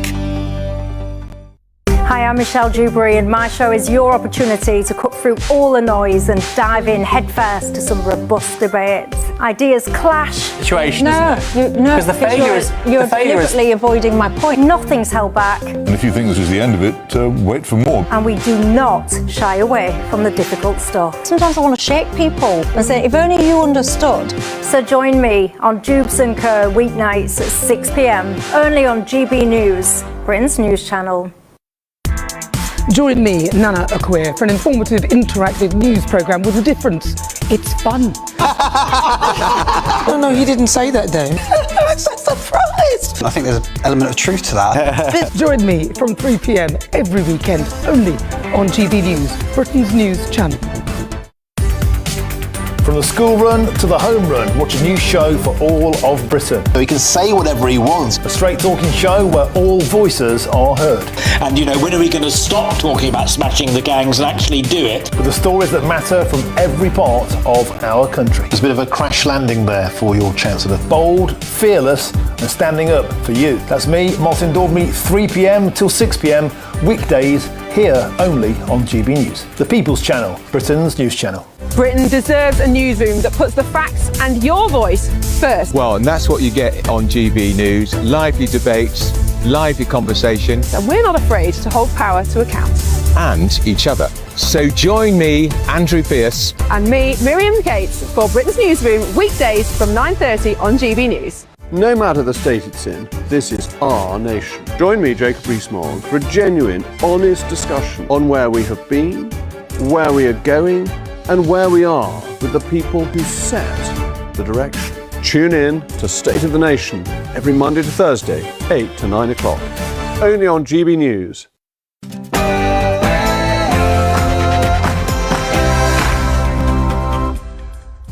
It's 10 p.m. I'm Patrick Christie's. Tonight.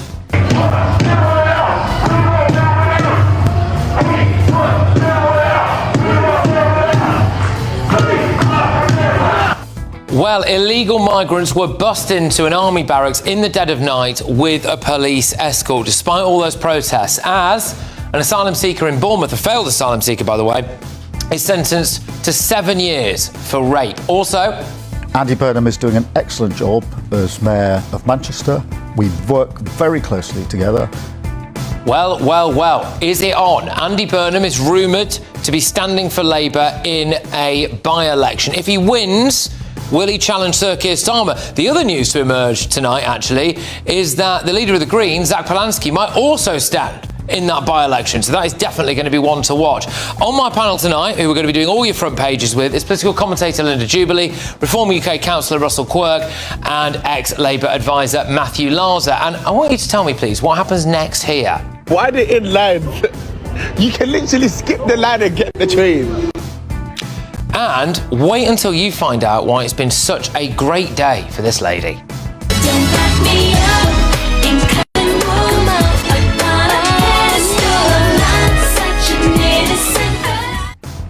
Get ready, Britain. Here we go.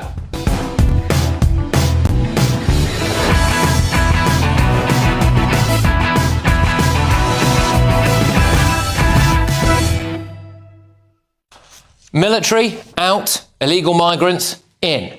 Next.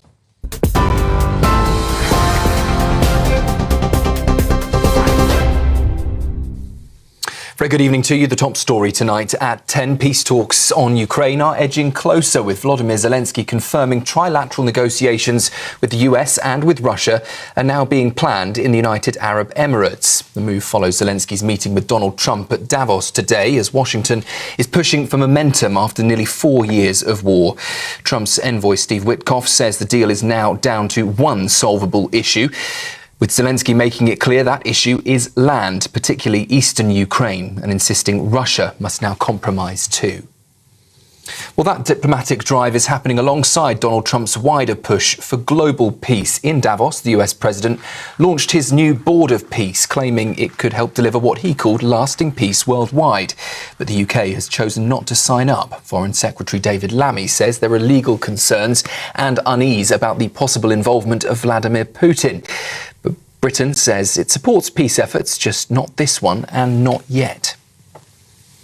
Doubling down on familiar claims, Donald Trump said the world is making progress, suggesting the end of another war is close. And of course the war in Gaza, which is really coming to an end. We have little fires that we'll put out, but they're little. They were giant, massive fires, and now they're down to little fires. And many have said that if Hamas doesn't do what they promised they would do, and I think they probably will, but they were born with rifles in their hands, literally born. The first day they had a rifle put into their hands, but they have to give up their weapons, and if they don't do that, it's going to be the end of them. In other news, a by-election is now firmly on the horizon in Greater Manchester, and it could clear a path back to Westminster for Andy Burnham. Former Labour Minister Andrew Gwynn has confirmed he will stand down as MP for Gorton and Denton for medical reasons. Mr Gwynn was previously sacked from government and suspended from the Labour Party over racist and sexist WhatsApp messages. Asked whether he would support Mr Burnham running in a by-election, the Prime Minister declined to comment, saying the party would decide the process, but he did praise Mr Burnham's work as Mayor. Burnham, meanwhile, says he is in the dark about any plans and insists he remains focused on Greater Manchester. The government has confirmed that 29 council elections scheduled for May will be postponed as part of its plans to reorganise local government. Minister Steve Reid told MPs that councillors in the affected areas will have their terms extended as a result. He stressed that the vast majority of local elections will still go ahead, though, as planned in May. But after receiving more than 350 representations from councils and other interested authorities, Mr Reid said he could now formally confirm that decision to delay the polls. And policing in England and Wales is set for its biggest shake-up in decades. The Home Secretary Shabana Mahmood saying she plans to slash the number of police forces, cutting the current 43 down to far fewer, possibly just a dozen so-called mega-forces. Ministers say the current system is bloated, inconsistent and struggling to tackle serious and organised crime. Local neighbourhood teams would still exist, though, focusing on everyday crimes like shoplifting and phone theft, but the overhaul could take years, with full changes not expected until the next Parliament. Those are the latest headlines for now. I'll be back with you for another roundup just after 11.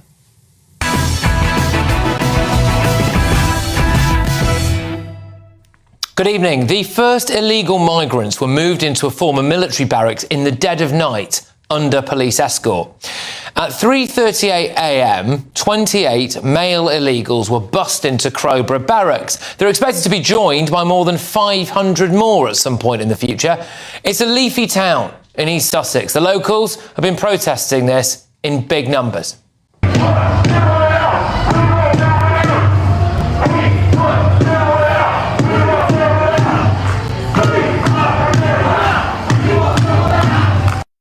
Even the co-deputy leader of the Green Party, Rachel Millward, was against it.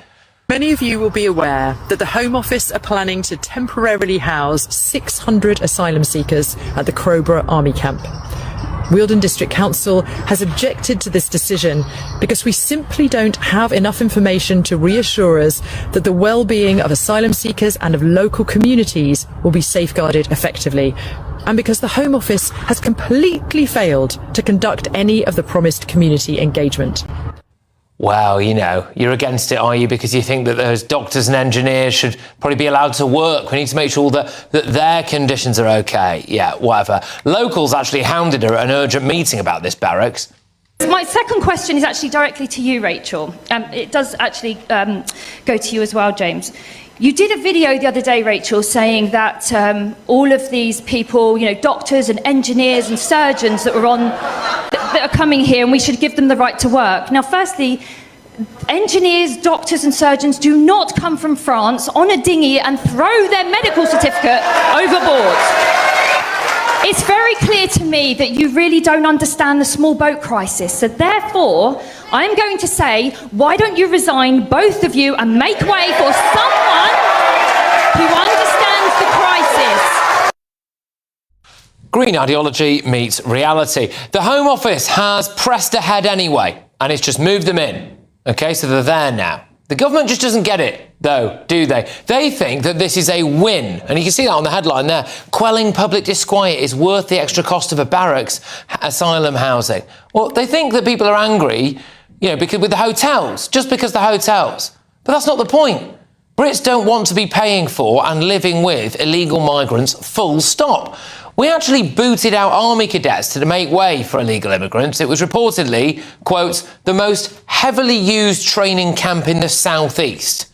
So we don't know if there are any plans now to relocate cadet training somewhere else. So we are damaging the future of our armed forces at a very dangerous time in global affairs so that we can look after foreign fighting-age males.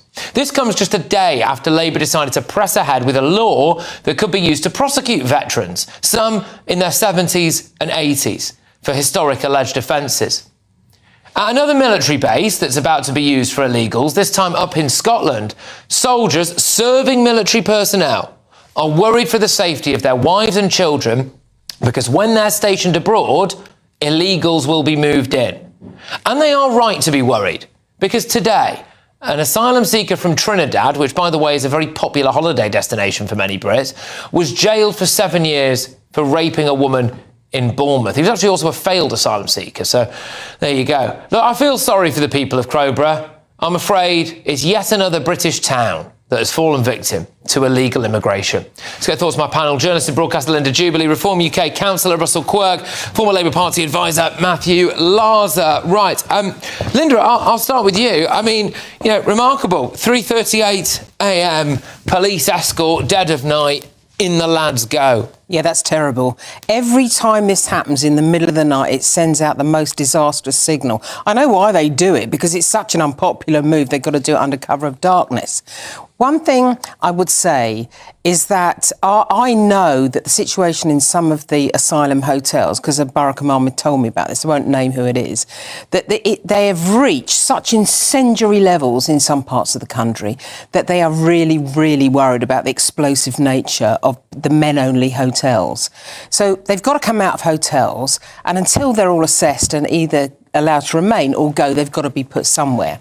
And I think, in balance, and I'm not saying it's ideal, but they do need to be somewhere where you can put good security in. Well, I think they're allowed out, though. Well, no, that's not on. You have. That's the thing. It is, yes, it is an army barracks, but that is an important point. There, I get what you're saying. You know, I know that it's not ideal. Well, it's horrible, obviously, but I mean, at least if they were fenced in, basically, then that would be one thing, but they're not. They're going to be allowed free reign in the local town. And I don't understand that, because I, as you know, did a lot of work with women who've been airlifted out of Kabul when the Taliban came down. They were all in what was called bridging hotels. And honestly, they were like Alcatraz. You could not get in or get out of those hotels well, the human rights very easily. Have got hold of it, probably. Well, it is a disaster if they're allowed to get out and roam around freely. Disaster. So this so-called win, as it's being trailed, I mean, effectively, what the government are doing is just moving the deck chairs around on the Titanic. Yes, that's right. So, you know, taking illegal migrants, that's what they are,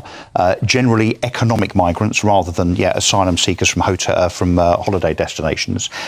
This is just a headline to make it look as though the government are doing something about it. Not only is there an issue here in terms of the people of these areas, it isn't just Crowborough, by the way. Just up the road from me in Essex is Wethersfield, which started off with 500 illegal migrants in it, then 800, now 1,200. You talk about security, and in my view, these people, if they've entered illegally, army should be interned. So they should be in camps that they are not allowed out of. Not only so that we can control their movements, because we don't know who they are. Some of them we know are criminals. Some of them we know have had terrorist tendencies. But also that in itself would provide the disincentive. But Wethersfield, let me tell you what happens in Wethersfield. Every day, 3 minibuses turn up at Wethersfield's gates, take the migrants into Chelmsford, Braintree and Colchester for them to go shopping with what I don't know, because apparently they haven't got any money. Then they pick them up at 5 o'clock and take them back. So you've got these undocumented, some dangerous migrants running around the towns and cities of Essex and getting picked up at the taxpayer's expense. It's not only a risk, but surely all of this is just providing an incentive. We're housing them, we're giving them food, we're giving them mobile phones, we're giving them driving lessons, trampoline lessons in certain parts of the country we hear. If we didn't have incentives, these people would not make the journey from France. OK, Matthew, look, it's obviously a case of kind of government versus the people, and it was under the Tories as well, but Labour are in charge now. The other terrible look for this is that apparently was the main base for training cadets, and we got, as yet, no replacement for that. So that's the future of the armed forces, and they've waved goodbye to that because they want to put foreign fighting-age men in a military base. I mean, given that everything is kicking off in the world right now, is that not just brain-dead stupid? Well, I mean, I hope that alternative provision has been made, even if they haven't announced it. I'm sure that they're not going to stop training cadets because of it. Their provision will be made for that, because, as you say, it's essential to have the next generation. I think they should at least reassure. If I was in comms in government, one of the first things I would have done was say, we need to reassure the public that the cadets have got absolutely, and I would encourage colleagues in government to get that press release, that press release confirming that cadet training is continuing out ASAP. Look, I don't think anybody thinks this is an ideal. I think it is a better situation than the hotels, not least because I think the hotels, which were rather more palatial than the accommodation that's going to be provided for in this or the other camps, arguably was acting as a draw factor, whereas this is a tougher regime. But clearly, the solution to this is to have fewer people coming over the channel, reducing down as close as possible to zero, and those people that do come are processed turned around much quicker. That still isn't happening fast But Matthew, enough. we spend decades talking about this, and not just this government, but of course the previous government, that we must stop the boats. I mean, I'm bored, as everybody watching this will be, bored listening to people, commentators and politicians saying, we must stop the boats. The only way you do it is to make it very uncomfortable for people to come here. So I just want to say here, because we're looking at pictures of the actual, barracks, if you like. There's a really important point here, and it's not just about training the next generation of the army, because we always want to be doing that. We know that we are in the most dangerous period since the Second World War. We know that our army has been hollowed out. We know there's a recruitment crisis. We know there's an accommodation crisis. And we should be renovating bases like this to train our soldiers, because we know we are right between a rock and a hard place. Can you imagine what Putin and Xi Jinping think when they see that our British? I mean, that is such a gift Patrick, for them. Here's a reality for you: there are now more illegal migrants in this country than the armed forces number. It's ridiculous. So we have more illegal migrants in this country that have invaded this country. That's what they've done, than the entire number of British armed forces. Yeah. Think about that for a second. It's also about general quality of life and peace of mind for actual British citizens, many of whom will be hard-working, tax-paying, law-abiding, who live in places like Crowborough or up in Inverness. I think the other one is, or frankly anywhere where we've got any of these bases, these hotels. Because see that story today, a failed asylum seeker from Trinidad has been found, he's found guilty previously, was sentenced today to just over 7 years, I think, for rape in Bournemouth. Now, OK, fine, not every single person who's at these hotels or whatever is going to be a rapist or a criminal or anything like that. But now, women and children in that area are going to be more worried than they were before. And there will be incidents, Patrick. I'm sorry. There have been incidents in the Barbican and at Canary Wharf and, Epping, of course, which kicked off the unrest in the summer before last. I'm afraid there will be offences. There will be offences committed, whether they're sexual or otherwise, as a consequence of these people being gathered into this particular camp. So I'll let you come back to that, Matthew, but I'll also give you the example of that one in Inverness, because there were apparently serving members of the armed forces who supposedly, when they go off on tours, Germany or different British military bases abroad, or to do exercises Estonia, etc., right, that they are concerned that what they leave behind, obviously, is their wives and children. And then, whilst they're being told to go and work for the government and the British state abroad, potentially be called to lay down their lives for this great country of ours, what happens? Illegal immigrants are bussed in. Men are bussed in to surround their wives and children. I mean, it's pretty horrific. I think that's it's a slightly odd situation in terms of having having a sort of shared space with military personnel or their families when their personnel aren't there.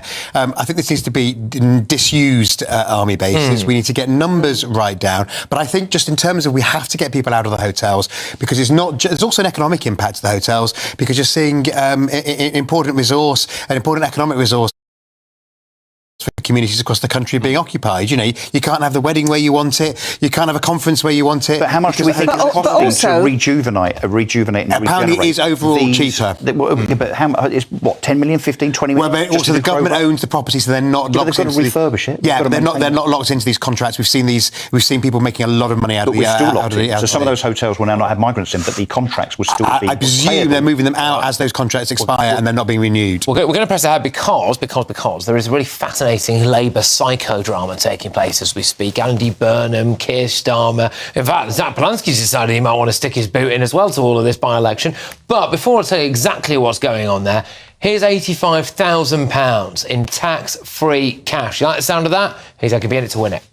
There's only 2 weeks left to ensure you're in the draw to win our biggest cash prize so far. An incredible £85,000 in tax-free cash could be yours. Hi, I'm Jane from Manchester. I won £54,321 with the Great British Giveaway. It is real and it does happen to everyday people like myself. And that one text has just made my life 100% better. But you have to hurry as lines close on Friday the 30th of January. For another chance to win £85,000 cash, text cash to 63225. One entry costs £2.50 plus one standard network rate message. Or text bonus to 63225. 5 entries cost £5 plus one standard network rate message. Go to gbnews.com/win. Entries start at £2.50. Call 0903 686 3232. Calls cost £2.50 plus your network access charge. Or post your name and number to GB18 PO Box 8690 Derby DE1 9TT. UK only. Entrance must be 18 or over. Lines close at 4 p.m. on the 30th of January. The winner may be contacted live on GB News week commencing 9th of February. Please check the closing time if listening or watching on demand. Good luck.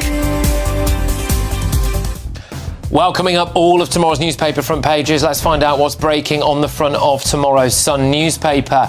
Brooklyn Beckham has broken cover for the first time since his explosive social media rant about his parents, but I'll reveal why his mum, Victoria, got a bit of good news today. Can you guess why? Here's a clue.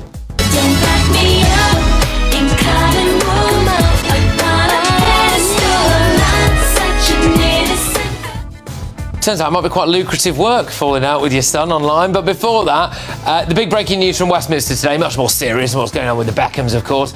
Andy Burnham, is he one step closer to challenging Sir Keir Starmer for the Labour Party leadership? It's on. Next.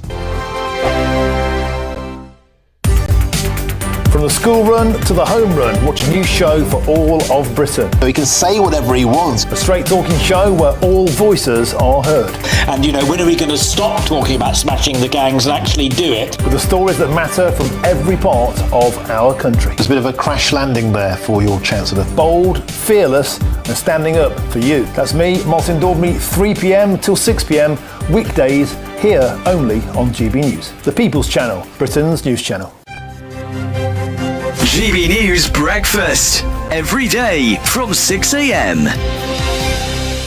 Smith right now, Jordan, look at that smile. I bet that hasn't come off your face since yesterday. Many congratulations.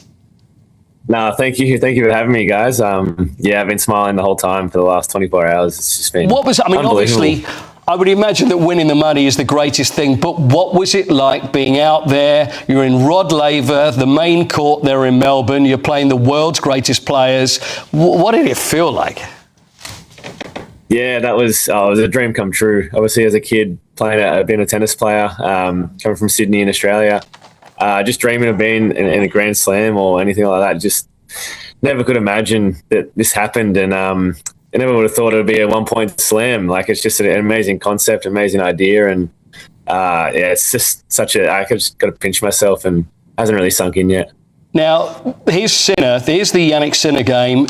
Now, how did this begin? So, did you actually win the rock, paper, scissors to have him serve first? Yeah, that was my tactic. Yeah, I decided. Yeah, I did win the rock, paper, scissors, and I was just noticing that a lot of the top pros were quite nervous because they get one serve. Yeah. So they were sort of panicking, and they always chose to receive. And they sort of mentioned just sort of little words about just sort of not wanting to double fault. And I guess everyone might have thought that a pro would take it out. But yeah, I guess everyone has a chance. And it was amazing that, I just took it 1 point at a time. It was cliche, but I just enjoyed the moment. I sort of tried to look at my family and friends and sort of smile and wave. And as I said, I couldn't take the smile off my face. And I was in disbelief at the end. GB News, the People's Channel.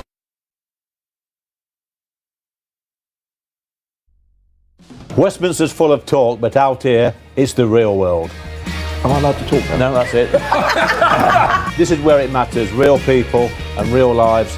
That's what politics is all about. The fact that Trump made a good start, no. Straight answers, no spin, and just a couple of pints. How many fingers have I got up? About 10. So join me for Lee Anderson's Real World every Friday at 7 p.m. only on GB News. The People's Channel, Britain's news channel.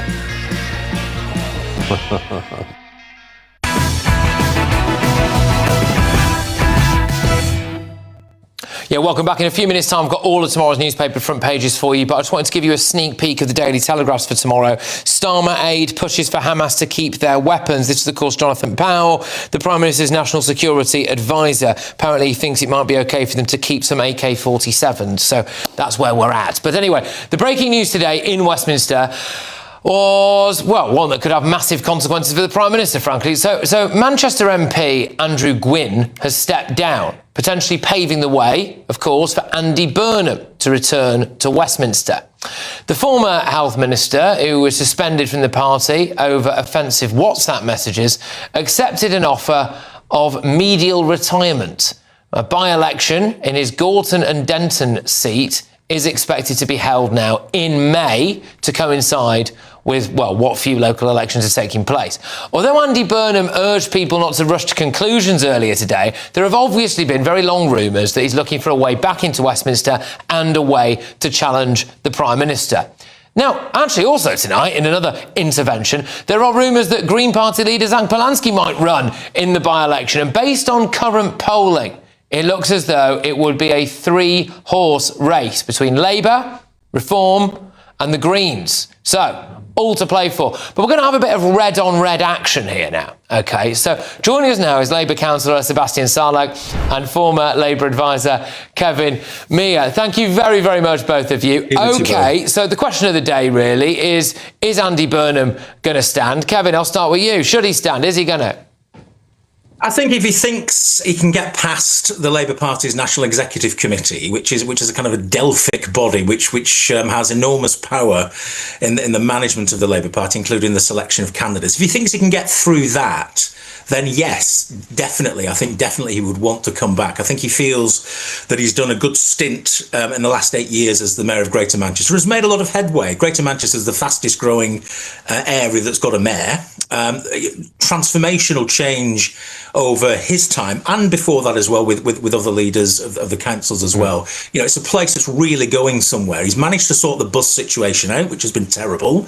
You know, it's a real tribute to just political tenacity that he's managed to take this very nuts and bolts issue and do something really significant with it. And last week he's got the OK for the Northern Powerhouse Rail, which will transform the North of England's railway network. So I think he's at that pivot point where he feels, I've done a good innings as Mayor of Greater Manchester, I've got a lot more to give, and I would like to return to Westminster, potentially to take up a senior position. There's lots of ifs and buts about whether he would replace Keir Starmer at some point, but I'm certainly, if the opportunity was there, he would want to take it. All right, well, Sebastian, this is Keir Starmer's worst nightmare, isn't it?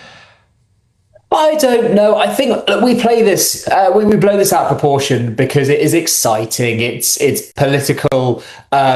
infighting, potentially, if you want to call it that. We haven't really seen it yet, so we're really speculating. I wouldn't be too worried yet if I were the Prime Minister, because there are, as Kevin alluded, just so many hurdles to jump. We don't know if the NEC will allow him to stand. We don't know if the NEC will even shortlist him if he decides to stand. We don't know if he will win. As you mentioned, it potentially could be a 3-horse race, a very difficult one to win. And then once he gets in, he needs that body of Labour MPs to come with him and to try to stage some kind of a leadership challenge if that's what he wants to do. So there are so many steps. Each one he could fall and fail completely. So, Sebastian, just on whether or not he would actually be selected. Look, I mean, let's just assume he wants it. I mean, he seems to be making a lot of noises, and certainly Labour Party conference, I think he was deliberately playing up to it. So let's assume he wants it, right? If Labour or the NEC decide that they don't want him, I mean, that is a visible sign that they're running scared. I mean, as Kevin's just been saying there, you know, people think he's done quite a good job in Greater Manchester. People think he's one of the most popular people. I mean, they would have to accept him, wouldn't they? Yeah, I mean, look, I would like to see him have a fair shot if he wants to. He's certainly qualified for the job. He's been an MP before. He's served Manchester, by all accounts, very well. So I would hope that if he does decide to go for it, he'd have a fair crack. OK, well, Kevin, I mean, it is put up or shut up now for Andy Burnham, isn't it? He's been making all the noises, the king in the north, and he needs to decide whether or not he wants to put his crown on and go to Gorton. He should just come out. It should come out tonight and say, "I would like to go for it," and then it throws the attention on the NEC to come up with reasons if they don't want him. I think that would be perverse. I mean, as you just alluded a minute ago, Andy Burnham is the most popular, not just Labour politician, but mainstream political leader in the country. I mean, you know, he's got decent ratings off a decent record, and he's got a nice political style, and a lot of people rather warm to him. Now, you know, Keir Starmer, for a multitude of reasons, he's inherited a terrible hand and all the rest of it. The economy is soured, and there's lots of reasons for that. But unfortunately for the Prime Minister, his popularity ratings rest at the bottom of the Mariana Trench. They're that bad at the moment, and there's no prospect of them resurfacing, I think, anytime soon. So this is a question of political physics. We are a few short weeks away from the beginning of the local election campaign and the campaign for the Scottish Parliament and Welsh government as well. You know, and if Labour does badly, and all indications suggest at the moment that the party will do very badly in these heartland areas, losing to Reform over here, losing to the Scottish National Party over here, losing to Plaid Cymru over there. It's going to be a dreadful moment, and MPs are already very, very jittery. And yes. I think if that were to happen, then it would put intolerable pressure on the Prime Minister. Just quickly, Kevin, former Labour advisor, yes or no? Would Andy Burnham make a better leader than Keir Starmer? Yes. And same to you, Sebastian. No, I think it'll be a terrible idea. It's a short-term fix, maybe ahead of the locals, but ultimately, look at what the Tories did. Every 2 or 3 years, they threw out a Prime Minister. They wasted years of potential recovery time. Labour can't afford to do the same. Both of you, thank you very, very much. Good stuff. Labour councillor Sebastian Sallet there, former Labour advisor Kevin Mear. Watch this space, everybody, because we need to be getting something out of the King in the North very soon, don't we? Is he going to run or not? Coming up, all of tomorrow's newspaper front pages breaking on the front of the Telegraph. Yep, you heard me correctly. Sir Keir Starmer's top security aide apparently wants Hamas to be able to keep some of their guns. It's another case of whose side are they on? That's next.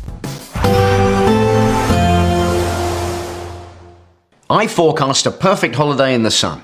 Weather looking good then? For sure, and no worries about our travel insurance. All Clear Travel Insurance sponsors GB News Travel Destinations Forecast.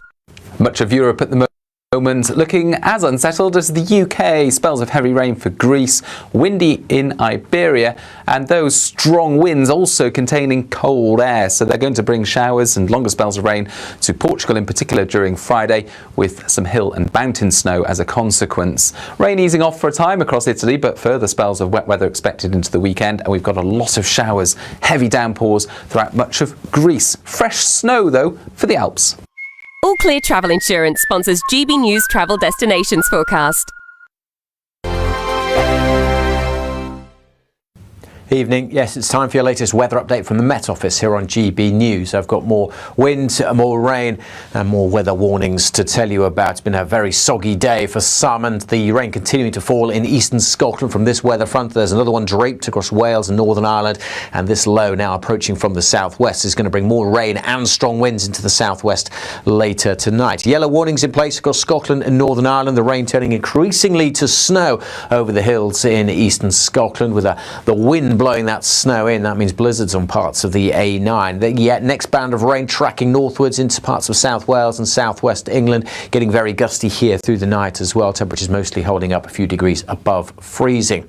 On to Friday, it's looking a little drier, certainly initially for Northern Ireland, but a wet start for the south of Wales, much of southeast England. Soggy again for most of Scotland. A rain warning remains in place, although, as I said, increasingly over the hills turning to snow. Over the Western Highlands, actually, for many it'll be dry through much of Friday. Some sunny spells here, but a cold, blustery wind bringing in the feed from the North Sea, bringing in the cloud and the rain, and the winds picking up in the southwest, as I said, through the night.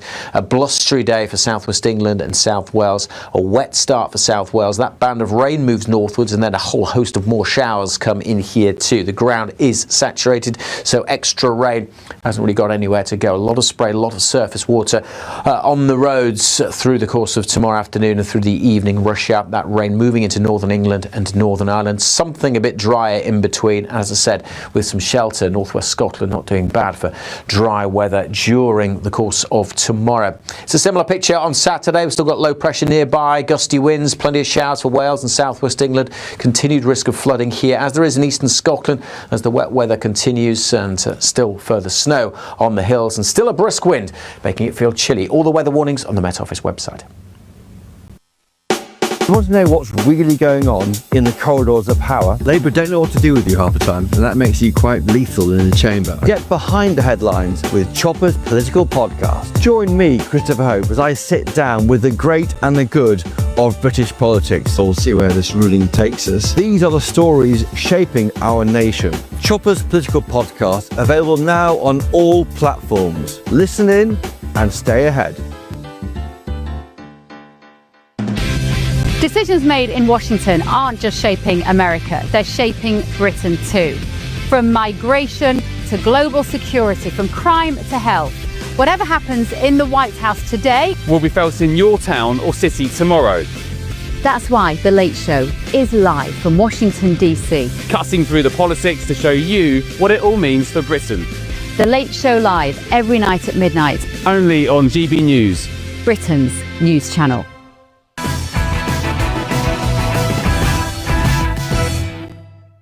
Welcome back. Let's get you all of tomorrow's newspaper front pages. The Times, Starmer's allies to bar the return of Andy Burnham. There you go. So that's hotting up, isn't it? Will Andy Burnham stand? Will he put his money where his mouth is? If we go to the Daily Mail, does Andy Burnham have the bottle? Well, they're throwing the gauntlet down to the king in the north there, aren't they? So he revels in his self-aggrandising King of the North image. A plum Labour seat is now up for grabs, but he'd have to get past Starmer's allies and Nigel Farage. And by the way, it looks like maybe Zach Polanski as well. So there we are. The Daily Telegraph. 4.5 million people to be denied a vote as more polls are asked. But there's a story down the side of the Daily Telegraph there, which I think is fascinating. Sir Keir Starmer's national security advisor is apparently pushing for Hamas to be able to keep their weapons like AK-47s and other personal firearms. I just think that's an utterly remarkable position to be taking. The Sun, glad we did it, they go for, which is Peltz Beckham and his wife Nicola. They've been pictured for the first time. They're out and about for a little walk. But as you're seeing there, the public, the British public anyway, maybe even the global public, appear to be backing his mum, Victoria, and I'll reveal why very shortly. And the Metro, they go for Gaza or Gaga, Trump's glitzy Middle East tourist vision. So this is the plan, really, it seems, mostly by President Trump, to turn Gaza into basically a holiday destination with business hubs and posh hotels along the front, and probably a golf course as well, I would imagine. But there we go. Let's just talk about the Daily Telegraph's front page first. A couple of good stories on there. Can we just deal with this first? So Jonathan Powell, who is the Prime Minister's National Security Advisor, now he is apparently rumoured to be believed to be behind some of the Legacy Act issue that we're seeing about the prosecution of veterans, behind many people think the collapse of the Chinese spy case, and now also Chagos, and now also apparently wants Hamas to be able to keep some of their weapons. Whose side is this guy on? Well, he is also the former chief of staff to Tony Blair. The Tony Blair government, of course, was the government that decided to invade Iraq and Afghanistan on dodgy dossier false information. So maybe we shouldn't be that surprised that someone like Jonathan Powell thinks that basically a terrorist organisation should still be armed. It's astonishing. This is the thing. I mean, Matthew, is this Labour Party policy that they think that Hamas should be allowed to be armed? Well, I think what he thinks is using his experience in Northern Ireland, where that Hamas should be allowed to keep small weapons themselves while their kind of big firepower is disarmed. This is to break the impasse. Because look, let's face it, we do not have, it's a mess of a situation. Today's absolute, shambolic, it's beyond not comparable, parody. is it, Matthew, with the Northern Ireland situation? I don't think. Well, I don't think it's directly comparable. I mean, I'm not an expert in whether or not they should be able to keep their... Well, they're an Islamist terrorist organisation. Well, hang on, I don't think the IRA were allowed to keep a few bucket loads of Semtex under the stairs, were they? I think that they didn't demand that every rifle they was... kept somewhere. But this is astonishing. The point is, with Hamas, we know that leaders have been killed. We know that the Gaza's been razed to the ground, that Hamas has been decimated. But most military people agree that Hamas was astute enough to maintain a sort of shadow team in place, point one. Point two, it is an ideology that you cannot destroy very easily. Yeah. I think it's an extremely dangerous thing to do. Have you seen what Israel have said, Patrick, at the bottom of this particular piece on the front page of the Telegraph, where they kind of pay tribute to Jonathan Powell. They say he has a good reputation here, but that's where the good news ends. This option isn't even an option. The 20-point plan says demilitarisation. Not please. And that's it. And not please hold on to your guns if you want to. Yeah, it's a complete non-starter, say the Israelis. Absolutely. And they're right. Let's stick on the Telegraph for a moment. I know this is an issue close to your heart, and it's about the local elections. 4.5 million people to be denied the vote as more polls axed, Russell. Yeah, look, I try not to actually get visibly angry about this, particularly after what's happened today in my home county of Essex. So we see here that Steve Reid, who's the Community Secretary, stood up at the House of Commons today and said that, without him taking responsibility for the cancellations, or indeed councils wanted to take responsibility for the cancellations, the 29 polls have been cancelled across Britain based on representations from certain councils. Looks like another 2 have just dropped, both Conservative councils. I think one is Suffolk, one is Norfolk. They come in late to the day to say that they're also running scared of reform, frankly, and also don't want to have elections. But in my home county of Essex, you've got this disgraceful situation where Kevin Bentley, who's the leader of Essex County Council, has apparently publicly said, and I've seen publicly said, well, of course we want elections, we want transparency, we want democracy and so on. The Times tonight are alleging that they have seen correspondence in the form of memos and emails from him as the leader of Essex County Council, the Conservative Council, saying actually in private, of course we don't want elections because we're going to get spanked by reform. That is deception. That is lying to the taxpayer if it is true. Yeah, again, obviously he's not here to defend himself, so we'll kind of leave that there. But I mean, again, obviously, if that is true, I mean, that's to say one thing to the public and do another behind closed doors, isn't it? So there we go. Can I just bring up The Sun, please? So The Sun's front page is they're obviously they're going long on the Beckham saga. And, okay, fair enough. It must be selling papers, but there's been a really interesting development today. So The Sun's front page is glad we did it. Brooklyn quotes very happy at the reaction to him, saying things about his parents wanting to control him and all of that stuff. But obviously, it's been a tricky week, I imagine, for Posh and Bex. Their eldest son, Brooklyn, decided to wear the family's dirty laundry for all the world to see. It's been one of the most spoken about news stories globally. But hopefully Victoria can take a bit of comfort, because her die-hard fan base have this week propelled her 2001 single, Not Such an Innocent Girl, to #1 in the iTunes chart. So tonight, Victoria Beckham is #1.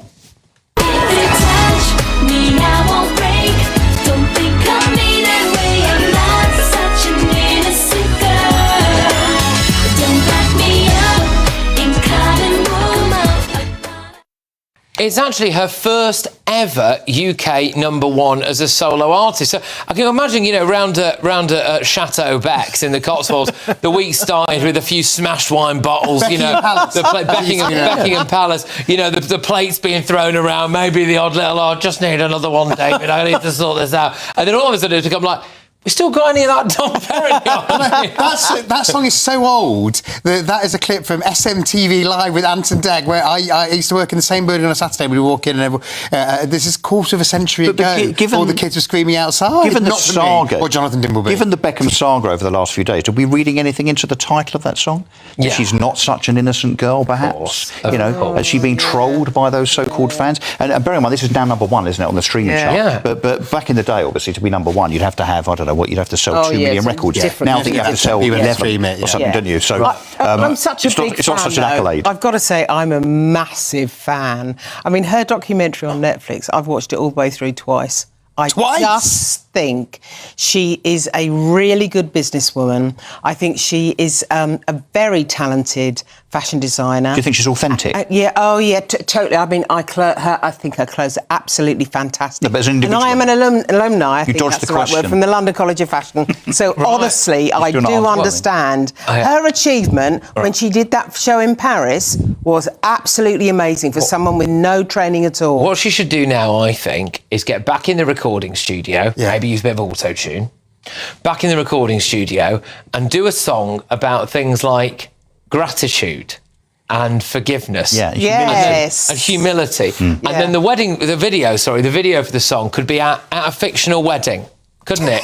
Right. Just think seriously, because now's the time, right? She could have back-to-back #1s. Well, no, but the video could be a load of kind of family videos from back in the day, like Brooklyn going off to his £80,000 a year school, getting in the back of his expensive Range Rover, talking about the watches his dad's bought him. Yeah. I mean, what could be so bad that he needs to take legal action to separate himself from his parents? What could conceivably be so bad? I mean, who are these people? Well, we'll see. There's two It's sides. entertaining the nation. There's two sides to every story, as they say.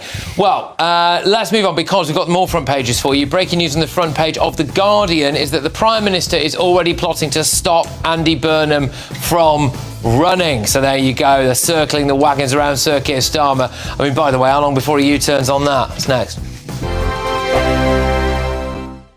Britain deserves a newsroom that puts the facts and your voice first. Well, and that's what you get on GB News. Lively debates, lively conversation. And we're not afraid to hold power to account. And each other. So join me, Andrew Pearce. And me, Miriam Gates, for Britain's Newsroom, weekdays from 9:30 on GB News. GB News Breakfast. Every day from 6 a.m. Of the autistic Barbie. Well, made by Mattel, this latest offering in the Barbie brand launches a new neurodiverse doll. Yeah, but lots of people reacting to this, saying it's too political and even virtue signalling. We're asking this morning, has Barbie gone woke? Joining us now, Paula London, who's a commentator on all sorts of social events, and the author, academic and activist Lisa McKenzie. We say hello, good morning to you. Now, tell me this, which one of you would cuddle up Barbie, this new Barbie doll? Which one of you would do it? I think if I was a little girl, Barbie's Barbie, isn't she? This is something that Mattel has done for many, many years. The first astronaut Barbie was 1985. We've got wheelchair user Barbie, we've got mermaid Barbie, we've got there are so many different Barbies, and I think with this, again, there's another story to this. It's been this Barbie is being made with a charity. So it's about, offering little girls a different type of Barbie, but it's also about showing that girls with autism are also, part of society. I have ADHD, and up to 50% of all women that have ADHD fit into the criteria for autism. And I found it rather almost offensive that the autistic Barbie has eyes that don't look directly in front, also has an iPad for communication, has noise cancelling headphones, and up to 1 million people have autism in this country. Some people don't realise. GB News, the People's Channel.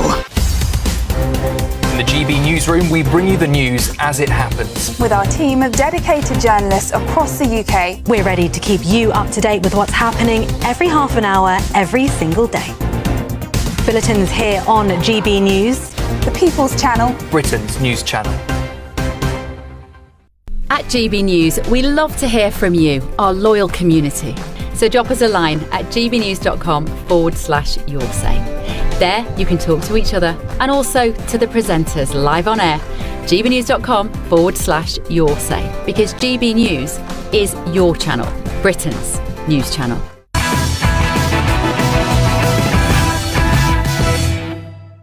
Welcome back. Let's get you the rest of tomorrow's newspaper front pages. We start with the Daily Express. Britain needs better care for cancer patients.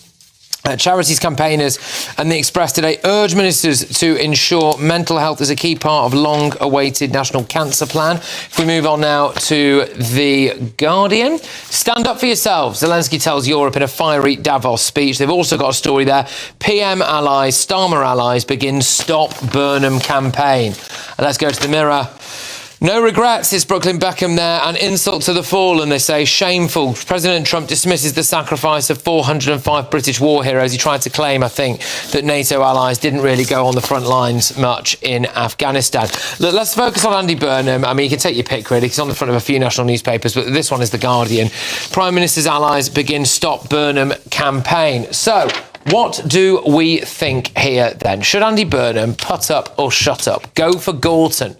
I think that this might be a bit of a ruse. I mean, given the hurdles, given the obstacles that Andy Burnham would have to go through, he would first of all have to resign as Manchester Mayor with all of the inconvenience and the negativity around that in terms of losing his power base, big budget, big decision-making opportunities, and, of course, his salary. He then has to go through the selection process. It looks like, according to the papers here, that the NEC, the Executive Committee, have already been lobbied to make sure that that doesn't happen.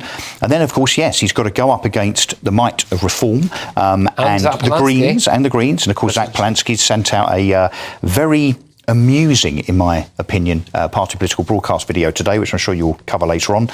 So yes, a three-way marginal, as you were saying earlier on. So this is by no means an easy route. I think he might be laying the ground for a leadership challenge after the May elections, of which we know Labour are going to do very, very badly at, for someone like Wes Streeting, who's his mate. He will never, though, Matthew, will he, get a better opportunity than this? A seat right in his home turf. He's there. He's been the mayor of Greater Manchester for a while.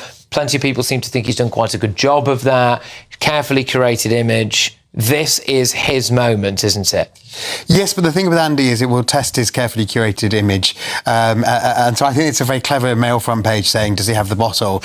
Because it is, it is no means a done deal that he'll get, that he would, even if he made it to Westminster, he would get anywhere near being able to challenge for the leadership, let alone win it. So I have a little feeling that Andy may just decide that he likes to stay King of the North. So you don't think he's going to go for it? But then that's it for him, isn't it? It's now or never. You see, this is the Daily Mail's front page that Matthew was talking about. Does Andy Burnham have the bottle? Yeah, it's either now or never, but the answer is it may not be now, because he can get to The idea that he automatically, if he gets back to Westminster, suddenly becomes the leader of the Labour Party is nonsense. Well, the timing of it, Linda, would be that it's in May, so it's going to coincide with what few local elections are taking place.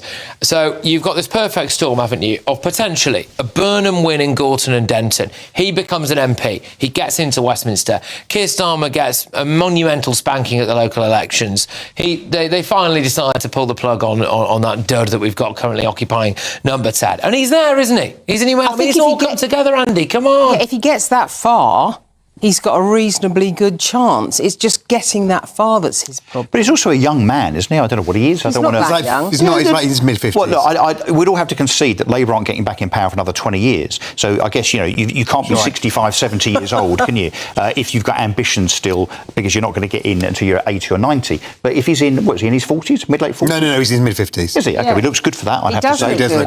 Look, maybe he thinks I'll have a go in 10, 12, 15, 20 years' time, which is about right. But in terms of when they're going to come back. is that Keir Starmer might have been thinking that, well, I mean, wrongly in my view, that he's had a relatively successful week. He's kind of traversed the line of Greenland a little bit. And here we are. We've got like 4 front pages who are completely dedicated now to talk about whether or not he's about to face a leadership But I challenge. think he's lost a bit of momentum. Do you remember the party conference? I certainly do. I do not think that he did that well there. Well, Starmer. Well, you've seen the cost of borrowing going up. Andy Burnham did not do that well. And there was a lot of talk then before. Do you remember? Absolutely. The thing about Andy is he has had a political journey, to put it mildly. In 2010, everybody forgets this, he was the candidate to the right of David Miliband. This is when the Miliband brothers fought each other. And Andy was the true Blairite. He was even more Blairite than David Miliband, and came and got like 5% of the vote. Matthew, also has and to now be he mentioned, pretends to be it on has the to be left. mentioned that he's been heavily criticised over his handling or lack of it with regard to the grooming gang saga.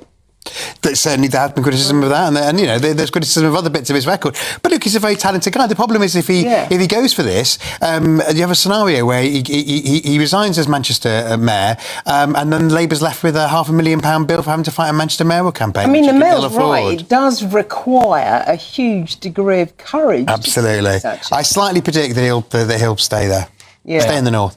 Well, there we go. Well, OK, so I think we are on pretty much nearly out of time for this, but we've got another hour, of course, coming your way for all of the papers. But I don't know if we've got time to squeeze this in. The British practice of polite queuing has been a tradition for thousands of years, maybe hundreds. But this man doesn't seem to have got the memo. Why the in line? You can literally skip the line and get the train. What the hell? They're all in the line. You can literally just go straight to the door, bro. What the hell? Why are you all in lines? Look at them.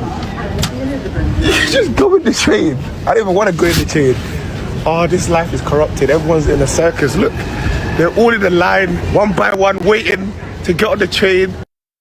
So OK, well, there we go. So apparently everyone's mad for just queuing patiently. How infuriating is that? It's massively infuriating. This country, do you remember when we queued when the Queen died? That's what we do. Well, not everybody.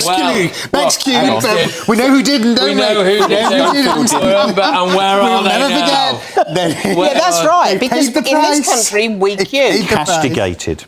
Yeah. Absolutely castigated. OK. Well, it's a big, big British thing. It's Very important. It's very important. We've got nothing left but our ability to queue. It's like tea. Hold on to it's it like while you a can. cup of tea and fish and chips and queuing. That's it. Absolutely. No, it's just this Britain in decline, that, isn't it, when you see that? Anyway, right, well, look, thank you very much to our wonderful panel. Thank you to all the guests this evening. Thank you to you for watching and listening. But don't go anywhere yet, because we've got another hour coming your way, and we've got a heck of a lot of newspaper front pages to get through.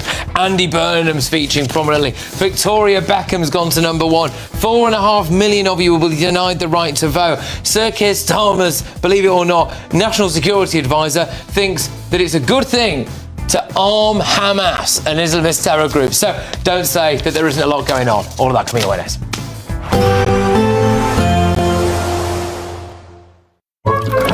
Warm and cosy, with a chance of zero visibility. Boxed Boiler sponsors the weather on GB News.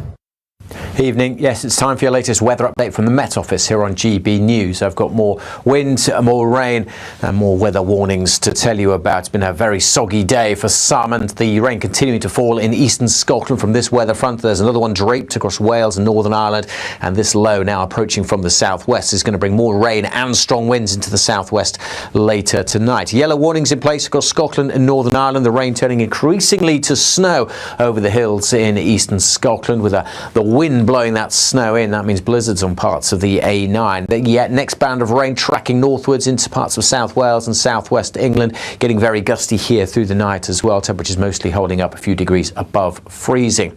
On to Friday, it's looking a little drier, certainly initially for Northern Ireland, but a wet start for the south of Wales, much of southeast England. Soggy again for most of Scotland. A rain warning remains in place, although, as I said, increasingly over the hills turning to snow. Over the Western Highlands, actually, for many it'll be dry dry through much of Friday, some sunny spells here, but a cold, blustery wind bringing in the feed from the North Sea, bringing in the cloud and the rain, and the winds picking up in the southwest, as I said, through the night. A blustery day for southwest England and South Wales, a wet start for South Wales. That band of rain moves northwards, and then a whole host of more showers come in here too. The ground is saturated, so extra rain hasn't really got anywhere to go. A lot of spray, a lot of surface water on the roads through the course of tomorrow afternoon and through the evening. Rush out that rain moving into northern England and Northern Ireland. Something a bit drier in between, as I said, with some shelter. Northwest Scotland not doing bad for dry weather during the course of tomorrow. It's a similar picture on Saturday. We've still got low pressure nearby, gusty winds, plenty of showers for Wales and southwest England. Continued risk of flooding here, as there is in eastern Scotland, as the wet weather continues, and still further snow on the hills, and still a brisk wind, making it feel chilly. All the weather warnings on the Met Office website. Warm and cosy, with a chance of zero visibility. Boxed Boilers sponsors the weather on GB News. Well, on the front pages, it's Labour Civil War is leading the day on 4 of them. So, is Andy Burnham going to put his money where his mouth is and run? Are Sir Keir Starmer's allies going to run scared and block him? Another bad news day for Labour, actually, because it turns out that Sir Keir Starmer's national security advisor apparently wants Hamas, yep, that Islamist terror group, to be able to keep some of their weapons. Victoria Beckham's gone to number 1, so it turns out it's quite lucrative falling out with your own son. And we've got all that and much, much more coming your way for the next hour. Don't move. An incredible £85,000 in tax-free cash could be yours. Hi, I'm Jane. I won £54,321 with the Great British Giveaway. Oh, definitely please enter. It is real, and that one text has just made my life 100% better. For another chance to win £85,000 cash, text cash to 63225. One entry costs £2.50 plus one standard network rate message, or text bonus to 63225. 5 entries cost £5 plus one standard network rate message. Go to gbnews.com/win. Entries start at £2.50. Call 0903 686 3232. Calls cost £2.50 plus your network access charge. Or post your name and number to GB18 PO Box 8690 Derby DE1 9TT. UK only. Entrance must be 18 or over. Lines close at 4 p.m. on the 30th of January. Please check the closing time if listening or watching on demand. Good luck. Hi, I'm Michelle Dewberry, and my show is your opportunity to cut through all the noise and dive in headfirst to some robust debates. Ideas clash. Situation, no, isn't it? because the failure is you're deliberately avoiding my point. Nothing's held back, And if you think this is the end of it, wait for more. and we do not shy away from the difficult stuff. Sometimes I want to shake people and say, if only you understood. So join me on Jubes and Co weeknights at 6 p.m. only on GB News, Britain's news channel. In the GB newsroom, we bring you the news as it happens. With our team of dedicated journalists across the UK, we're ready to keep you up to date with what's happening every half an hour, every single day. Bulletins here on GB News, the People's Channel, Britain's news channel. From the school run to the home run, watch a new show for all of Britain. So he can say whatever he wants. A straight talking show where all voices are heard. And, you know, when are we going to stop talking about smashing the gangs and actually do it? With the stories that matter from every part of our country. There's a bit of a crash landing there for your Chancellor. Bold, fearless and standing up for you. That's me, Martin Daubney, 3 p.m. till 6 p.m. weekdays, here only on GB News. The People's Channel, Britain's news channel. Westminster, the ultimate clique. And you're fighting like rats in a sack. But here on the Camilla Tominey Show, we ask the questions the establishment media is too scared to ask. OK, let me ask you a straight question, because I know you're a straight-talking politician. Whether it's net zero, illegal immigration or law and order, nothing is off limits. You had the power then. Yeah, as I and say, now you've lost it. That's the Camilla Tominey Show, a politics show that's fearless. No, let me finish my question if you don't mind, because it is my show. Sundays at 9:30, only on GB News, the People's Channel, Britain's news channel.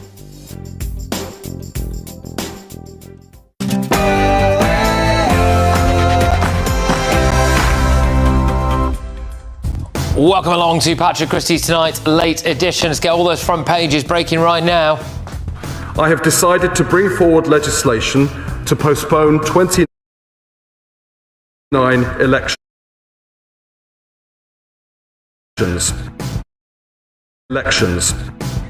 All splashing on the Daily Telegraph. 4.5 million of you to be denied the right to vote. Also, Andy Burnham is doing an excellent job as Mayor of Manchester. We work very closely together. through gritted teeth, they could be working even more closely together because Andy Burnham could be set to take Gorton and Denton in the upcoming by-election. Will he have the bottle to do it? That's what the Daily Mail is saying. But there's some other revelations coming out because in The Guardian they're also saying that apparently Sir Keir Starmer and his close team are trying to block Burnham. Labour civil war. Plus, war in Gaza, which is really coming to an end. We have little fires that we'll put out, but they're little. They were giant, massive. Well, President Trump seems to think that peace essentially is about to reign in Gaza, but is his glitzy Middle East tourist vision for Gaza, or is it actually a bit gaga? That's what's on the Metro. Apparently wants to do it up, turn it into some kind of tourist coastal resort business hub. Why not whack a golf course on there as well? You could be golfing in Gaza by the end of the year, who knows? Also, what's going on here? You cut back, you pick up the pace. No holiday this year. Sorry, kids.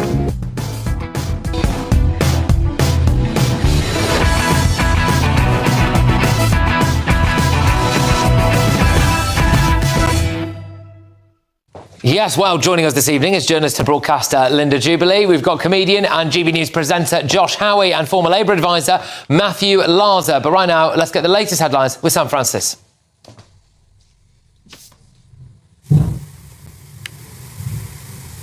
Very good evening to you. It's just after 11 o'clock. The top story this hour, peace talks on Ukraine are edging closer, with Volodymyr Zelensky confirming trilateral negotiations with the US and Russia are now being planned in the United Arab Emirates. The move follows Zelensky's meeting with Donald Trump at Davos as Washington pushes for momentum after nearly 4 years of war. Trump's envoy says the deal is now down to one solvable issue, with Zelensky making clear that issue is land, particularly eastern Ukraine, and insisting Russia must compromise too. Well, that diplomatic drive is happening alongside Donald Trump. Pushing for global peace today in Davos, the US president launched his Board of Peace, claiming it could help deliver what he called lasting peace worldwide. But the UK has chosen not to sign up. Foreign Secretary David Lammy says there are legal concerns and unease about the possible involvement of Vladimir Putin. Britain says it does support peace efforts, just not this one and not yet. Well, doubling down on familiar claims, Donald Trump said the world is making progress, suggesting the end of another war is close. And of course, the war in Gaza, which is really coming to an end.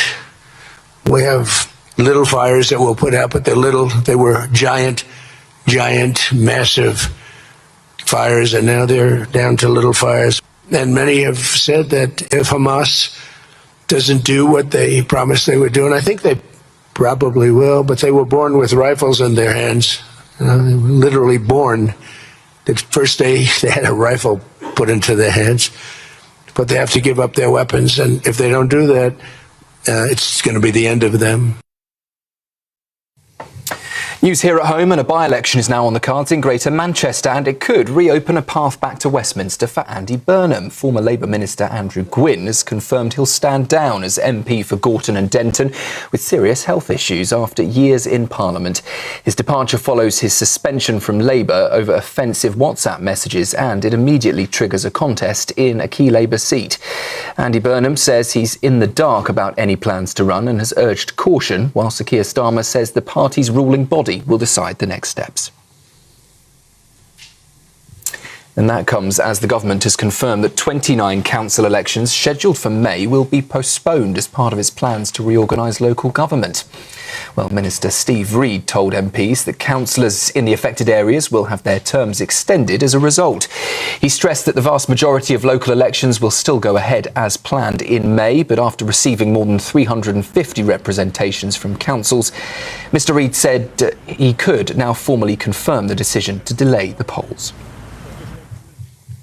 And policing in England and Wales is set for its biggest shake-up in decades. The Home Secretary, Shabana Mahmood, plans to slash the number of police forces down to possibly less than 43 and maybe even a dozen so-called mega-forces. Ministers say the current system is bloated, inconsistent and struggling to tackle serious and organised crime, arguing that where you live shouldn't decide how well you're protected.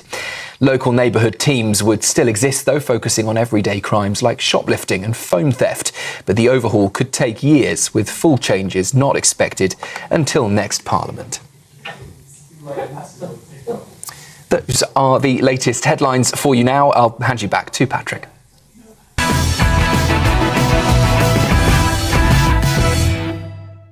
All right, let's get you all of Friday's newspaper front pages, shall we? Starting with the Daily Mail. Does Andy Burnham have the bottle? That's what they say. He revels in his self-aggrandising King of the North image. A plum Labour seat is now up for grabs, but he'd have to get past Starmer's allies and Nigel Farage. Does he have the bottle? Let's go to the Times. Starmer's allies are apparently going to bar the return of Burnham. Ban Burnham is going on in the Labour Party at the moment. Not great luck, I suppose, really. Looks a bit weak, doesn't it? But there we go. The Guardian.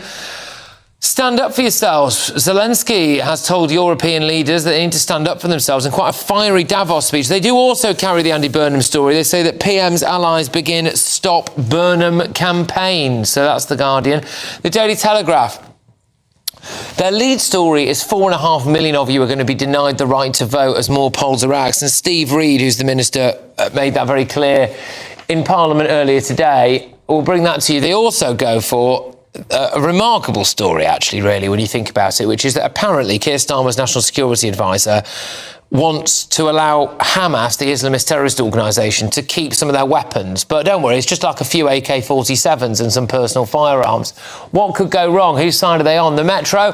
Sticking with that kind of Gaza theme, actually, President Trump revealed, so supposedly anyway, his plans for Gaza today. The Metro go for Gaza or Gaga.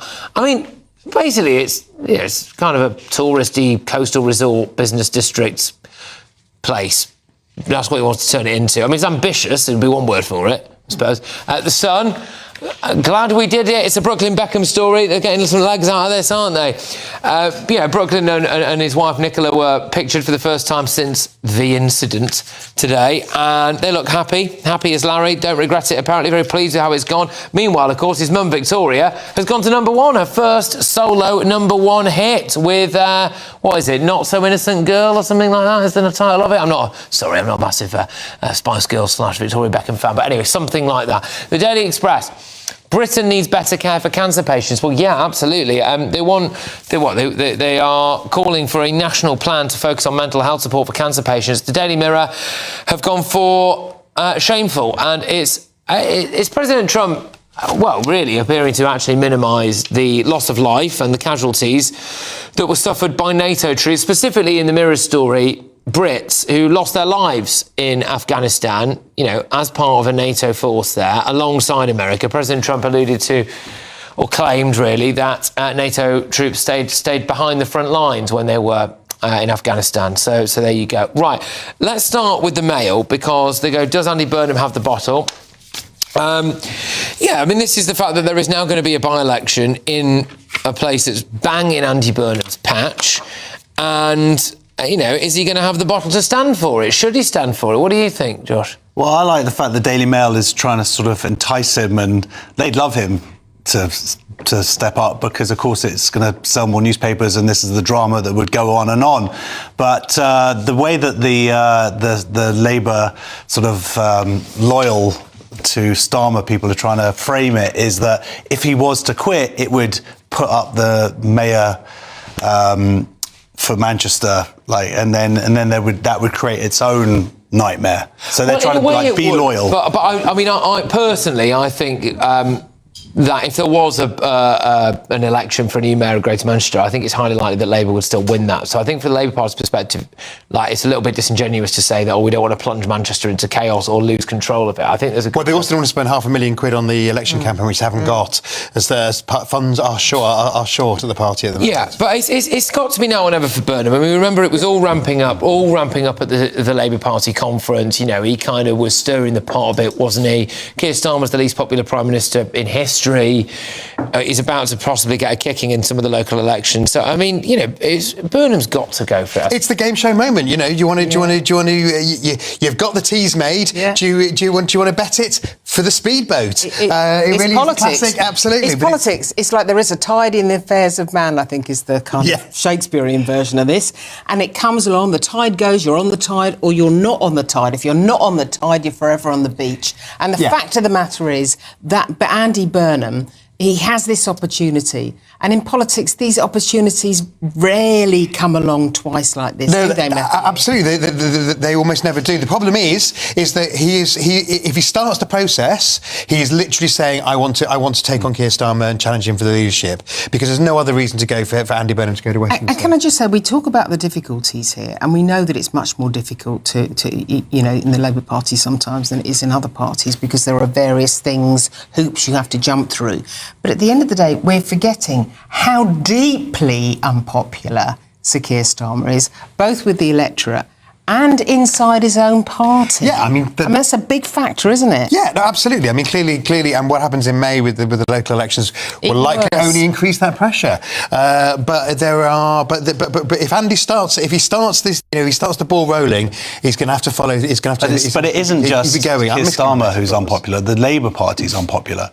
So you say it's an opportunity, but it's an opportunity to be at the head of a sinking ship at the same time. It's also how much of a risk he wants to take. So the latest polling from Gorton and Denton would suggest it's a 3-horse race. So we've actually got a clip of Zach Polanski, which if we can drag that up, that would be great. But so far, Labour are on top, and then I believe in second, I think, are the Greens. Yeah. And then it's Reform, I think. Anyway, so it'll be interesting to see who Reform put up. I'm not sure who that is at the moment. But let's say it's Andy Burnham. And then we've got whoever Reform put up. And then you would have, potentially, the news tonight is Zach Polanski, so the leader of the Greens. Who is from Manchester. Who is from Salford, it's from the area. And that would be a remarkable by-election, wouldn't it? You've got the mayor of Greater Manchester, as was, with the lead versus the leader of the Greens, and then whoever Reform put up there. I mean, that would be an absolute epic.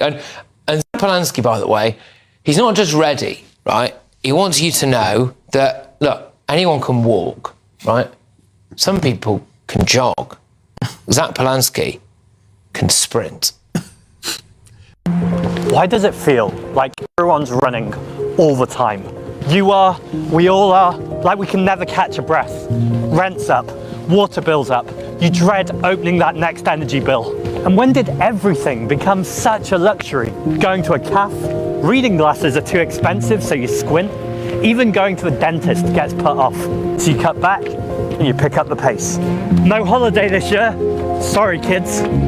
Because the moment you stop running and really look, one thing becomes really clear. When the rest of us are killing ourselves to create wealth, and hardly any of it is coming back to our communities. It's going somewhere else, upwards to the pockets of the super rich. Starts with a walk, gets to a jog, and then eventually works itself up to a sprint there, you know. Well, I'm just going to put that out there, number one. Number two is, I'm just going to put that out there, number one. Number two is, the worst... Let's get a home bargain. Yeah, the worst thing they could have made him do is run. Because he doesn't know how to run.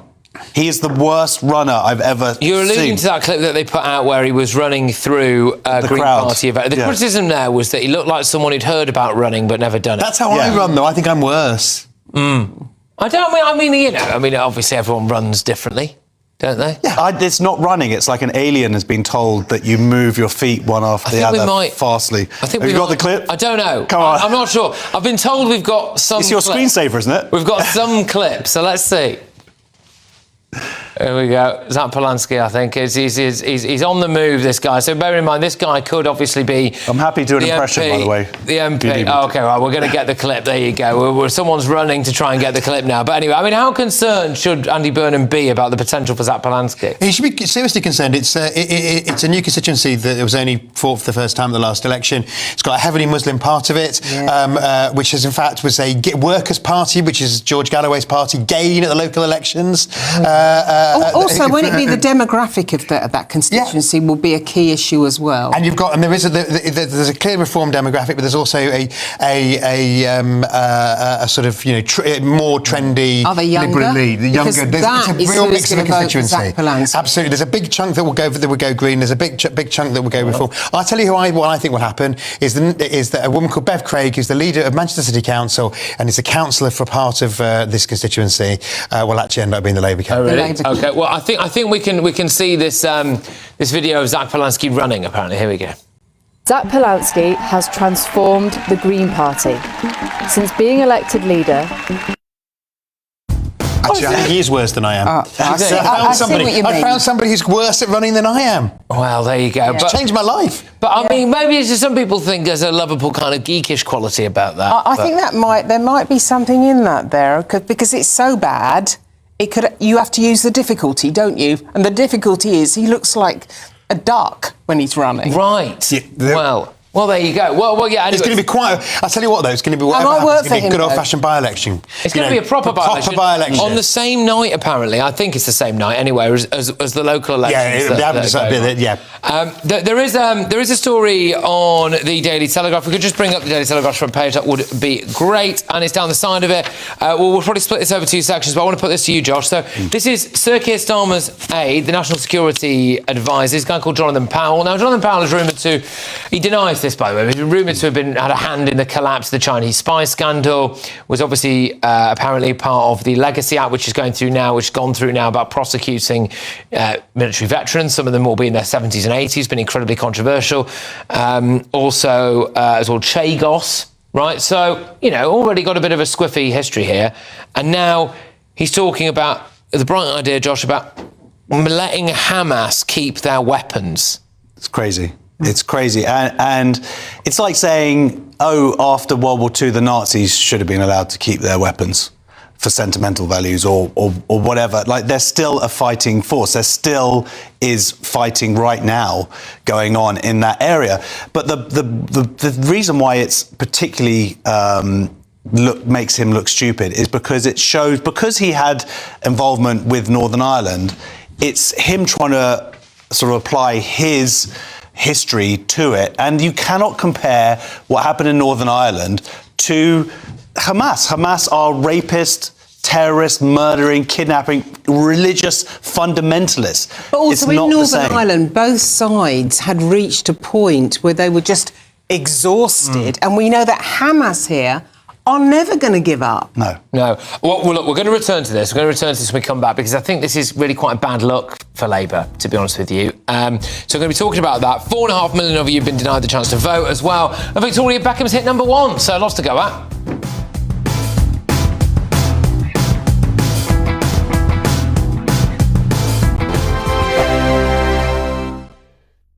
Westminster's full of talk, but out here, it's the real world.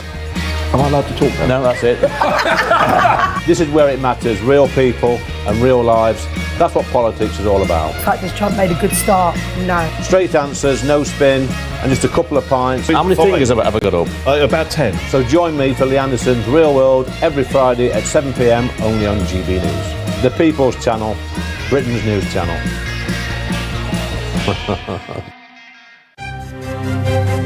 GB News Breakfast, every day from 6 a.m. The purchase has divided the newsroom, shall we say. Has it divided it? It's Stephen on one side and everybody on the other side. Look, I like a bit of fashion. A bit of fashion, a bit of style. I'm a man of a certain age now. I'm very nearly 52. So what is wrong with that?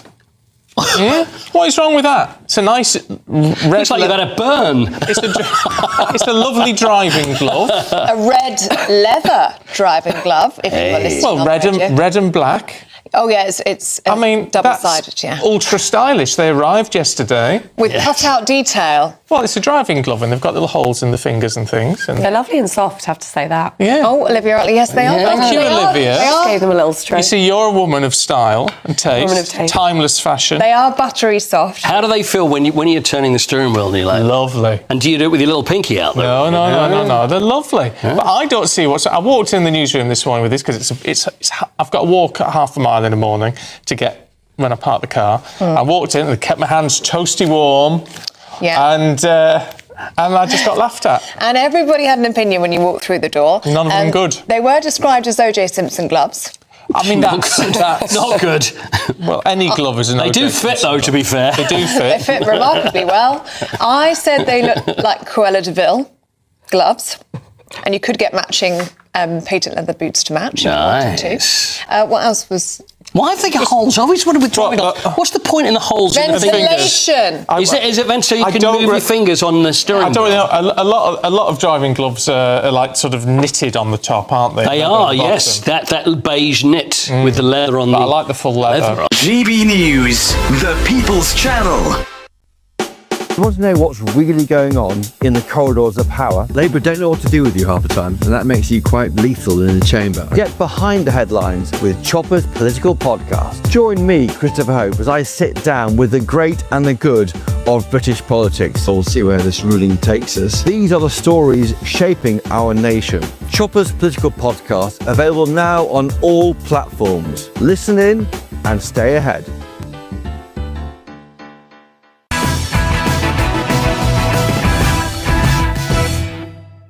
Yeah, welcome back. Let's bring up the Daily Telegraph's front page again. A couple of cracking stories here.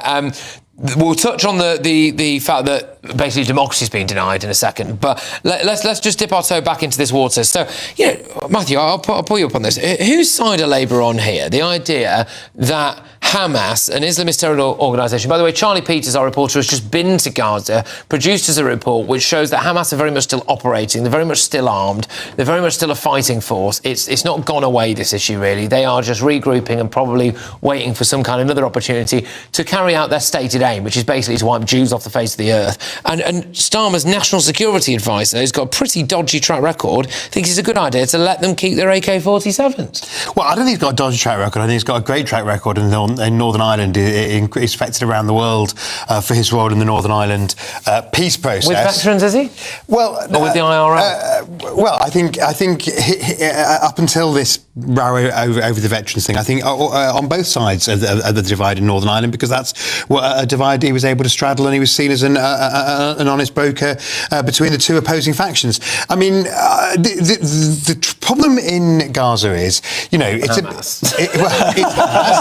problem in Gaza is Trump likes to think it's all done, but it ain't done. It is. You can't make this about Trump, mate. Come on. I can make anything about Trump. This is about Sir Keir Starmer's national security because if you actually advisor. want to deliver an ongoing peace, there has to be some compromise. Whether this is the right compromise, obviously, is. But does there have to be compromise? Like, they've lost. So they started a war that they've lost. I think there has to be some compromise, but not this one. In any situation like this, in any negotiation, in any kind of peace treaty or whatever you want, peace deal, whatever you want to call it, compromise is always an element. But this is a step too far. Hamas can't exist and they can't be armed.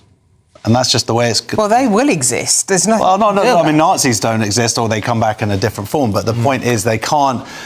Israel will, just for survival mechanisms, because the pattern they've had over however many decades is, it kind of ends as a ceasefire, then they rearm, and then they kill some more Israelis, and Israel has just had enough of that, so they won't allow it. I think Hamas will continue to exist, and if you've got Iran in the region behaving the way they normally behave, Hamas won't... Well, that's why we need to pray for the Iranian people. Yeah, we do. Just on like where this Labour government's at. I mean, there's been talk, hasn't there, of British Jews obviously not feeling safe in this country, and we managed to thwart what would have been the largest terror attack Britain had ever seen, involving a couple of Tunisian ISIS fanatics, where they just wanted to have that marauding attack, predominantly against the Jewish community in Manchester. They did also say that if they kill a couple of Christians, that's a bonus. So cheers, lads. But then you've obviously had relentless anti-Semitism, etc.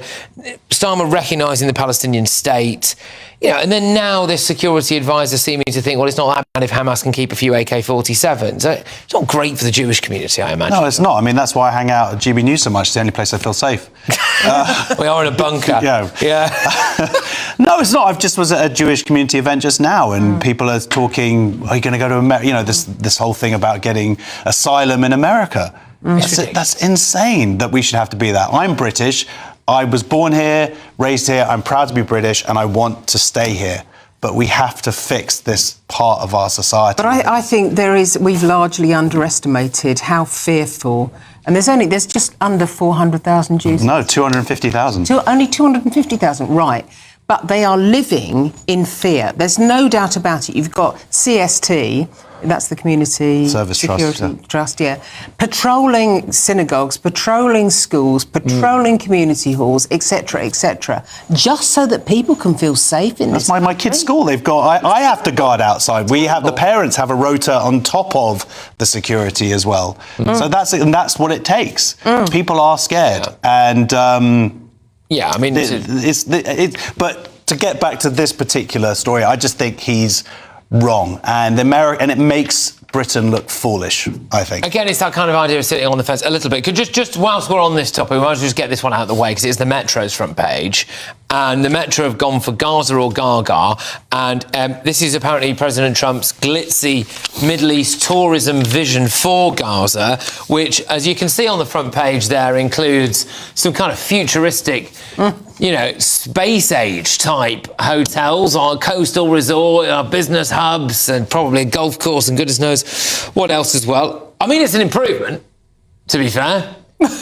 Well, yes, I mean, it is rubble at the moment, so rightly or wrongly, but I mean, I think that we just seen the most sort of unbelievable 24 hours with this board for peace. We had to pay a billion quid to get on, and it's all run by his family, and he's on it for life. I mean, it's just insane. And what we need is a sustainable rebuilding plan for Gaza, so that we don't see Hamas or a variant can come up from the ashes. I mean, obviously, look, some people are saying, well, it's a bit offensive because, well, more than a bit offensive. Some people would say because there are obviously people who live there, and it's not necessarily a great look to think, well, we'll just, I don't know, build a Ritz-Carlton on it. Yeah, you wouldn't do that anyway. No one with Trump half a brain would do that. I mean, the fact is, it's been decimated. It's going to be an incredible job to redevelop that area. It will take a decade, even to get the bare bones in place. And then they've got that huge tunnel network completely underpinning the whole to be fair, that's the drainage sorted.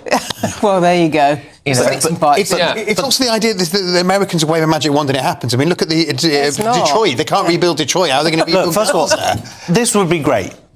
Brilliant. Let's develop it. I mean, in terms of, autonomy, freedom, prosperity for Gazans, that would be fantastic. But before any of that, you have a population who the majority hate Jews and don't want an Israel. Until that can be sorted, they in 2005.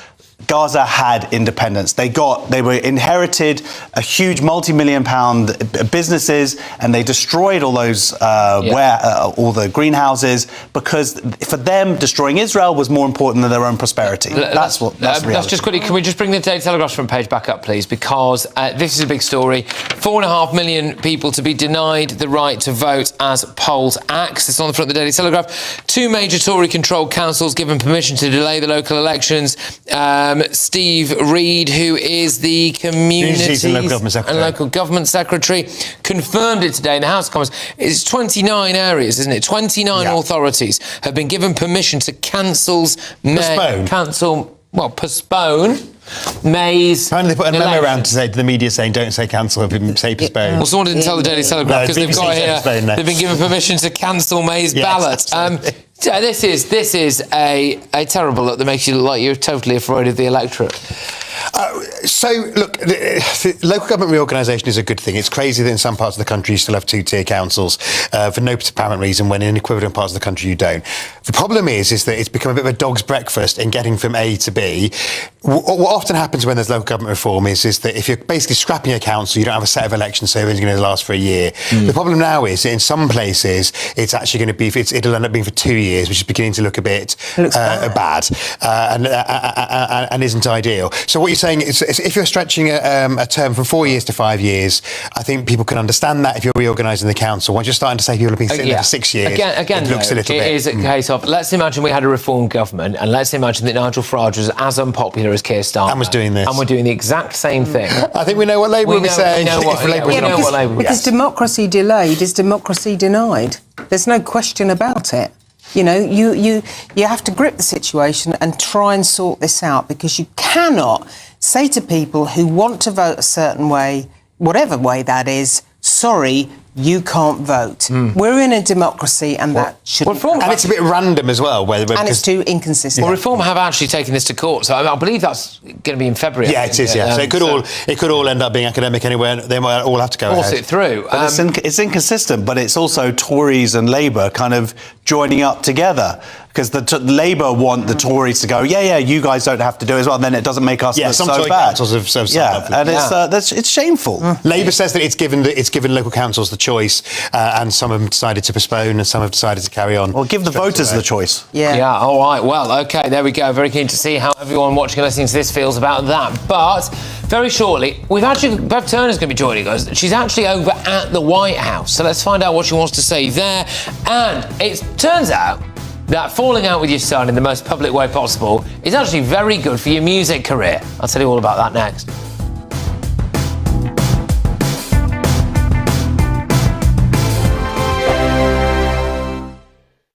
Evening. Yes, it's time for your latest weather update from the Met Office here on GB News. I've got more wind, more rain and more weather warnings to tell you about. It's been a very soggy day for some, and the rain continuing to fall in eastern Scotland from this weather front. There's another one draped across Wales and Northern Ireland, and this low now approaching from the southwest is going to bring more rain and strong winds into the southwest later tonight. Yellow warnings in place across Scotland and Northern Ireland. The rain turning increasingly to snow over the hills in eastern Scotland, with the wind blowing that snow in. That means blizzards on parts of the A9. The next band of rain tracking northwards into parts of South Wales and southwest England, getting very gusty here through the night as well. Temperatures mostly holding up a few degrees above freezing. On to Friday, it's looking a little drier, certainly initially for Northern Ireland, but a wet start for the south of Wales, much of southeast England. Soggy again for most of Scotland. A rain warning remains in place, although, as I said, increasingly over the hills turning to snow. Over the Western Highlands, actually, for many it'll be dry through much of Friday. Some sunny spells here, but a cold, blustery wind bringing in the feed from the North Sea, bringing in the cloud and the rain, and the winds picking up in the southwest, as I said, through the night. A blustery day for southwest England and South Wales. A wet start for South Wales. That band of rain moves northwards, and then a whole host of more showers come in here too. The ground is saturated, so extra rain hasn't really got anywhere to go. A lot of spray, a lot of surface water on the roads through the course of tomorrow afternoon and through the evening rush hour. That rain moving into northern England and Northern Ireland. Something a bit drier in between, as I said, with some shelter. Northwest Scotland not doing bad for dry weather during the course of tomorrow. It's a similar picture on Saturday. We've still got low pressure nearby, gusty winds, plenty of showers for Wales and southwest England. Continued risk of flooding here, as there is in eastern Scotland, as the wet weather continues, and still further snow on the hills, and still a brisk wind, making it feel chilly. All the weather warnings on the Met Office website. Decisions made in Washington aren't just shaping America, they're shaping Britain too. From migration to global security, from crime to health. Whatever happens in the White House today will be felt in your town or city tomorrow. That's why The Late Show is live from Washington, D.C. Cutting through the politics to show you what it all means for Britain. The Late Show live every night at midnight. Only on GB News, Britain's news channel. Westminster's full of talk, but out here, it's the real world. Am I allowed to talk now? No, that's it. This is where it matters. Real people and real lives. That's what politics is all about. In fact, has Trump made a good start? No. Straight answers, no spin, and just a couple of pints. How many fingers have I ever got up? About 10. So join me for Lee Anderson's Real World every Friday at 7 p.m. only on GB News. The People's Channel, Britain's news channel.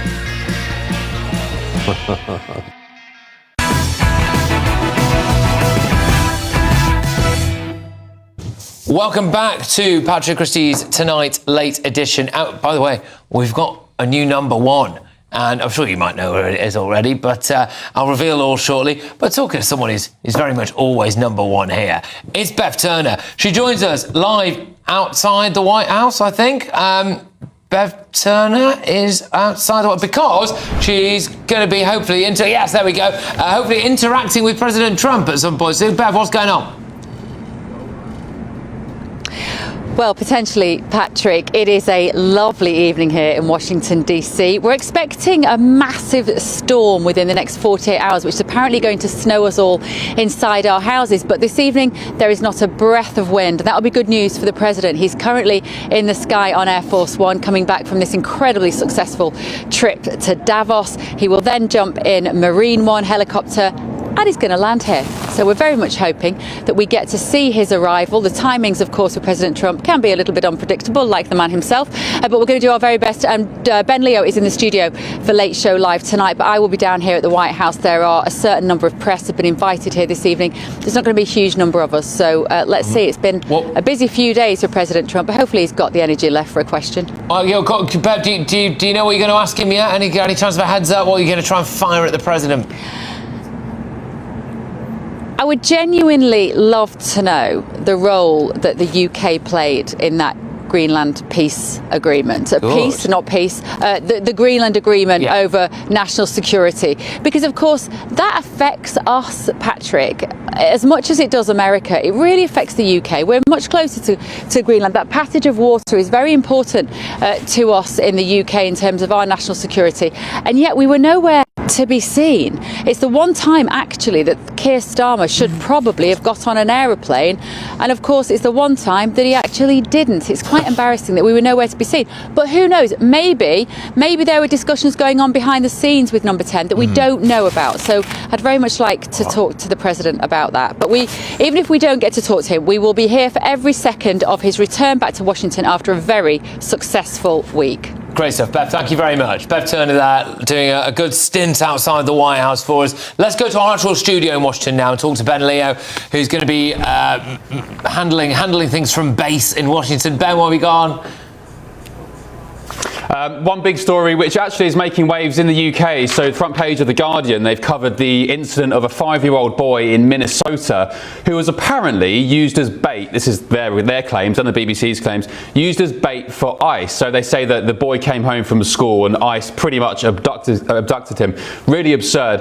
ICE have called out the BBC today on X, saying all the BBC does is lie, because the truth of this story is that ICE went to arrest the boy's father, who was a criminal illegal immigrant. The guy ran off, leaving his poor 5-year-old standing on the side of the street, and ICE, of course, had to look after him whilst they either got the illegal criminal back or somebody else came to look after him. But it's been spun by the likes of the BBC and I think by The Guardian as well as ICE detaining a 5-year-old. ICE, as I said, went on X today. Social media absolutely blasted the BBC. They said, all you do is lie, BBC. And it's just funny. It's another example of how the administration, especially the guys at ICE, are portrayed in such a way. Their coverage is spun like nothing before. Alistair Campbell would be impressed with the kind of spinning that we see today against the likes of ICE. I'm not saying they're perfect. There, of course, are incidents of, where they should be doing a better job. But stuff like this is insane. So getting stuck into that and more. Hopefully we get Trump from the White House as well, Patrick. All right, Ben, thank you very, very much. Ben Leo there, and of course Bev Turner, who will be bringing you up to date with everything stateside and a bit at home as well. Thank you very much. Make sure you tune in midnight until 2 a.m. Right, OK, so obviously the BBC aren't here to defend themselves, so anyway, there we go. Right, now I want to bring up the Sun's front page, a bit light relief, I think, this now. So it's the story that's, it's made, it's international headlines, isn't it? It's the Brooklyn Peltz Beckham versus Victoria saga. So again, which side are you on? I am more on the side of the Beckhams, as in not Brooklyn, right? Because I think he's had, he's had everything given to him in life, and he's a man of little to no discernible talent, I'm afraid, really, apart from managing to bag an heiress, which I think he only did because his last name happens to be Beckham. But anyway, they're very glad that they did it, apparently, on the front. They said, we're so glad we found freedom. Brooklyn, very happy at the reaction. Well, he might not be that happy about this, because the other story today is that it's propelled his mum to #1. And I think we've got a clip, actually, of the song that has gone to #1. It's Victoria Beckham, and it's called, what is it? Not Such an Innocent Girl or something, I think it is, which is quite funny when you think about all the rumours that are going around Nicola Peltz. Can we play the clip of the song?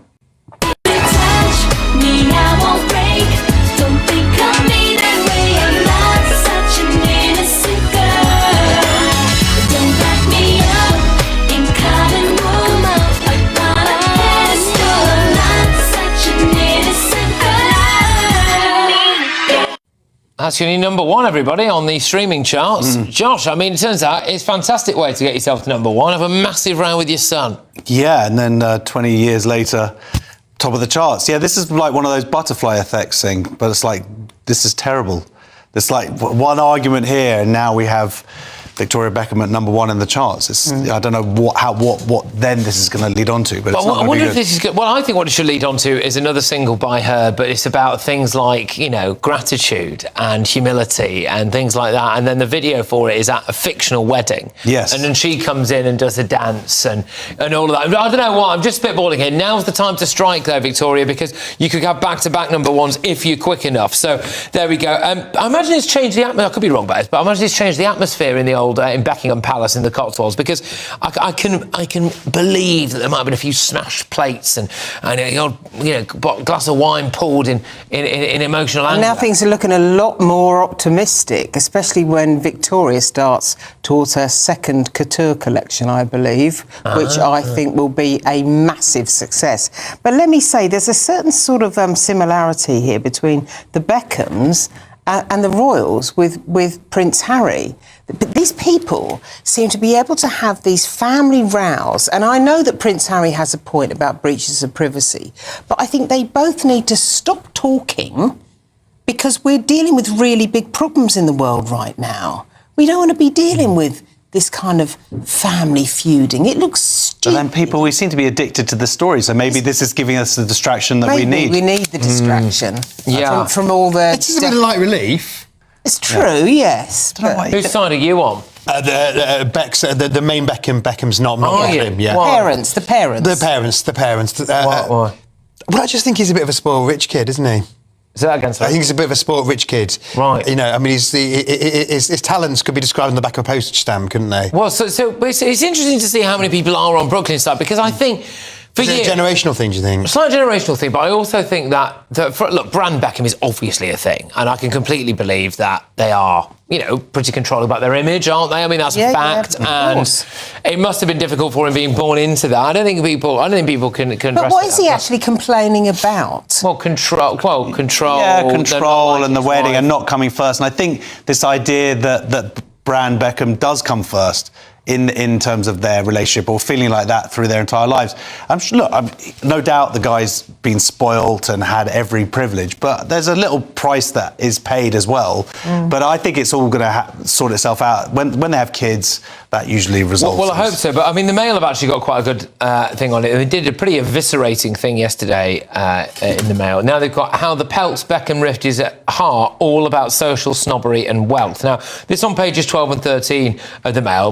We've not got that, but I kind of think I know what it's about, which is the Peltzes are unbelievably wealthy. Now, in normal social circles, the Beckhams are the richest people in any room. They're kind of the most, quote unquote, powerful in any room. They're the most, like, kind of high status, maybe you could say, in a sense, right? Whereas the Peltzes are more kind of like old money, and they are seen as a bit more high status, and the Beckhams, I think, are a bit nudged out, and it's like that idea, anyway, rightly or wrongly, that Brooklyn has now found, so he's almost gone up a level and doesn't need his parents anymore. He's achieved a higher echelon of both wealth and the Beckhams and are kind of a bit nude in front of these people. There was a bit of a row over is it Nicole or Nicola? I can't remember. I think it's Nicola. Nicola wouldn't allow Victoria Beckham to design her wedding dress, and there was a row already. Oh, I thought it was the other way. I thought it was that she was designing it, and then at the last minute she turned around. I can't believe I know this information. But in the last minute she didn't want it. That's true. No, she didn't want it. But what's interesting about it is for all this, all the youngsters are complaining about control. This is an absolute classic. PR-controlled story, because on the front of two national newspapers, or all of the national newspapers, all the tabloids, you've got a picture posed. The whole thing is, the story is the existence of the picture. Moving on with the romantic stroll. It's like it is actually still like something out of the 90s, you know. Yeah, they've Max Clifford-esque, you know. They've gone for it, haven't they? And also, she looks a little bit like his mum. There's something a little bit Oedipal possibly there. But the thing is that because she's about a foot taller though. Is that okay? Well, I haven't looked too much into it. Just riffing on a late night news show. Yeah. Which I think you've done very well. But I think there is something interesting here that because he is wealthy now from this marriage, the rest of us, we're all kissing our parents' butts to stay in the will. Yeah. To get their home. He can afford to turn around and go, do you remember when you were 6 and you left me in the car for an hour? Now it's revenge. So yeah, well, there we go. Well, we'll have to wait and see what happens. Yeah, obviously, it's just split people. There's some people are Team Brooklyn, some people are Team Beckhams. Anyway, I've got more coming your way, more front pages for you. Lots on as well. I mean, President Trump has actually been criticised, really, about the veterans issue here. So we'll talk about that and much more when we come back.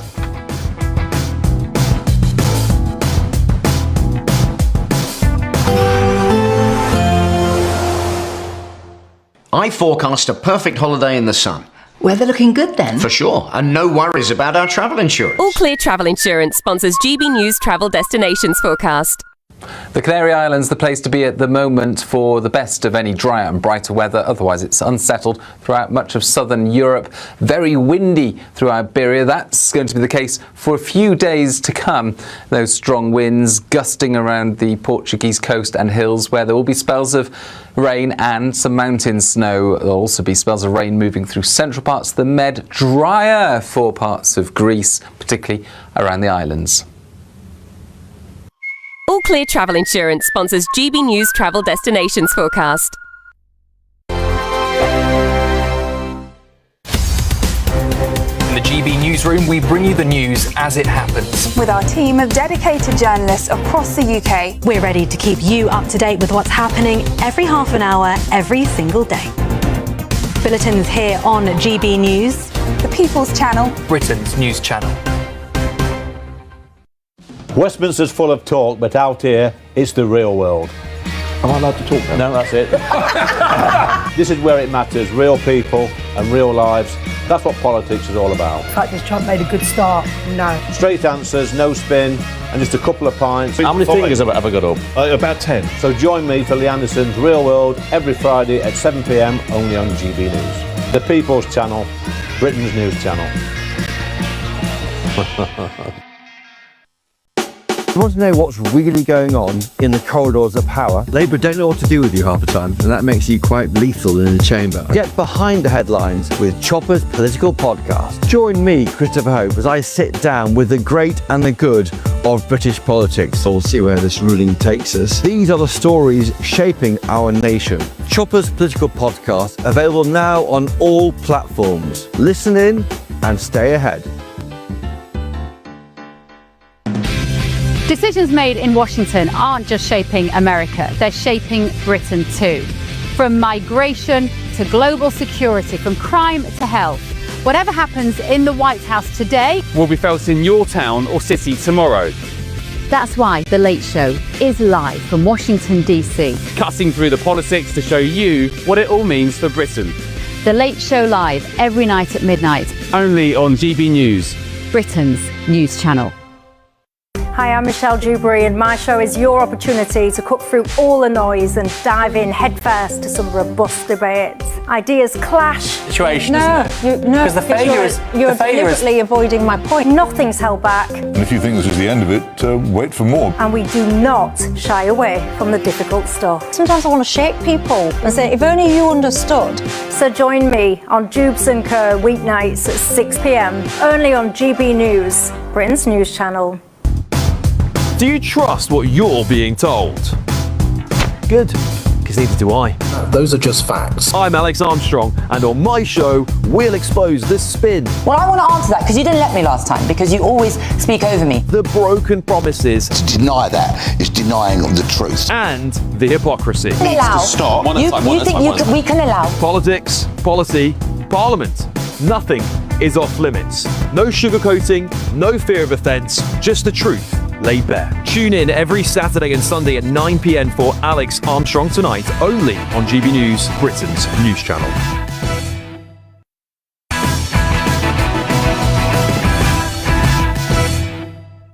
Welcome back. I'm going to start this section with a story that's actually kind of just breaking as we speak, really, which is that apparently the Metropolitan Police in London have blocked a UKIP demonstration, again, the second one, again scheduled to take place in Tower Hamlets, obviously large Muslim population in Tower Hamlets, over potential for violence, right? So counter-protest in the area. A second event known as the Walk with Jesus rally and scheduled for January 31st has been prohibited. They cancelled one, you might remember, was it a couple of months ago now, a few months ago, wasn't it? Police said allowing the demonstration to proceed would be reckless given its location. Well, it's interesting this because what happened last time was that UKIP were told to move, well, they were ordered to move, they did move, and then large groups of Muslim men wearing balaclavas gathered on the streets to, quote, defend their community. So they were allowed to have their own rally, but then obviously UKIP couldn't. So it's happening again. It's Groundhog Day. I mean, what do you make of this? Well, there was a clip that I sort of found and edited and the last time this happened, where you had groups of Muslim men sort of marching through Tower Hamlets, and then there was a left-wing guy who gets bumped into and he goes, "Hey mate, we're on the same side," and the Muslim guy goes, "No, we're not." Yeah. And it sort of perfectly encapsulated this kind of the red-green alliance and how it will instantly shatter when met with reality. But there's a problem that the police have in terms of policing, in that it's like, having the pro-Palestinian marches outside of a synagogue. If it's going to target specific people, it's a debate that has to be. But that's interesting because the police let it happen. They let that happen. They let that happen outside Jewish restaurants. They let that happen, and it does seem like this, and it does seem that UKIP obviously they're very much on the right of politics, and they are being banned from doing something that, if it was a pro-Palestine protest somewhere, evidence would suggest it would be allowed to go ahead. I wouldn't say I was any stretch of the imagination a UKIP supporter, but I don't think that that march should be banned. I think the police ought to be doing their job properly. They ought to be going out there. They ought to be escorting side by side with the protesters, making sure there's no trouble. With the other thing, what was it? Walk with Jesus protest. Yeah, well, they're trying. This is UKIP's. I think the issue is UKIP is now a tiny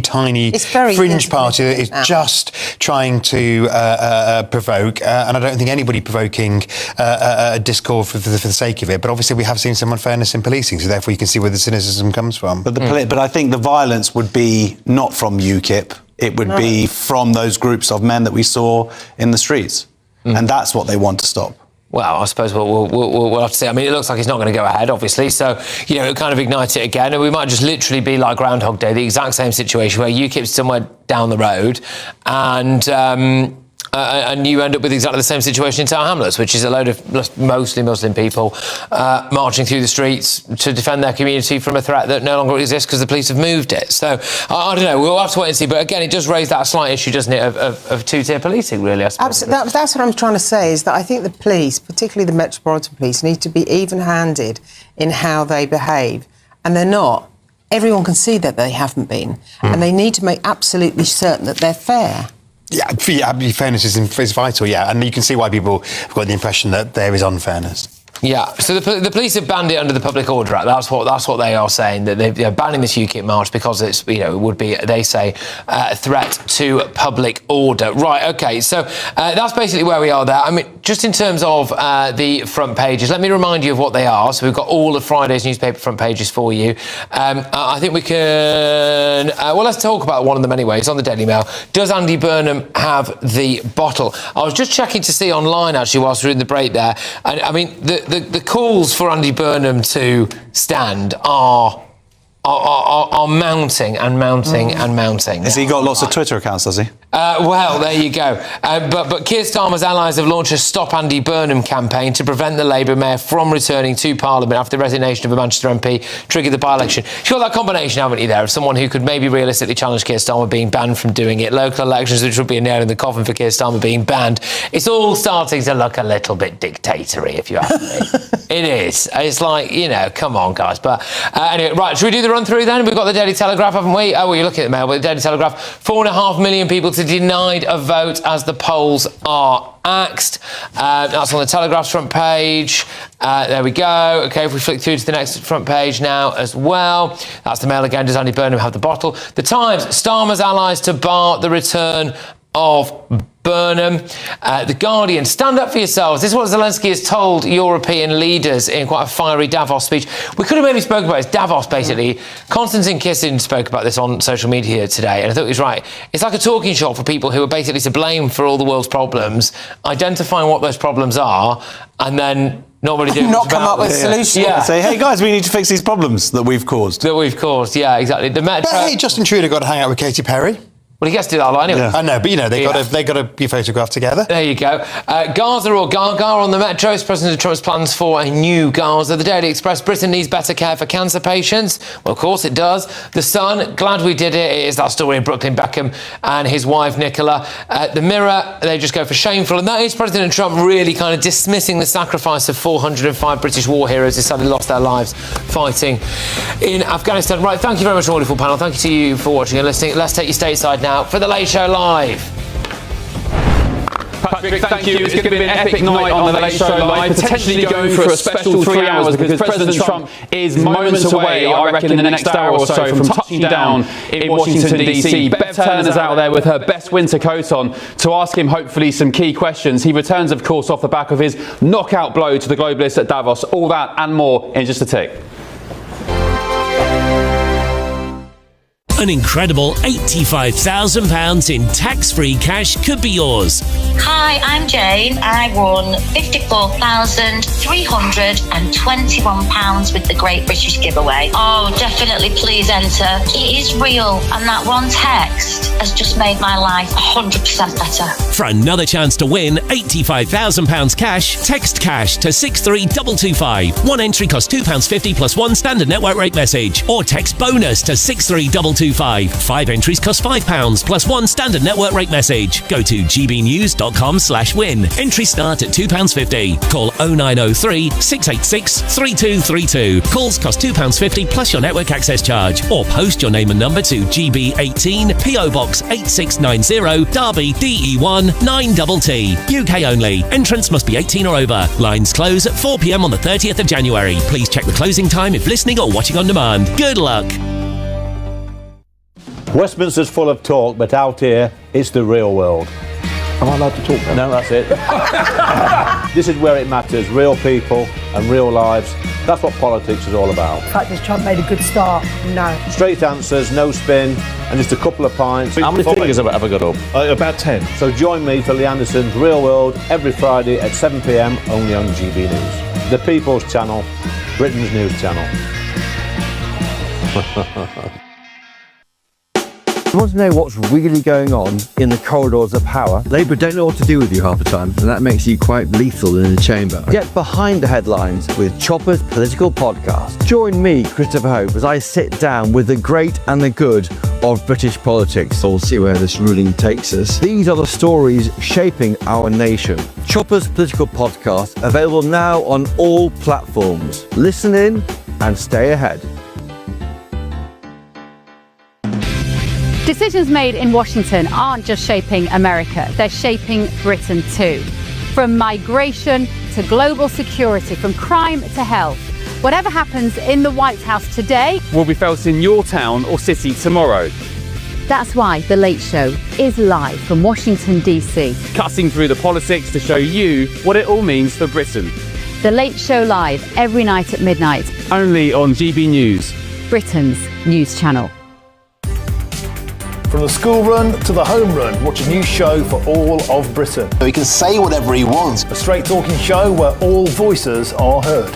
And you know, when are we going to stop talking about smashing the gangs and actually do it? With the stories that matter from every part of our country. There's a bit of a crash landing there for your Chancellor. Bold, fearless and standing up for you. That's me, Martin Daubney, 3 p.m. till 6 p.m. weekdays here only on GB News. The People's Channel, Britain's news channel. a really important thing about GB News, and it's brought something completely different to the landscape. The mainstream is all about keeping the status quo as it is, ticking along quite nicely. They don't want to ask difficult questions. GB News exists because there is a desperate need for fearless journalism that puts the people first. GB News came on the scene as a disruptor, and it has always been a disruptor ever since. Journalism in this country has been a cosy world full of groupthink until now. Well, the reality is that most British journalists are afraid. That's not GB News. Journalism is journalism at the end of the day, and we're not here to serve any masters. Our masters are our audience. We're here to talk about things in a way that have never been broadcast on British Airways before. Do not miss a moment on GB News. The #1 news channel in the country.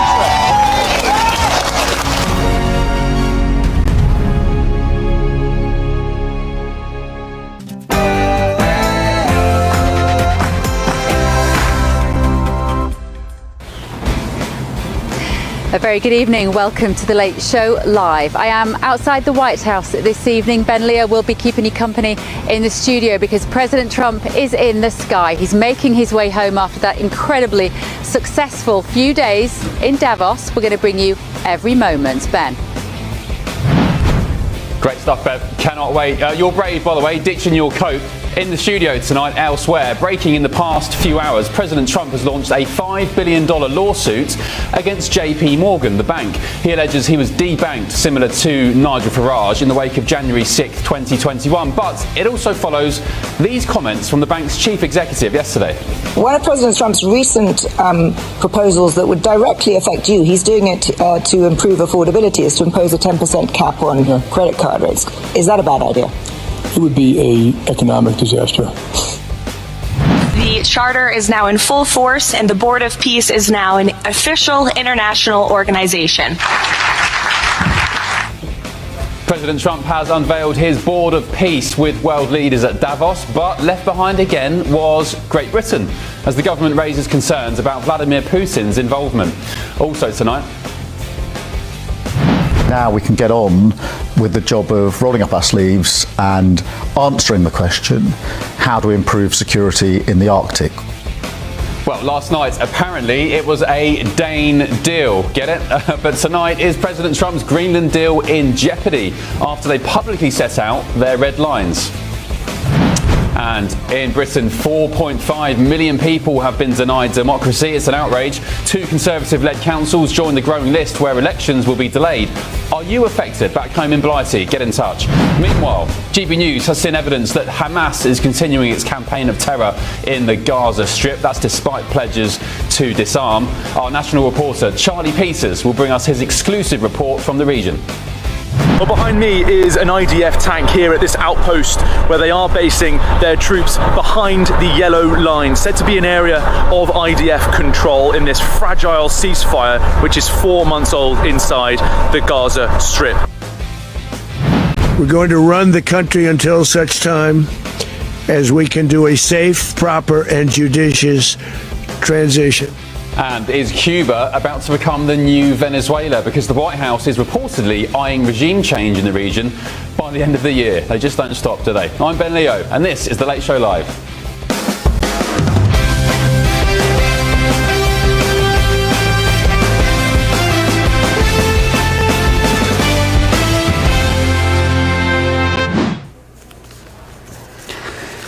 Good morning to you. Welcome to The Late Show Live. Joining me this evening in Washington is my panel of The Guardian's David Smith, who will be here imminently, and the Senior Border Security and Immigration Specialist, Simon Hankinson. And in London, I am delighted to say, the former Labour advisor, Matthew Torbett, who on X today, hello Matthew, has had some interesting words about the cancellation of elections, and indeed Andy Burnham and Starmer, but we'll get on to that a bit later on. Thank you for joining us tonight.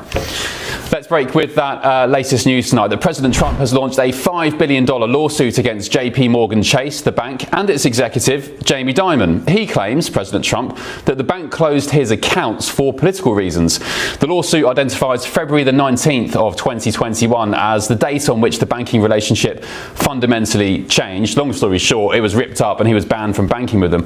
Previously addressing the issue on Capitol Hill in February of last year, JP Morgan's chief exec, Jamie Dimon, he denied claims that they debank people because of political or religious affiliations. position similar to that of Nigel Farage back in the UK.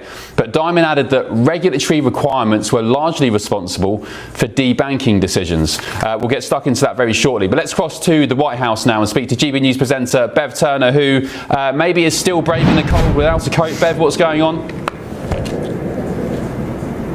It's not that cold actually, Ben. I'm from Manchester. You're just a southern softie. It's actually quite nice out here tonight outside the White House. There's not a breath of wind. We've got a massive storm coming in this weekend, but for now I'm making the most of it, no coat on. So President Trump left Davos. He got onto Air Force One a little later than expected. He stopped to refuel in Shannon in Ireland, and now he's making his way back to Washington DC.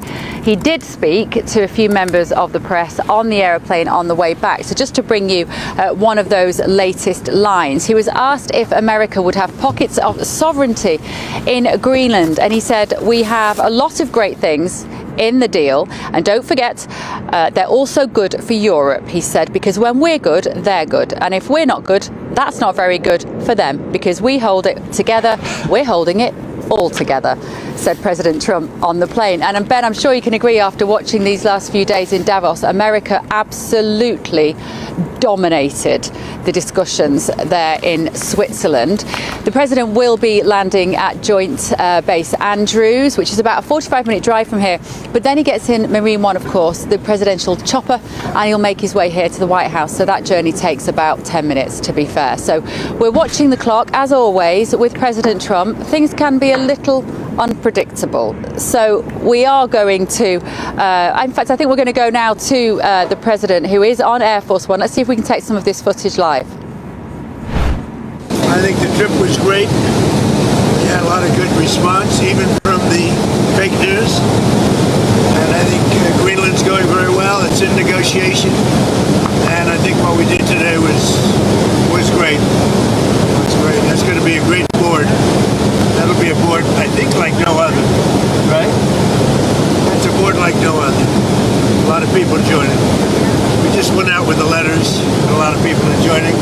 Now we have a flight back, and we'll be landing in 4 hours and 45 minutes. And I'm going to be very late for dinner, but that'll be okay.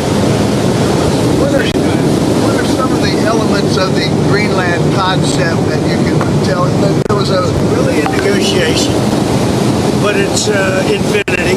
The time limit is infinity, meaning there is no time limit. It's forever. It's you hear about 99 years, 50 years. It's forever. That was discussed. We can do anything we want. We can do military. We can do anything we want. And it's being negotiated, and let's see what happens. I think it'll be good. Would the U.S. have no price? No purchase price. Would the U.S. have pockets of sovereignty over parts?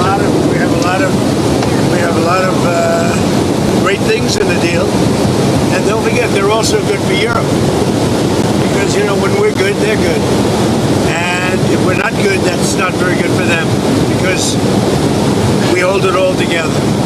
We're holding it all together. President, does that actually give you control of land in Greenland? Does it give U.S. control ownership of land? We can do whatever we want to do. We're all going to work together, and actually NATO is going to be involved with us.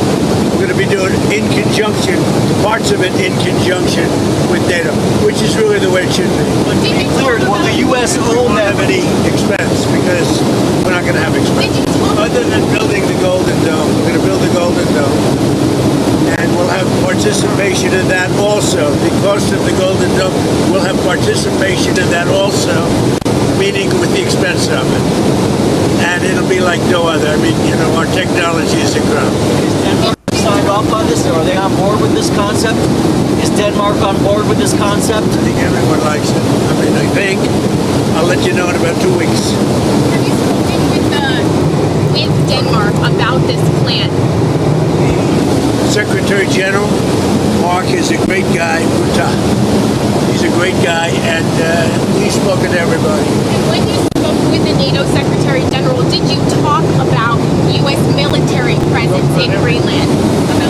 We talked about everything, and you saw him yesterday. He was interviewed on Brett Baer, and he was very happy. He was very convinced this is a good deal for everybody. Ukraine, how did your conversation go with President Zelensky? We had a conversation. I've had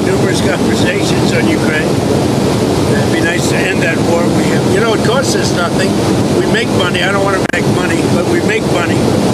Whereas Biden spent $350 billion stupidly and lost a lot of money. But it's not about the money. It's about 25 to 30,000 soldiers a month, mostly soldiers. A month are being killed. Do you think that did you sign a security deal? Are you able to sign that? Rykov and Jared are right now on the way to Moscow, so we'll see how that works out. I had a good meeting, but I've had, numerous good meetings with President Zelensky, and it doesn't seem to happen. It's funny, I put out a 35-year war in a day, a 32-year war in 2 days, and other wars, the worst was like 4 days, and this one goes on and on forever, and actually they may have been more complex. Do you think that trilateral that the U.S., Russia, and Ukraine are having in Abu Dhabi this weekend leads to a trilateral between you, Putin, and Zelensky? Look, it's all good. Anytime we meet, it's good. If you don't meet, nothing's going to happen. I mean, for the first 3 years, nobody met. Under Biden, nobody met. And you know one thing, if you don't meet, nothing's going to happen. So we are meeting, and we'll see what happens. I hope we can save a lot of lives. That's all. Mr. President, what kind of concessions does Vladimir Putin need to make at this point? He'll make concessions. Everybody's making concessions to get it done. Europe is going to be a part of it. It's got to be a part of it. Look, it's more for Europe than for me. I mean, I'm doing this more for Europe than for me. I'm doing it to save lives, number one. I'm doing it secondarily for Europe. I'm not doing it so much for the U.S. It doesn't affect us very much. Other than the loss of lives, we're not affected by this deal. It's thousands of miles away. We're separated by an ocean. But I have an ability to get things done like this, and we'll see if I can get it done. I mean, it would never have gotten done. I thought Putin wanted the whole thing. Maybe he does, but he's not gonna be going there unless we don't make a deal. But we had a good meeting today with President Zelensky. I think a very good meeting. What's the main holdup? What's the main holdup to getting a deal? The main holdup is the same things that have been holding it up for the last year. Look, this is a war. This is Biden's war. This isn't my war. This is a war that should have never happened. But it's complex because you have beats and bounds. You have streets. You have rivers. You have everything. Where does it end? So it's a little bit complicated. But I've had that in 5 of the other wars. There are beats and bounds. It's a location. It's boundaries. And I got them done fast in days. And this one is just going on. What's happened here is there were times when Putin didn't want to make a deal, times when Zelensky didn't want to make a deal, and it was like opposite times. Now I think they both want to make a deal, but we'll find out. Did something change that makes you think that Putin and Zelensky now are serious about it? I don't make any predictions. There are no changes. I think that President Putin would like to make a deal. I think that President Zelensky would like to make a deal. What did Zelensky say today? I mean, he came all the way there to meet you. What did he say? He said he'd like to make a deal. I mean, there's not much you can say. People know the parameters. It's not like, we're discussing things that have been discussed for 6 or 7 months, and he came and he said he wants to make a deal because I wasn't necessarily sure. I think he should want to make a deal. It's pretty tough. It's really tough on the people of Ukraine. I'll tell you that. Mr. President, how they live without heat, where it's 20 degrees below zero. It's very cold.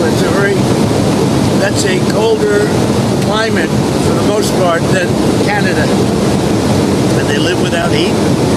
I asked him, how do they do that? And he gave me an answer. It's pretty amazing what they do to live. There's no way to live. Yeah. Back to Greenland. Can you elaborate more on we're trying to understand what exactly the concept is here. Is the U.S. going to actually take ownership of it? We'll have something in 2 weeks. There's a good spirit to get something done, and we have to have a strong freedom. We have to have the ability to do exactly what we want to do. We We have a great military. I built a great military. I did this in my first term. And continuation, big continuation. I think what we did with the defense companies was very important too, because we need things faster. We have the best weapons in the world by far. We showed that last week with Venezuela. We have the best weapons in the world. We have to make them faster. How would it be any different than the current situation? The U.S. can much different, much more detailed, much more generous to the United States. It's a much more generous deal. Has to be. And we're building a Golden Dome, and you see the way it works. That is so much better for us and for Europe to have that piece of ice covered by the Golden Dome. You mentioned Venezuela. You've expressed optimism in your relationship with Delcy Rodriguez. Are you inclined to let her stay in power? Well, right now they're very strong leadership. I mean, they're showing very strong leadership. I also spoke with Maria today, who I like a lot. But Delcy's shown very strong leadership so far, I have to say. And we're moving in, to the United States, millions of barrels of oil as we speak. You know that. You see it. You see what's happening. Over 50 million barrels of oil is already moved or moving into the United States, and much more to come. And we're working with them, and they'll get some of that, and we're going to get some of that. And it'll be divided up, and our country will become richer, and that means our taxes are going to be going down, and they will do better. Venezuela is going to do better than they've ever done. So if that continues, even with us, taking a very fair piece of it, Venezuela will do better by far than they've ever done. Going to be very rich, and she has done a very good job. Have you spoken with Jamie Dimon since the lawsuit?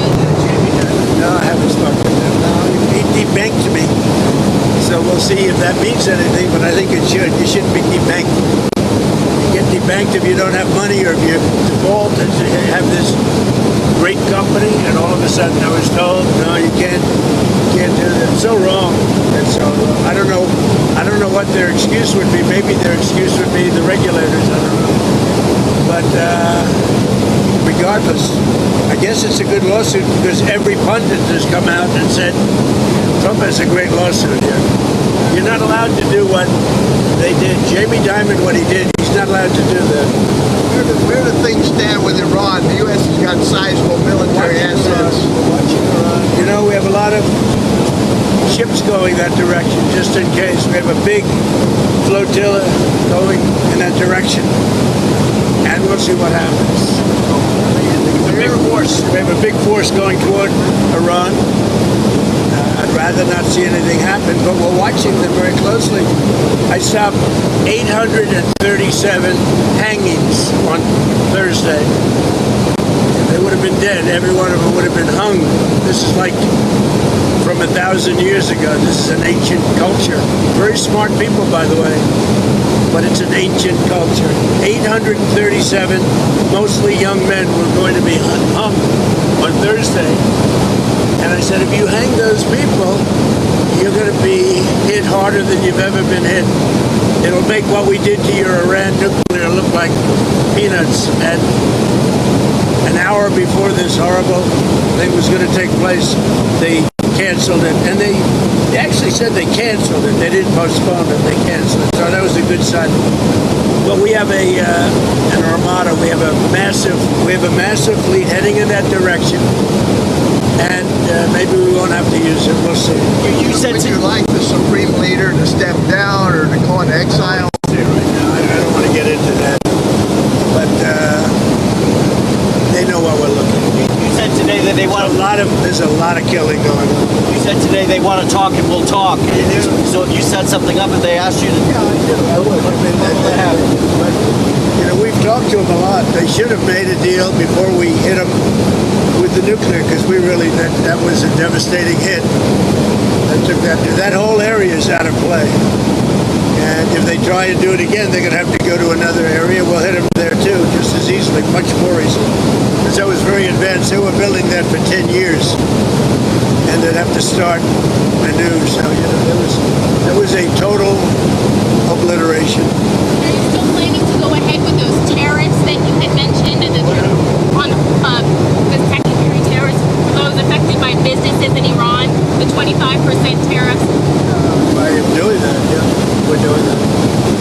business with Iran, you're going to have a tariff of 45%.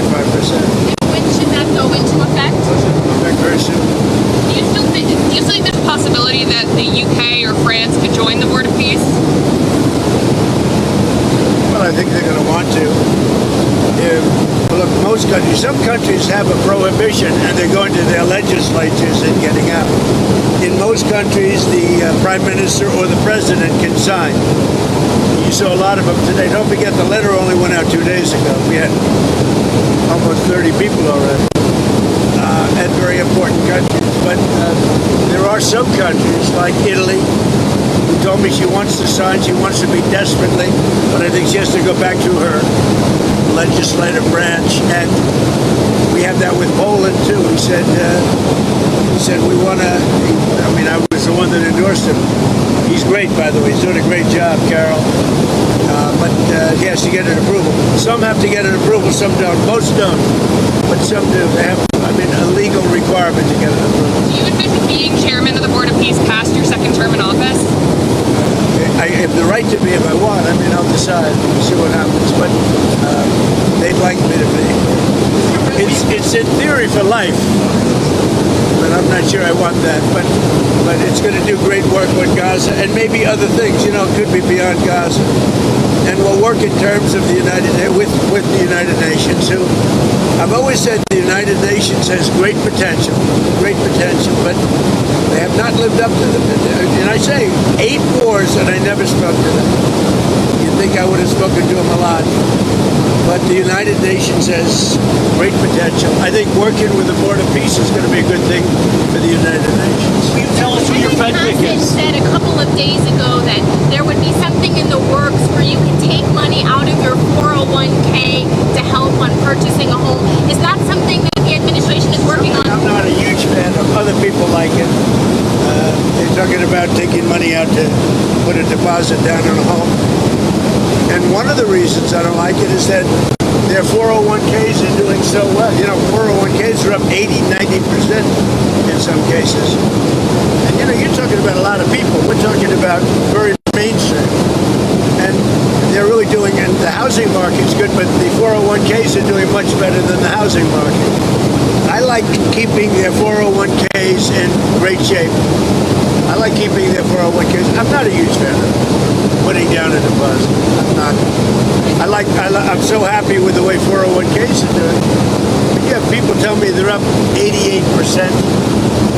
And over the period of a year, over a full year, it's going to be,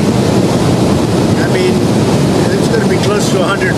Yeah, Steve. Tell us back to the Board of Peace. Some of the countries are, I think the permanent members contributed $1 billion. What is that money supposed to be for Gaza? Have already put up $1 billion. Some of the countries have already put up much more than that. That's a lot of money, but it's nothing compared to the value of peace. Peace is so destructive for everyone, even countries that aren't involved. It's so destructive for everybody when you have wars. Can you tell us who your Fed pick is, sir? Can you tell us who your Fed pick is? I'll be telling you soon. I have somebody that I think will be very good, but I'm not going to reveal it. Wall Street? Someone from Wall Street? Somebody that's very respected, very, very well known, and will do, I think, a very good job. President Putin has said that he may use frozen Russian assets to pay for his entry to the Board of Peace. Are you inclined to let him do that? I don't know about that. I've heard that. Who said that? President Putin.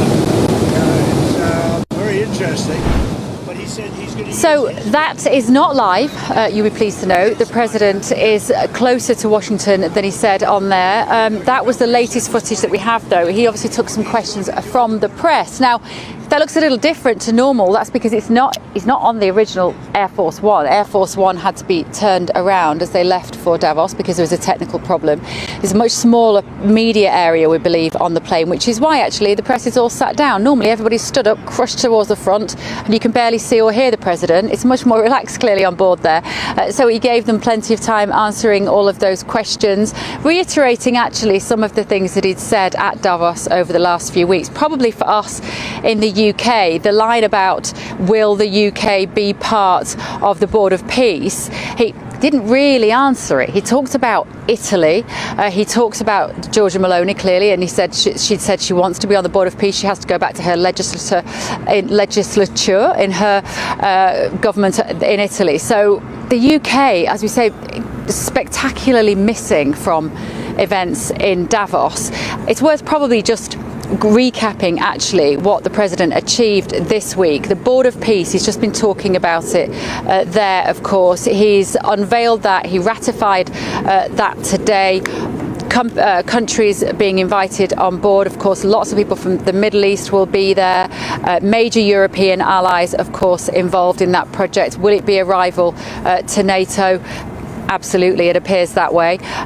He also, of course, talked about Gaza diplomacy, the situation in the Middle East, the launch today of the plan for Gaza as presented to the people of Davos by his son-in-law, Jared Kushner, and he spelt out this incredible looking Riviera. A lot of cynicism about that online, saying that that means it's going to make a lot of money for the American investors. Perhaps, but some would say, well, it's surely got to be better than the situation in Gaza at the moment, Ben.